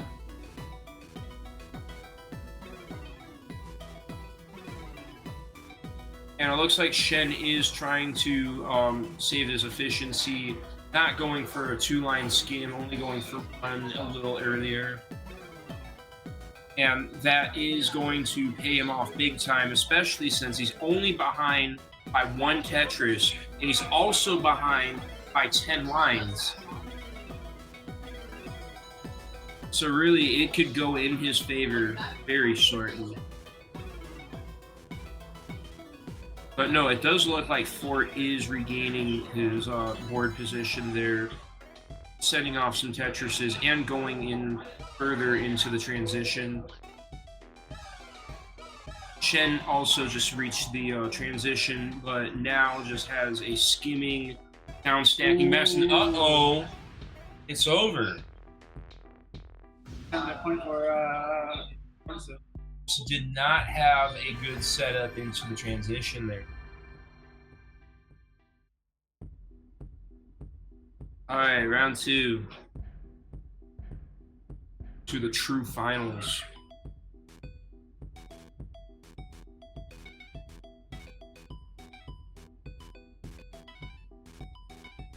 Very interesting. Both players using the same train of thought when it comes to stacking. I don't know if there's like, I haven't really looked into like documentation and learning about like terminology and whatnot about classic Tetris, but it looks like there are certain strategies and like thought process when it comes into deciding where, oh my gosh, that's a little high for Shen right there. He needs to get down before that like middle spot creeps up too high.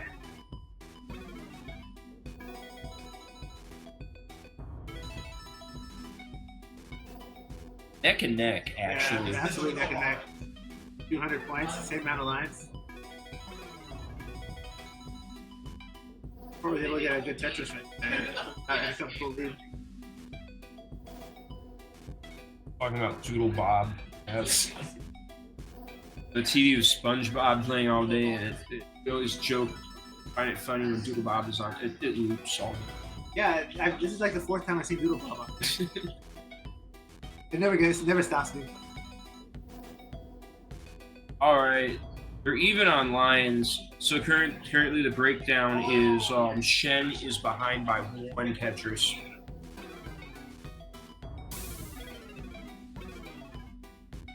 Both players are just in a skimming state,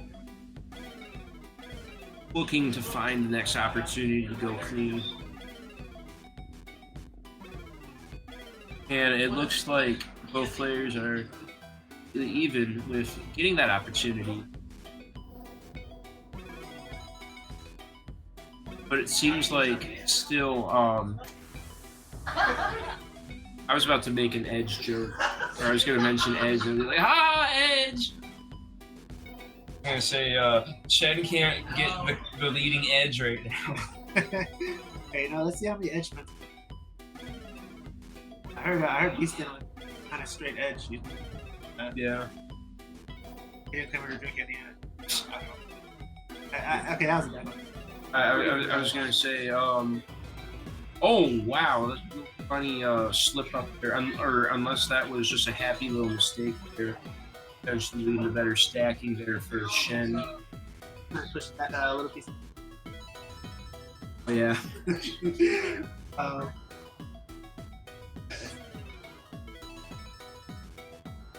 Edgy jokes. Yeah, got me all on edge, man.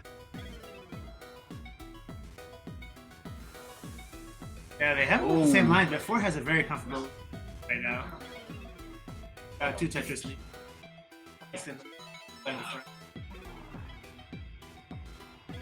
Yeah, Shen is just he tried to make the best of his O pieces, kind of a little like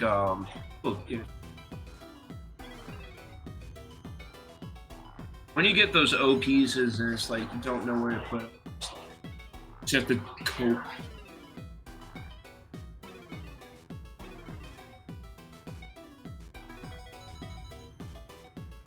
down lead.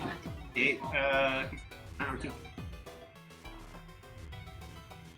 He's ready to send a Tetris when it happens. There he goes. Guy has kind of a skim / eye dependency. And he just decides to just stick the eyepiece there, not go for skims. Oh wow. Very like just the Tetris behind, and is also behind my lines. So again, more of an opportunity. Fort is just overall a fast player, just willing to just start skimming, locking down pieces faster than can. But as we've seen earlier, sometimes his risky maneuvers has led him to some losses, especially this bracket reset.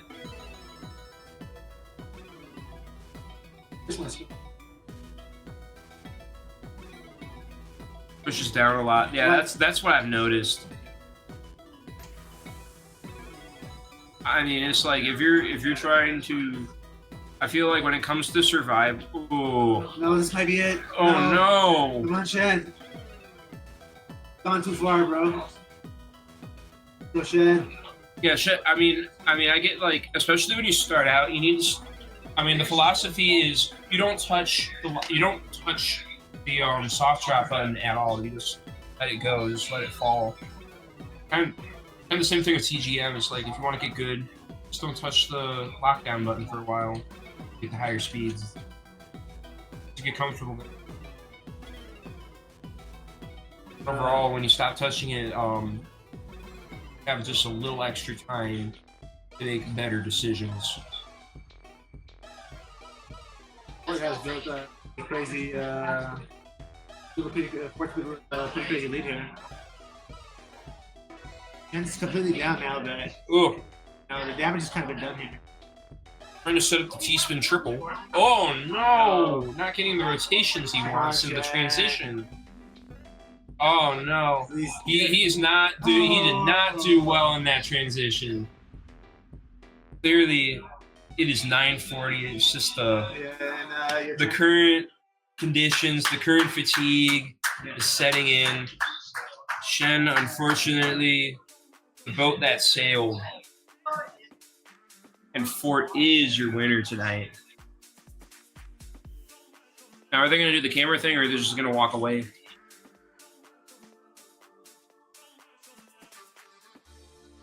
They're not doing the funny camera thing. The Shen, the Shen thing where he like just gets up like that. Yeah, really good work by both players. Again, a very good matchup, to be honest. You know, Shen's been playing the game for a very long time, very skilled, very versed, while this Fort has been playing a little less, but still is just somehow like the Tom Brady of like playing all Tetris games. I don't get how. I mean, to be honest, like Tetris games, you can translate a lot of skill into other games, but it's just, I feel like translating skill from the from modern games into NES Tetris, that's kind of hard. I feel like a lot of Tetris games were made for the keyboard. A lot of Tetris games had a little extra features, but then the NES Tetris is like, it has a lot less features because it was cheap hardware for the NES, and the programming was very simple. And honestly, I feel like it's such a good skill to be able to both play classic and modern Tetris.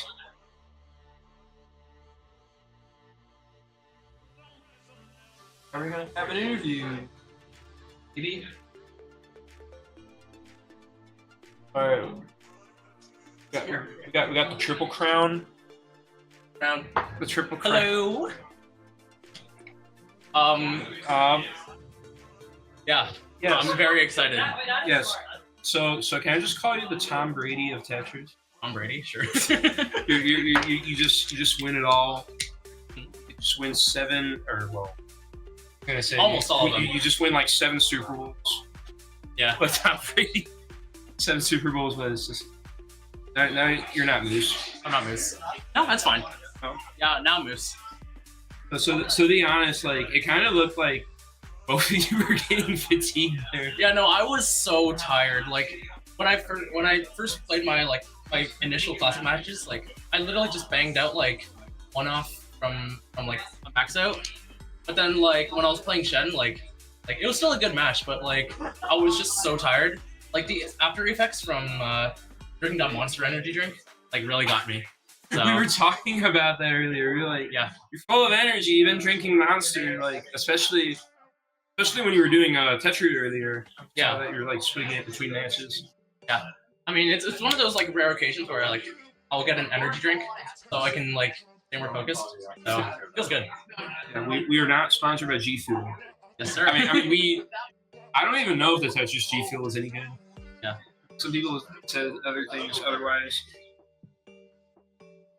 No, yeah. It's like I just find it interesting that you and Shen are like the old like classic players in there. I guess yeah. Well, Shen's also one of them. I wish maybe next year we're gonna have more classic players, but I don't know, cause like double elimination for classic is still like a big stretch. It was really enjoyable. Like I don't usually play classic on Tetris Effect, but like visuals like really got my adrenaline pumping. Until like after 9 p.m. of course. I mean, to be honest, I honestly think the music is like more interesting in TEC than just the repeating lines in NES Tetris. Yeah, that's fair. I've always found like so much interest in just like trying to master every single Tetris game mode, except for like maybe the tuning limit ones, but like PPT and like oh yeah, but still like my mentality is like just all about speed. Like I just want to crank out like the top spots for like the speed games, right? Right. Yeah, that's my specialty. Yeah, I mean it kind of bit you a little bit earlier with a few of those rounds. Yeah. But I mean overall, it kind of just you kind of just overpowered Sen a few times with the speed. Especially you were trying to go for the 1 million earlier. Yeah. Which then you started coming over to the stick. Like, why are you going for 1 million? Wait, did Moose did the part where like Moose like hit me with like another fucking yeah, what are these? Yeah. Well now I know that you can't mull in, so yeah. I guess like the cultures for modern tournaments and classic tournaments are way different. It was a good experience. I'm really happy. So yeah, next year, Tetris first again. Yeah, wrong one. All right, thanks. Yeah. Thank you very much. Yeah. Yeah, I had a very great time. So I'll be there next year. All right. Yes. All right. So I think what's coming up next is we're gonna have PPT swap. I don't know where production is. I don't know anything about PPT swap. I don't even play PPT. I don't even know how to stack Kuyas. All right, so we are going to be taking a little break, getting the swap set up going on. So we're going to catch you loose for now. I'm not sure how long it'll be, but we will be back with PPT swap.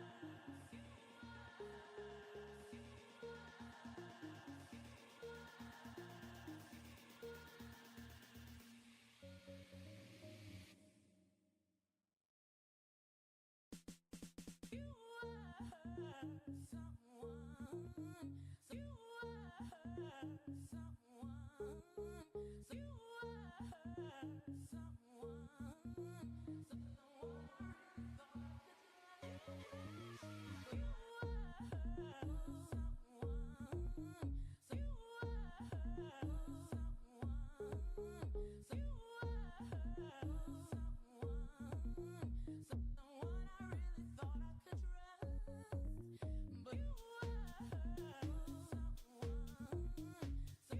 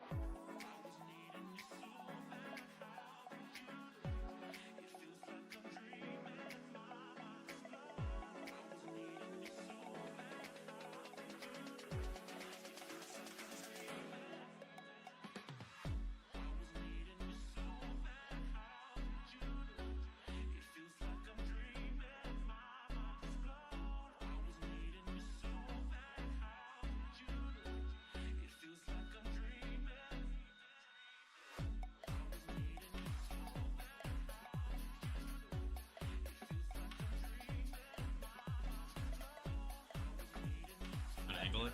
Yeah. That should be all right. All right, welcome in everybody to Snow is Infinite 2025. I am Beast and Shen, and I'm joined by Flood. How are you doing tonight, Flood? It has been a very long night. Yes, I think we're both a little hungry here, but I'm waiting for Wumbo anyways, so might as well commentate. But we have some wonderful swap coming up, and both of us as the Puyo Puyo experts here, right? Are going to commentate. Don't so, put me in that seat, please. Yes, I'm an absolute Puyo master. Tetris I'm okay at, but yeah, I think up next we're gonna start with losers finals and then hop into the finals, I believe. Yeah. So because we are a little low on time, so I believe it's gonna be Promo versus Meppy, and the winner is gonna play Wumbo on the grand finals. So. For anyone who doesn't have context, Devo decided to drop out to drive some of the players back to the, and so he's forfeited his spot in top 4. Also makes it a little easier on time because how long did TEC run again? The classic score tech, it went pretty long. I think, yeah, I had to suggest doing a first of 2 for the losers finals. It was supposed to go to first of 3, but classic in the last 5 years. And here we have our players: Promo on the left, Meppy on the right. I did hear through the grapevine from Wumbo that Meppy's Puyo isn't the greatest, but yeah, I'd be curious to see how this plays out. I think Promo is actually not too bad at Puyo Puyo. Obviously, we know Promo is a pretty good Tetris player, but yeah, I think Promo is definitely the favorite here, and we'll see how it plays out. Swap, there's a lot that can go wrong and right, so there's a lot of I want to say there's a fair amount of upset potential if you're not like a seasoned player on Swap, which I don't think many players here are, except for Wumbo here. So, the swap combo definitely matters a lot. Yeah. So if you have good macro play, you can definitely carry with that if you know when to tank and take advantage of your side. Promo probably is the favorite here for the Puyo Puyo side, and probably for the Tetris side, but Meppy can maybe take some risky plays, make use of like risky macro play, maybe try to tank on one side completely, and yeah, we'll see how it plays out. Yeah, it's sure Promo is basically like top of the cream, but Meppy can definitely round this one. Like no slouch on the Tetris side, right? Like in any regard. Well, yeah, I'm excited to watch this. Excited to commentate a little bit. I know we're all tired here, but also thank you, ads. Yeah, the classic. I think I was playing okay. Fortisim's really good. Fortisim is probably a better classic player than me now, so it's all good. But yeah, I had some rough 18 play. Did you see anyone roll in with like NES controllers? No NES controllers today. I ended up I forgot my controller in the car, so I was using a DualShock, which was okay. I had trouble quick tapping on it, and I kept like double rotating because the buttons are kind of like close together on the PlayStation controller. If that makes sense.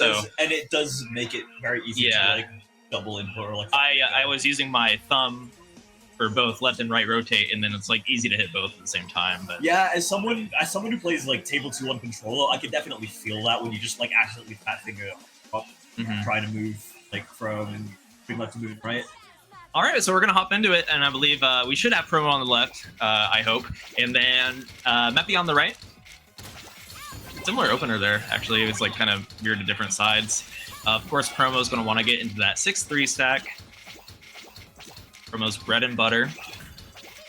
Meppy, you know much about Meppy? I know Meppy has a Panda avatar on Discord and helps out with like games like Nutris, I believe. It has been a good while since I've watched them actually play. Yeah, same here. So we'll have to learn about the player as the set goes on here. It is a first of 5, and because of the board swaps, the points can last fairly long here, unless there's like a really favored player on one side. Well, this round could end by the next swap because an all clear on the side of Promo with a very possible combo. Yeah, that's a huge combo coming out of Promo's side, actually. Remember with the misdrop on the Tetris, though, or on the Tetris side of things, allowing Meppy to at least survive here for a little bit, unable to block in. Promo takes game 1. Yeah, despite the misdrops at the start from Promo, there was not a lot Meppy was able to get off the ground with because they started Puyo with 4 nuisance out the gate and wasn't able to get the all clear himself. It'd be really tough for Meppy here because Meppy isn't favored in either Poyo or Tetris, I don't think. So usually you can tank one side and kind of use that to your advantage if you're not as good at it. For example, I'm not good at Poyo compared to a lot of players here, right? So I tend to try to create Tetris attacks going into the Poyo side. And I think Meppy should attempt to do the same thing to try to gain an advantage. Maybe I think Meppy can survive on the Tetris side against Promo. So maybe a good win condition for Meppy would be to kind of trying to send some garbage to Promo during the Poyo phase, even if it is a detriment to their Tetris board. Yeah, and right now, sending garbage to the Puyo side on the Tetris, like, that was a survival condition because it was a really good 6-7 lined up, but it's not even going to happen. All right. From up 2 games, going into game 3 here. And yes, I do not know Poyo setups or anything like that. But I can kind of gauge, the strength of a chain and whatnot. And Meppy, I believe Meppy is not an experienced Poyo player here. Yeah. But they're setting something up here at least. But it looks like Promo's already like more than halfway up the board and has a chain working. Yeah, the problem is there's already a very good 5-6 lined up for the side of Promo, let alone some doubles later on in the chain. So Meppy is going to need a lot here to be able to survive. Luckily for Meppy, the chain does. It did break. cut. Yeah. Yeah, so if Meppy can send some lines to Promo in the Poyo side, even try to like tank a little bit on the Tetris side, I think that's the correct move. Unable to get that Tetris, unfortunately, but looks like actually Promo's chain is going to continue here, so. Yeah, okay, it's it balanced out. Very fortunate that Promo had actually tanked towards the end of the Tetris, that it kept the first 2 columns open to be able to continue. And now there's just a lot of ammunition on the side of Promo. It's just a matter of where can you actually find the trigger. Yeah, a ton of resources for Promo here. And Promo's going to... that trigger the chain there? I don't think a very good chance. It does. It doesn't. So Meppy has a chance here on this game. And there it is. Meppy's on the board. No sweep. No sweep. Yeah, despite all the resources Promo had, I don't know if any harass messed with like the chain setup there, but unable to really execute. It was only like a 2 or 3 chain there. So there was a very good chance the chain was actually on the left side, and having only an off for 1 chain on the right, it wasn't enough by any means. Okay, so we got a classic 6-3 stack here out of Promo, and Meppy with a little bit of a misdrop there does find a nice T-tuck quickly. Oh, I hear myself in the other room. Yeah, the other commentators have been mentioning that for quite a while. It's a little bit of a weird start for Promo, starting off with 4 nuisance. Luckily, it's all on the right side, so having to build around it isn't really much of an issue. I'm curious what Promo's going for here. Kind of looking at it here, I don't think Meppy's too far behind Promo on the Poyo side. I have seen higher potential because Promo is stacking for larger chains generally, but okay. Yeah, it's just unfortunate that not being able to get anything off the ground means that Promo just kind of has free garbage to send right back. Got a Tetris start here. That is not a fun misdrop to start the set. No, not more than 1 misdrop out of Meppy, and Promo's looking quite clean. It's not often you're going to see Promo break a 6-3 stack if there's no misdrops involved. So this is looking to be just a frame 1. Yeah, not even a swap to be able to continue on. It's 4-1 the side of Promo. Yeah, I think Meppy's going to want Tetris still, despite Promo being as good at Tetris as they are. It will still allow Meppy to get a chance to send some lines against Promo in the Poyo phase. And I think having lines sent over in the Poyo phase is going to be paramount, because I think I saw an ultimate spot. We're gonna actually have to see what the goes were, but you don't even make it over. Just a quick 5-1 for Promo to Grand Finals. And Promo throws his hands up in the air, bewildered. Great game between Promo and Meppy. Meppy no sweep though. Nice job hitting top 3. That is a medal. You did medal and swap. Yeah, great game. Hold on a second. Wait, was that Grand? Wait, that was losers finals. Grands will be. So now it's Promo versus Wumbo in Grands. Yeah. Graphic's funny. we ignore that. So Wumbo's coming from the winner's side, and generally he's a very talented swap player, so yeah, the favorite here. But I think Promo has potential. Even if Promo is at a disadvantage, you can, like I was saying with Meppy there, you can still use macro play to kind of like make up for any disadvantage you have, depending on if you try to send garbage against Wumbo in the Poyo phase. That's probably going to be the ticket for Promo. I think both players are probably generally equal on Poyo. I don't know who is the favorite on that. It might favor Wumbo because I know that Wumbo does quite a bit more Poyo streams just alone, whereas I'm not really sure where I'd put Promo in relation. Yeah. Definitely on the Tetris side, Promo would have the edge. So I think finding early advantages in Tetris going into Puyo would be a really nice help in order to steal the rounds. Yeah, for sure. And like you mentioned, Wumbo does stream swap a lot too. So they'll probably be conditioned and know how to. When I'm talking about the macro play, I think Wumbo will have an advantage there, which Promo is going to want to take advantage of. But Wumbo should be very conditioned to know when to tank and when to attack and swap. So it's going to be a tough match for Promo, but we'll see if that 6-3 can be immaculate. And if it is getting late here, so that could be a factor as well. See where the mental's at for each player.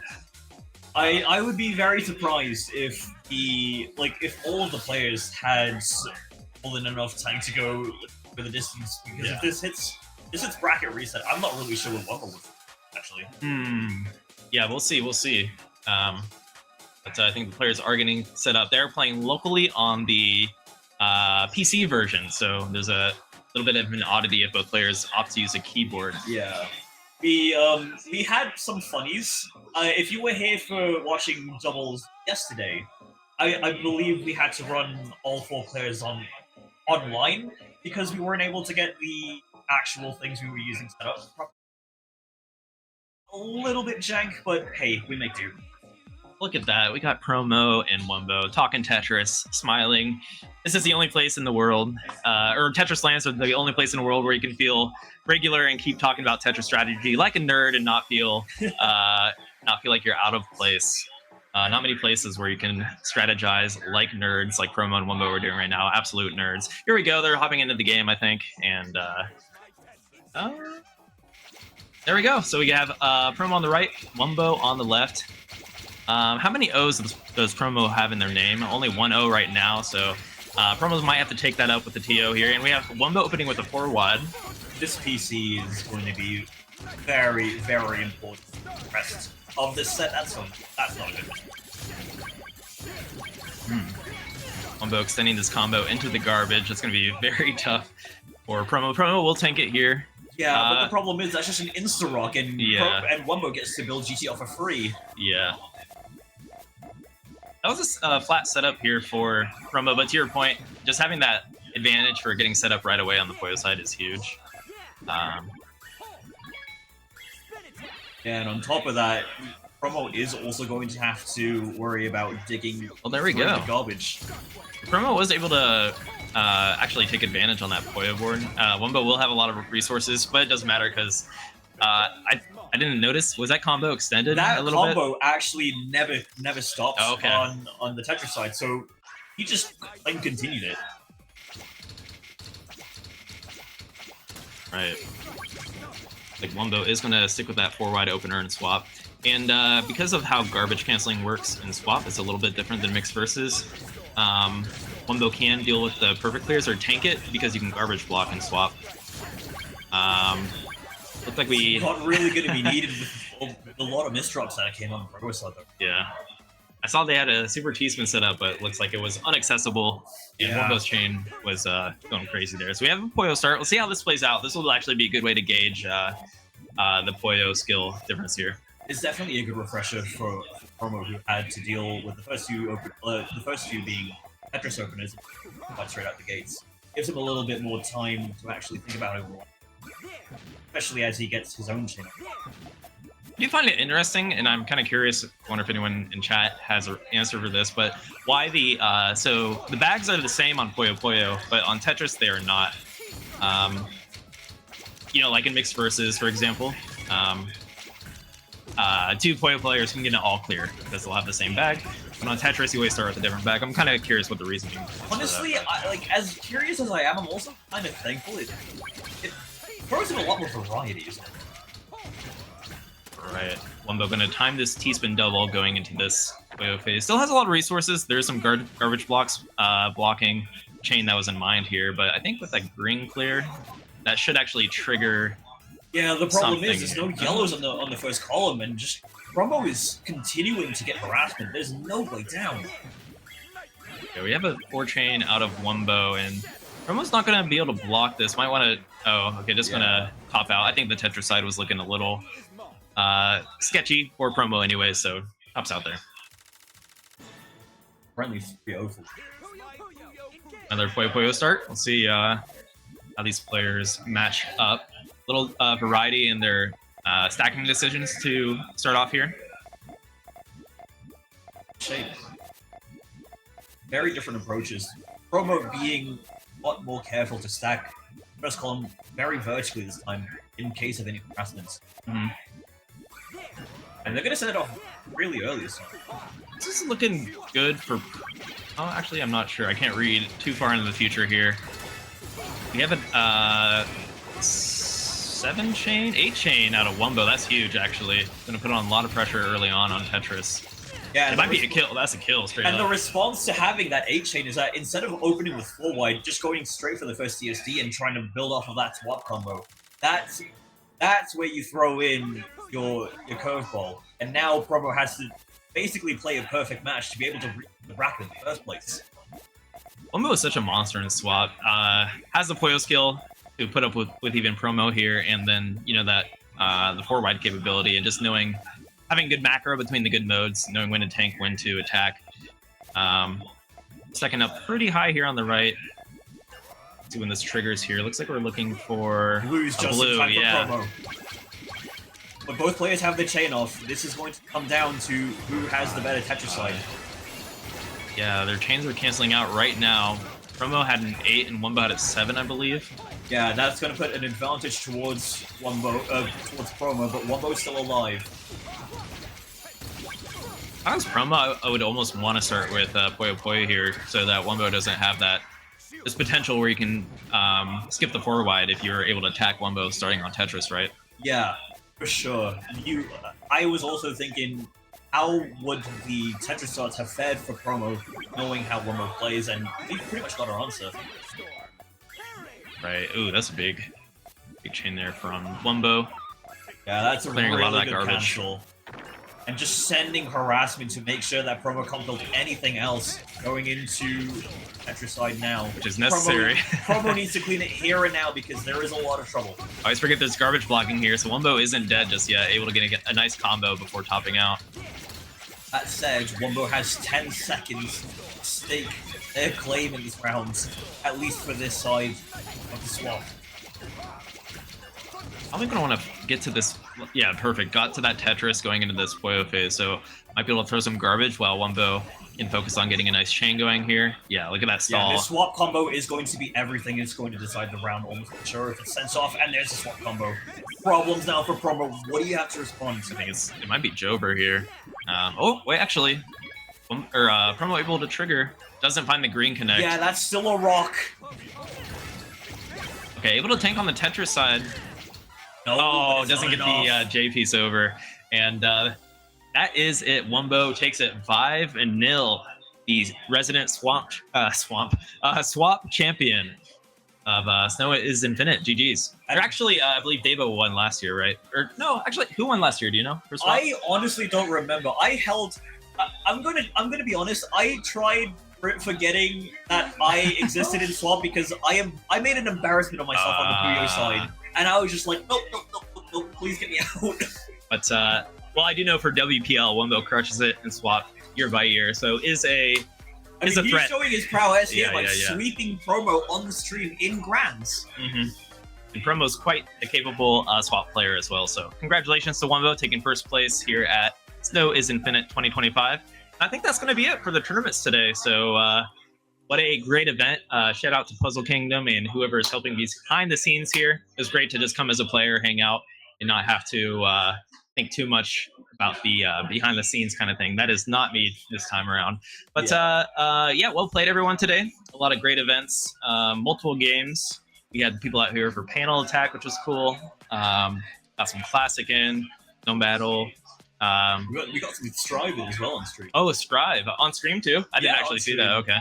I'm pretty sure Potato took that, if I'm not mistaken. Are there some?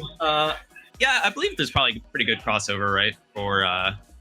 For fighting games and Tetris. Get in here, Wumbo, for a little bit. Oh, it's. Oh yeah, we got Moose. I think Moose is trying to play you in Grands, but okay. Oh, maybe Wumbo isn't going to do an interview. Now that I think about it. But Wumbo was walking around with a plushie. Oh, what? You want to throw him into No, the stream? I'm just gonna like. Oh, okay. Go ahead. Do your thing. Well. Wumbo has a plushie as our representative here. So here's Wumbo. The winner of Snow is Infinite. Oh, for sale. Okay, for sale. Sorry. Plushies are on, for sale currently. What are they at? 20. They're $30. $30. What is the website that they're for sale? Ownage.com. Ownage.com. Okay. I'm sure you can find it in Wumbo's Discord, most likely. If you are in the Wumbo Ties Discord, head to twitch.tv/WumboTies. There should be a link there, most likely. But yeah, get yourself a Wumbo plushie to celebrate this amazing tournament. I'm trying to ramble on, but I'm also totally cooked here, so my brain is mush. But yeah, great tournament.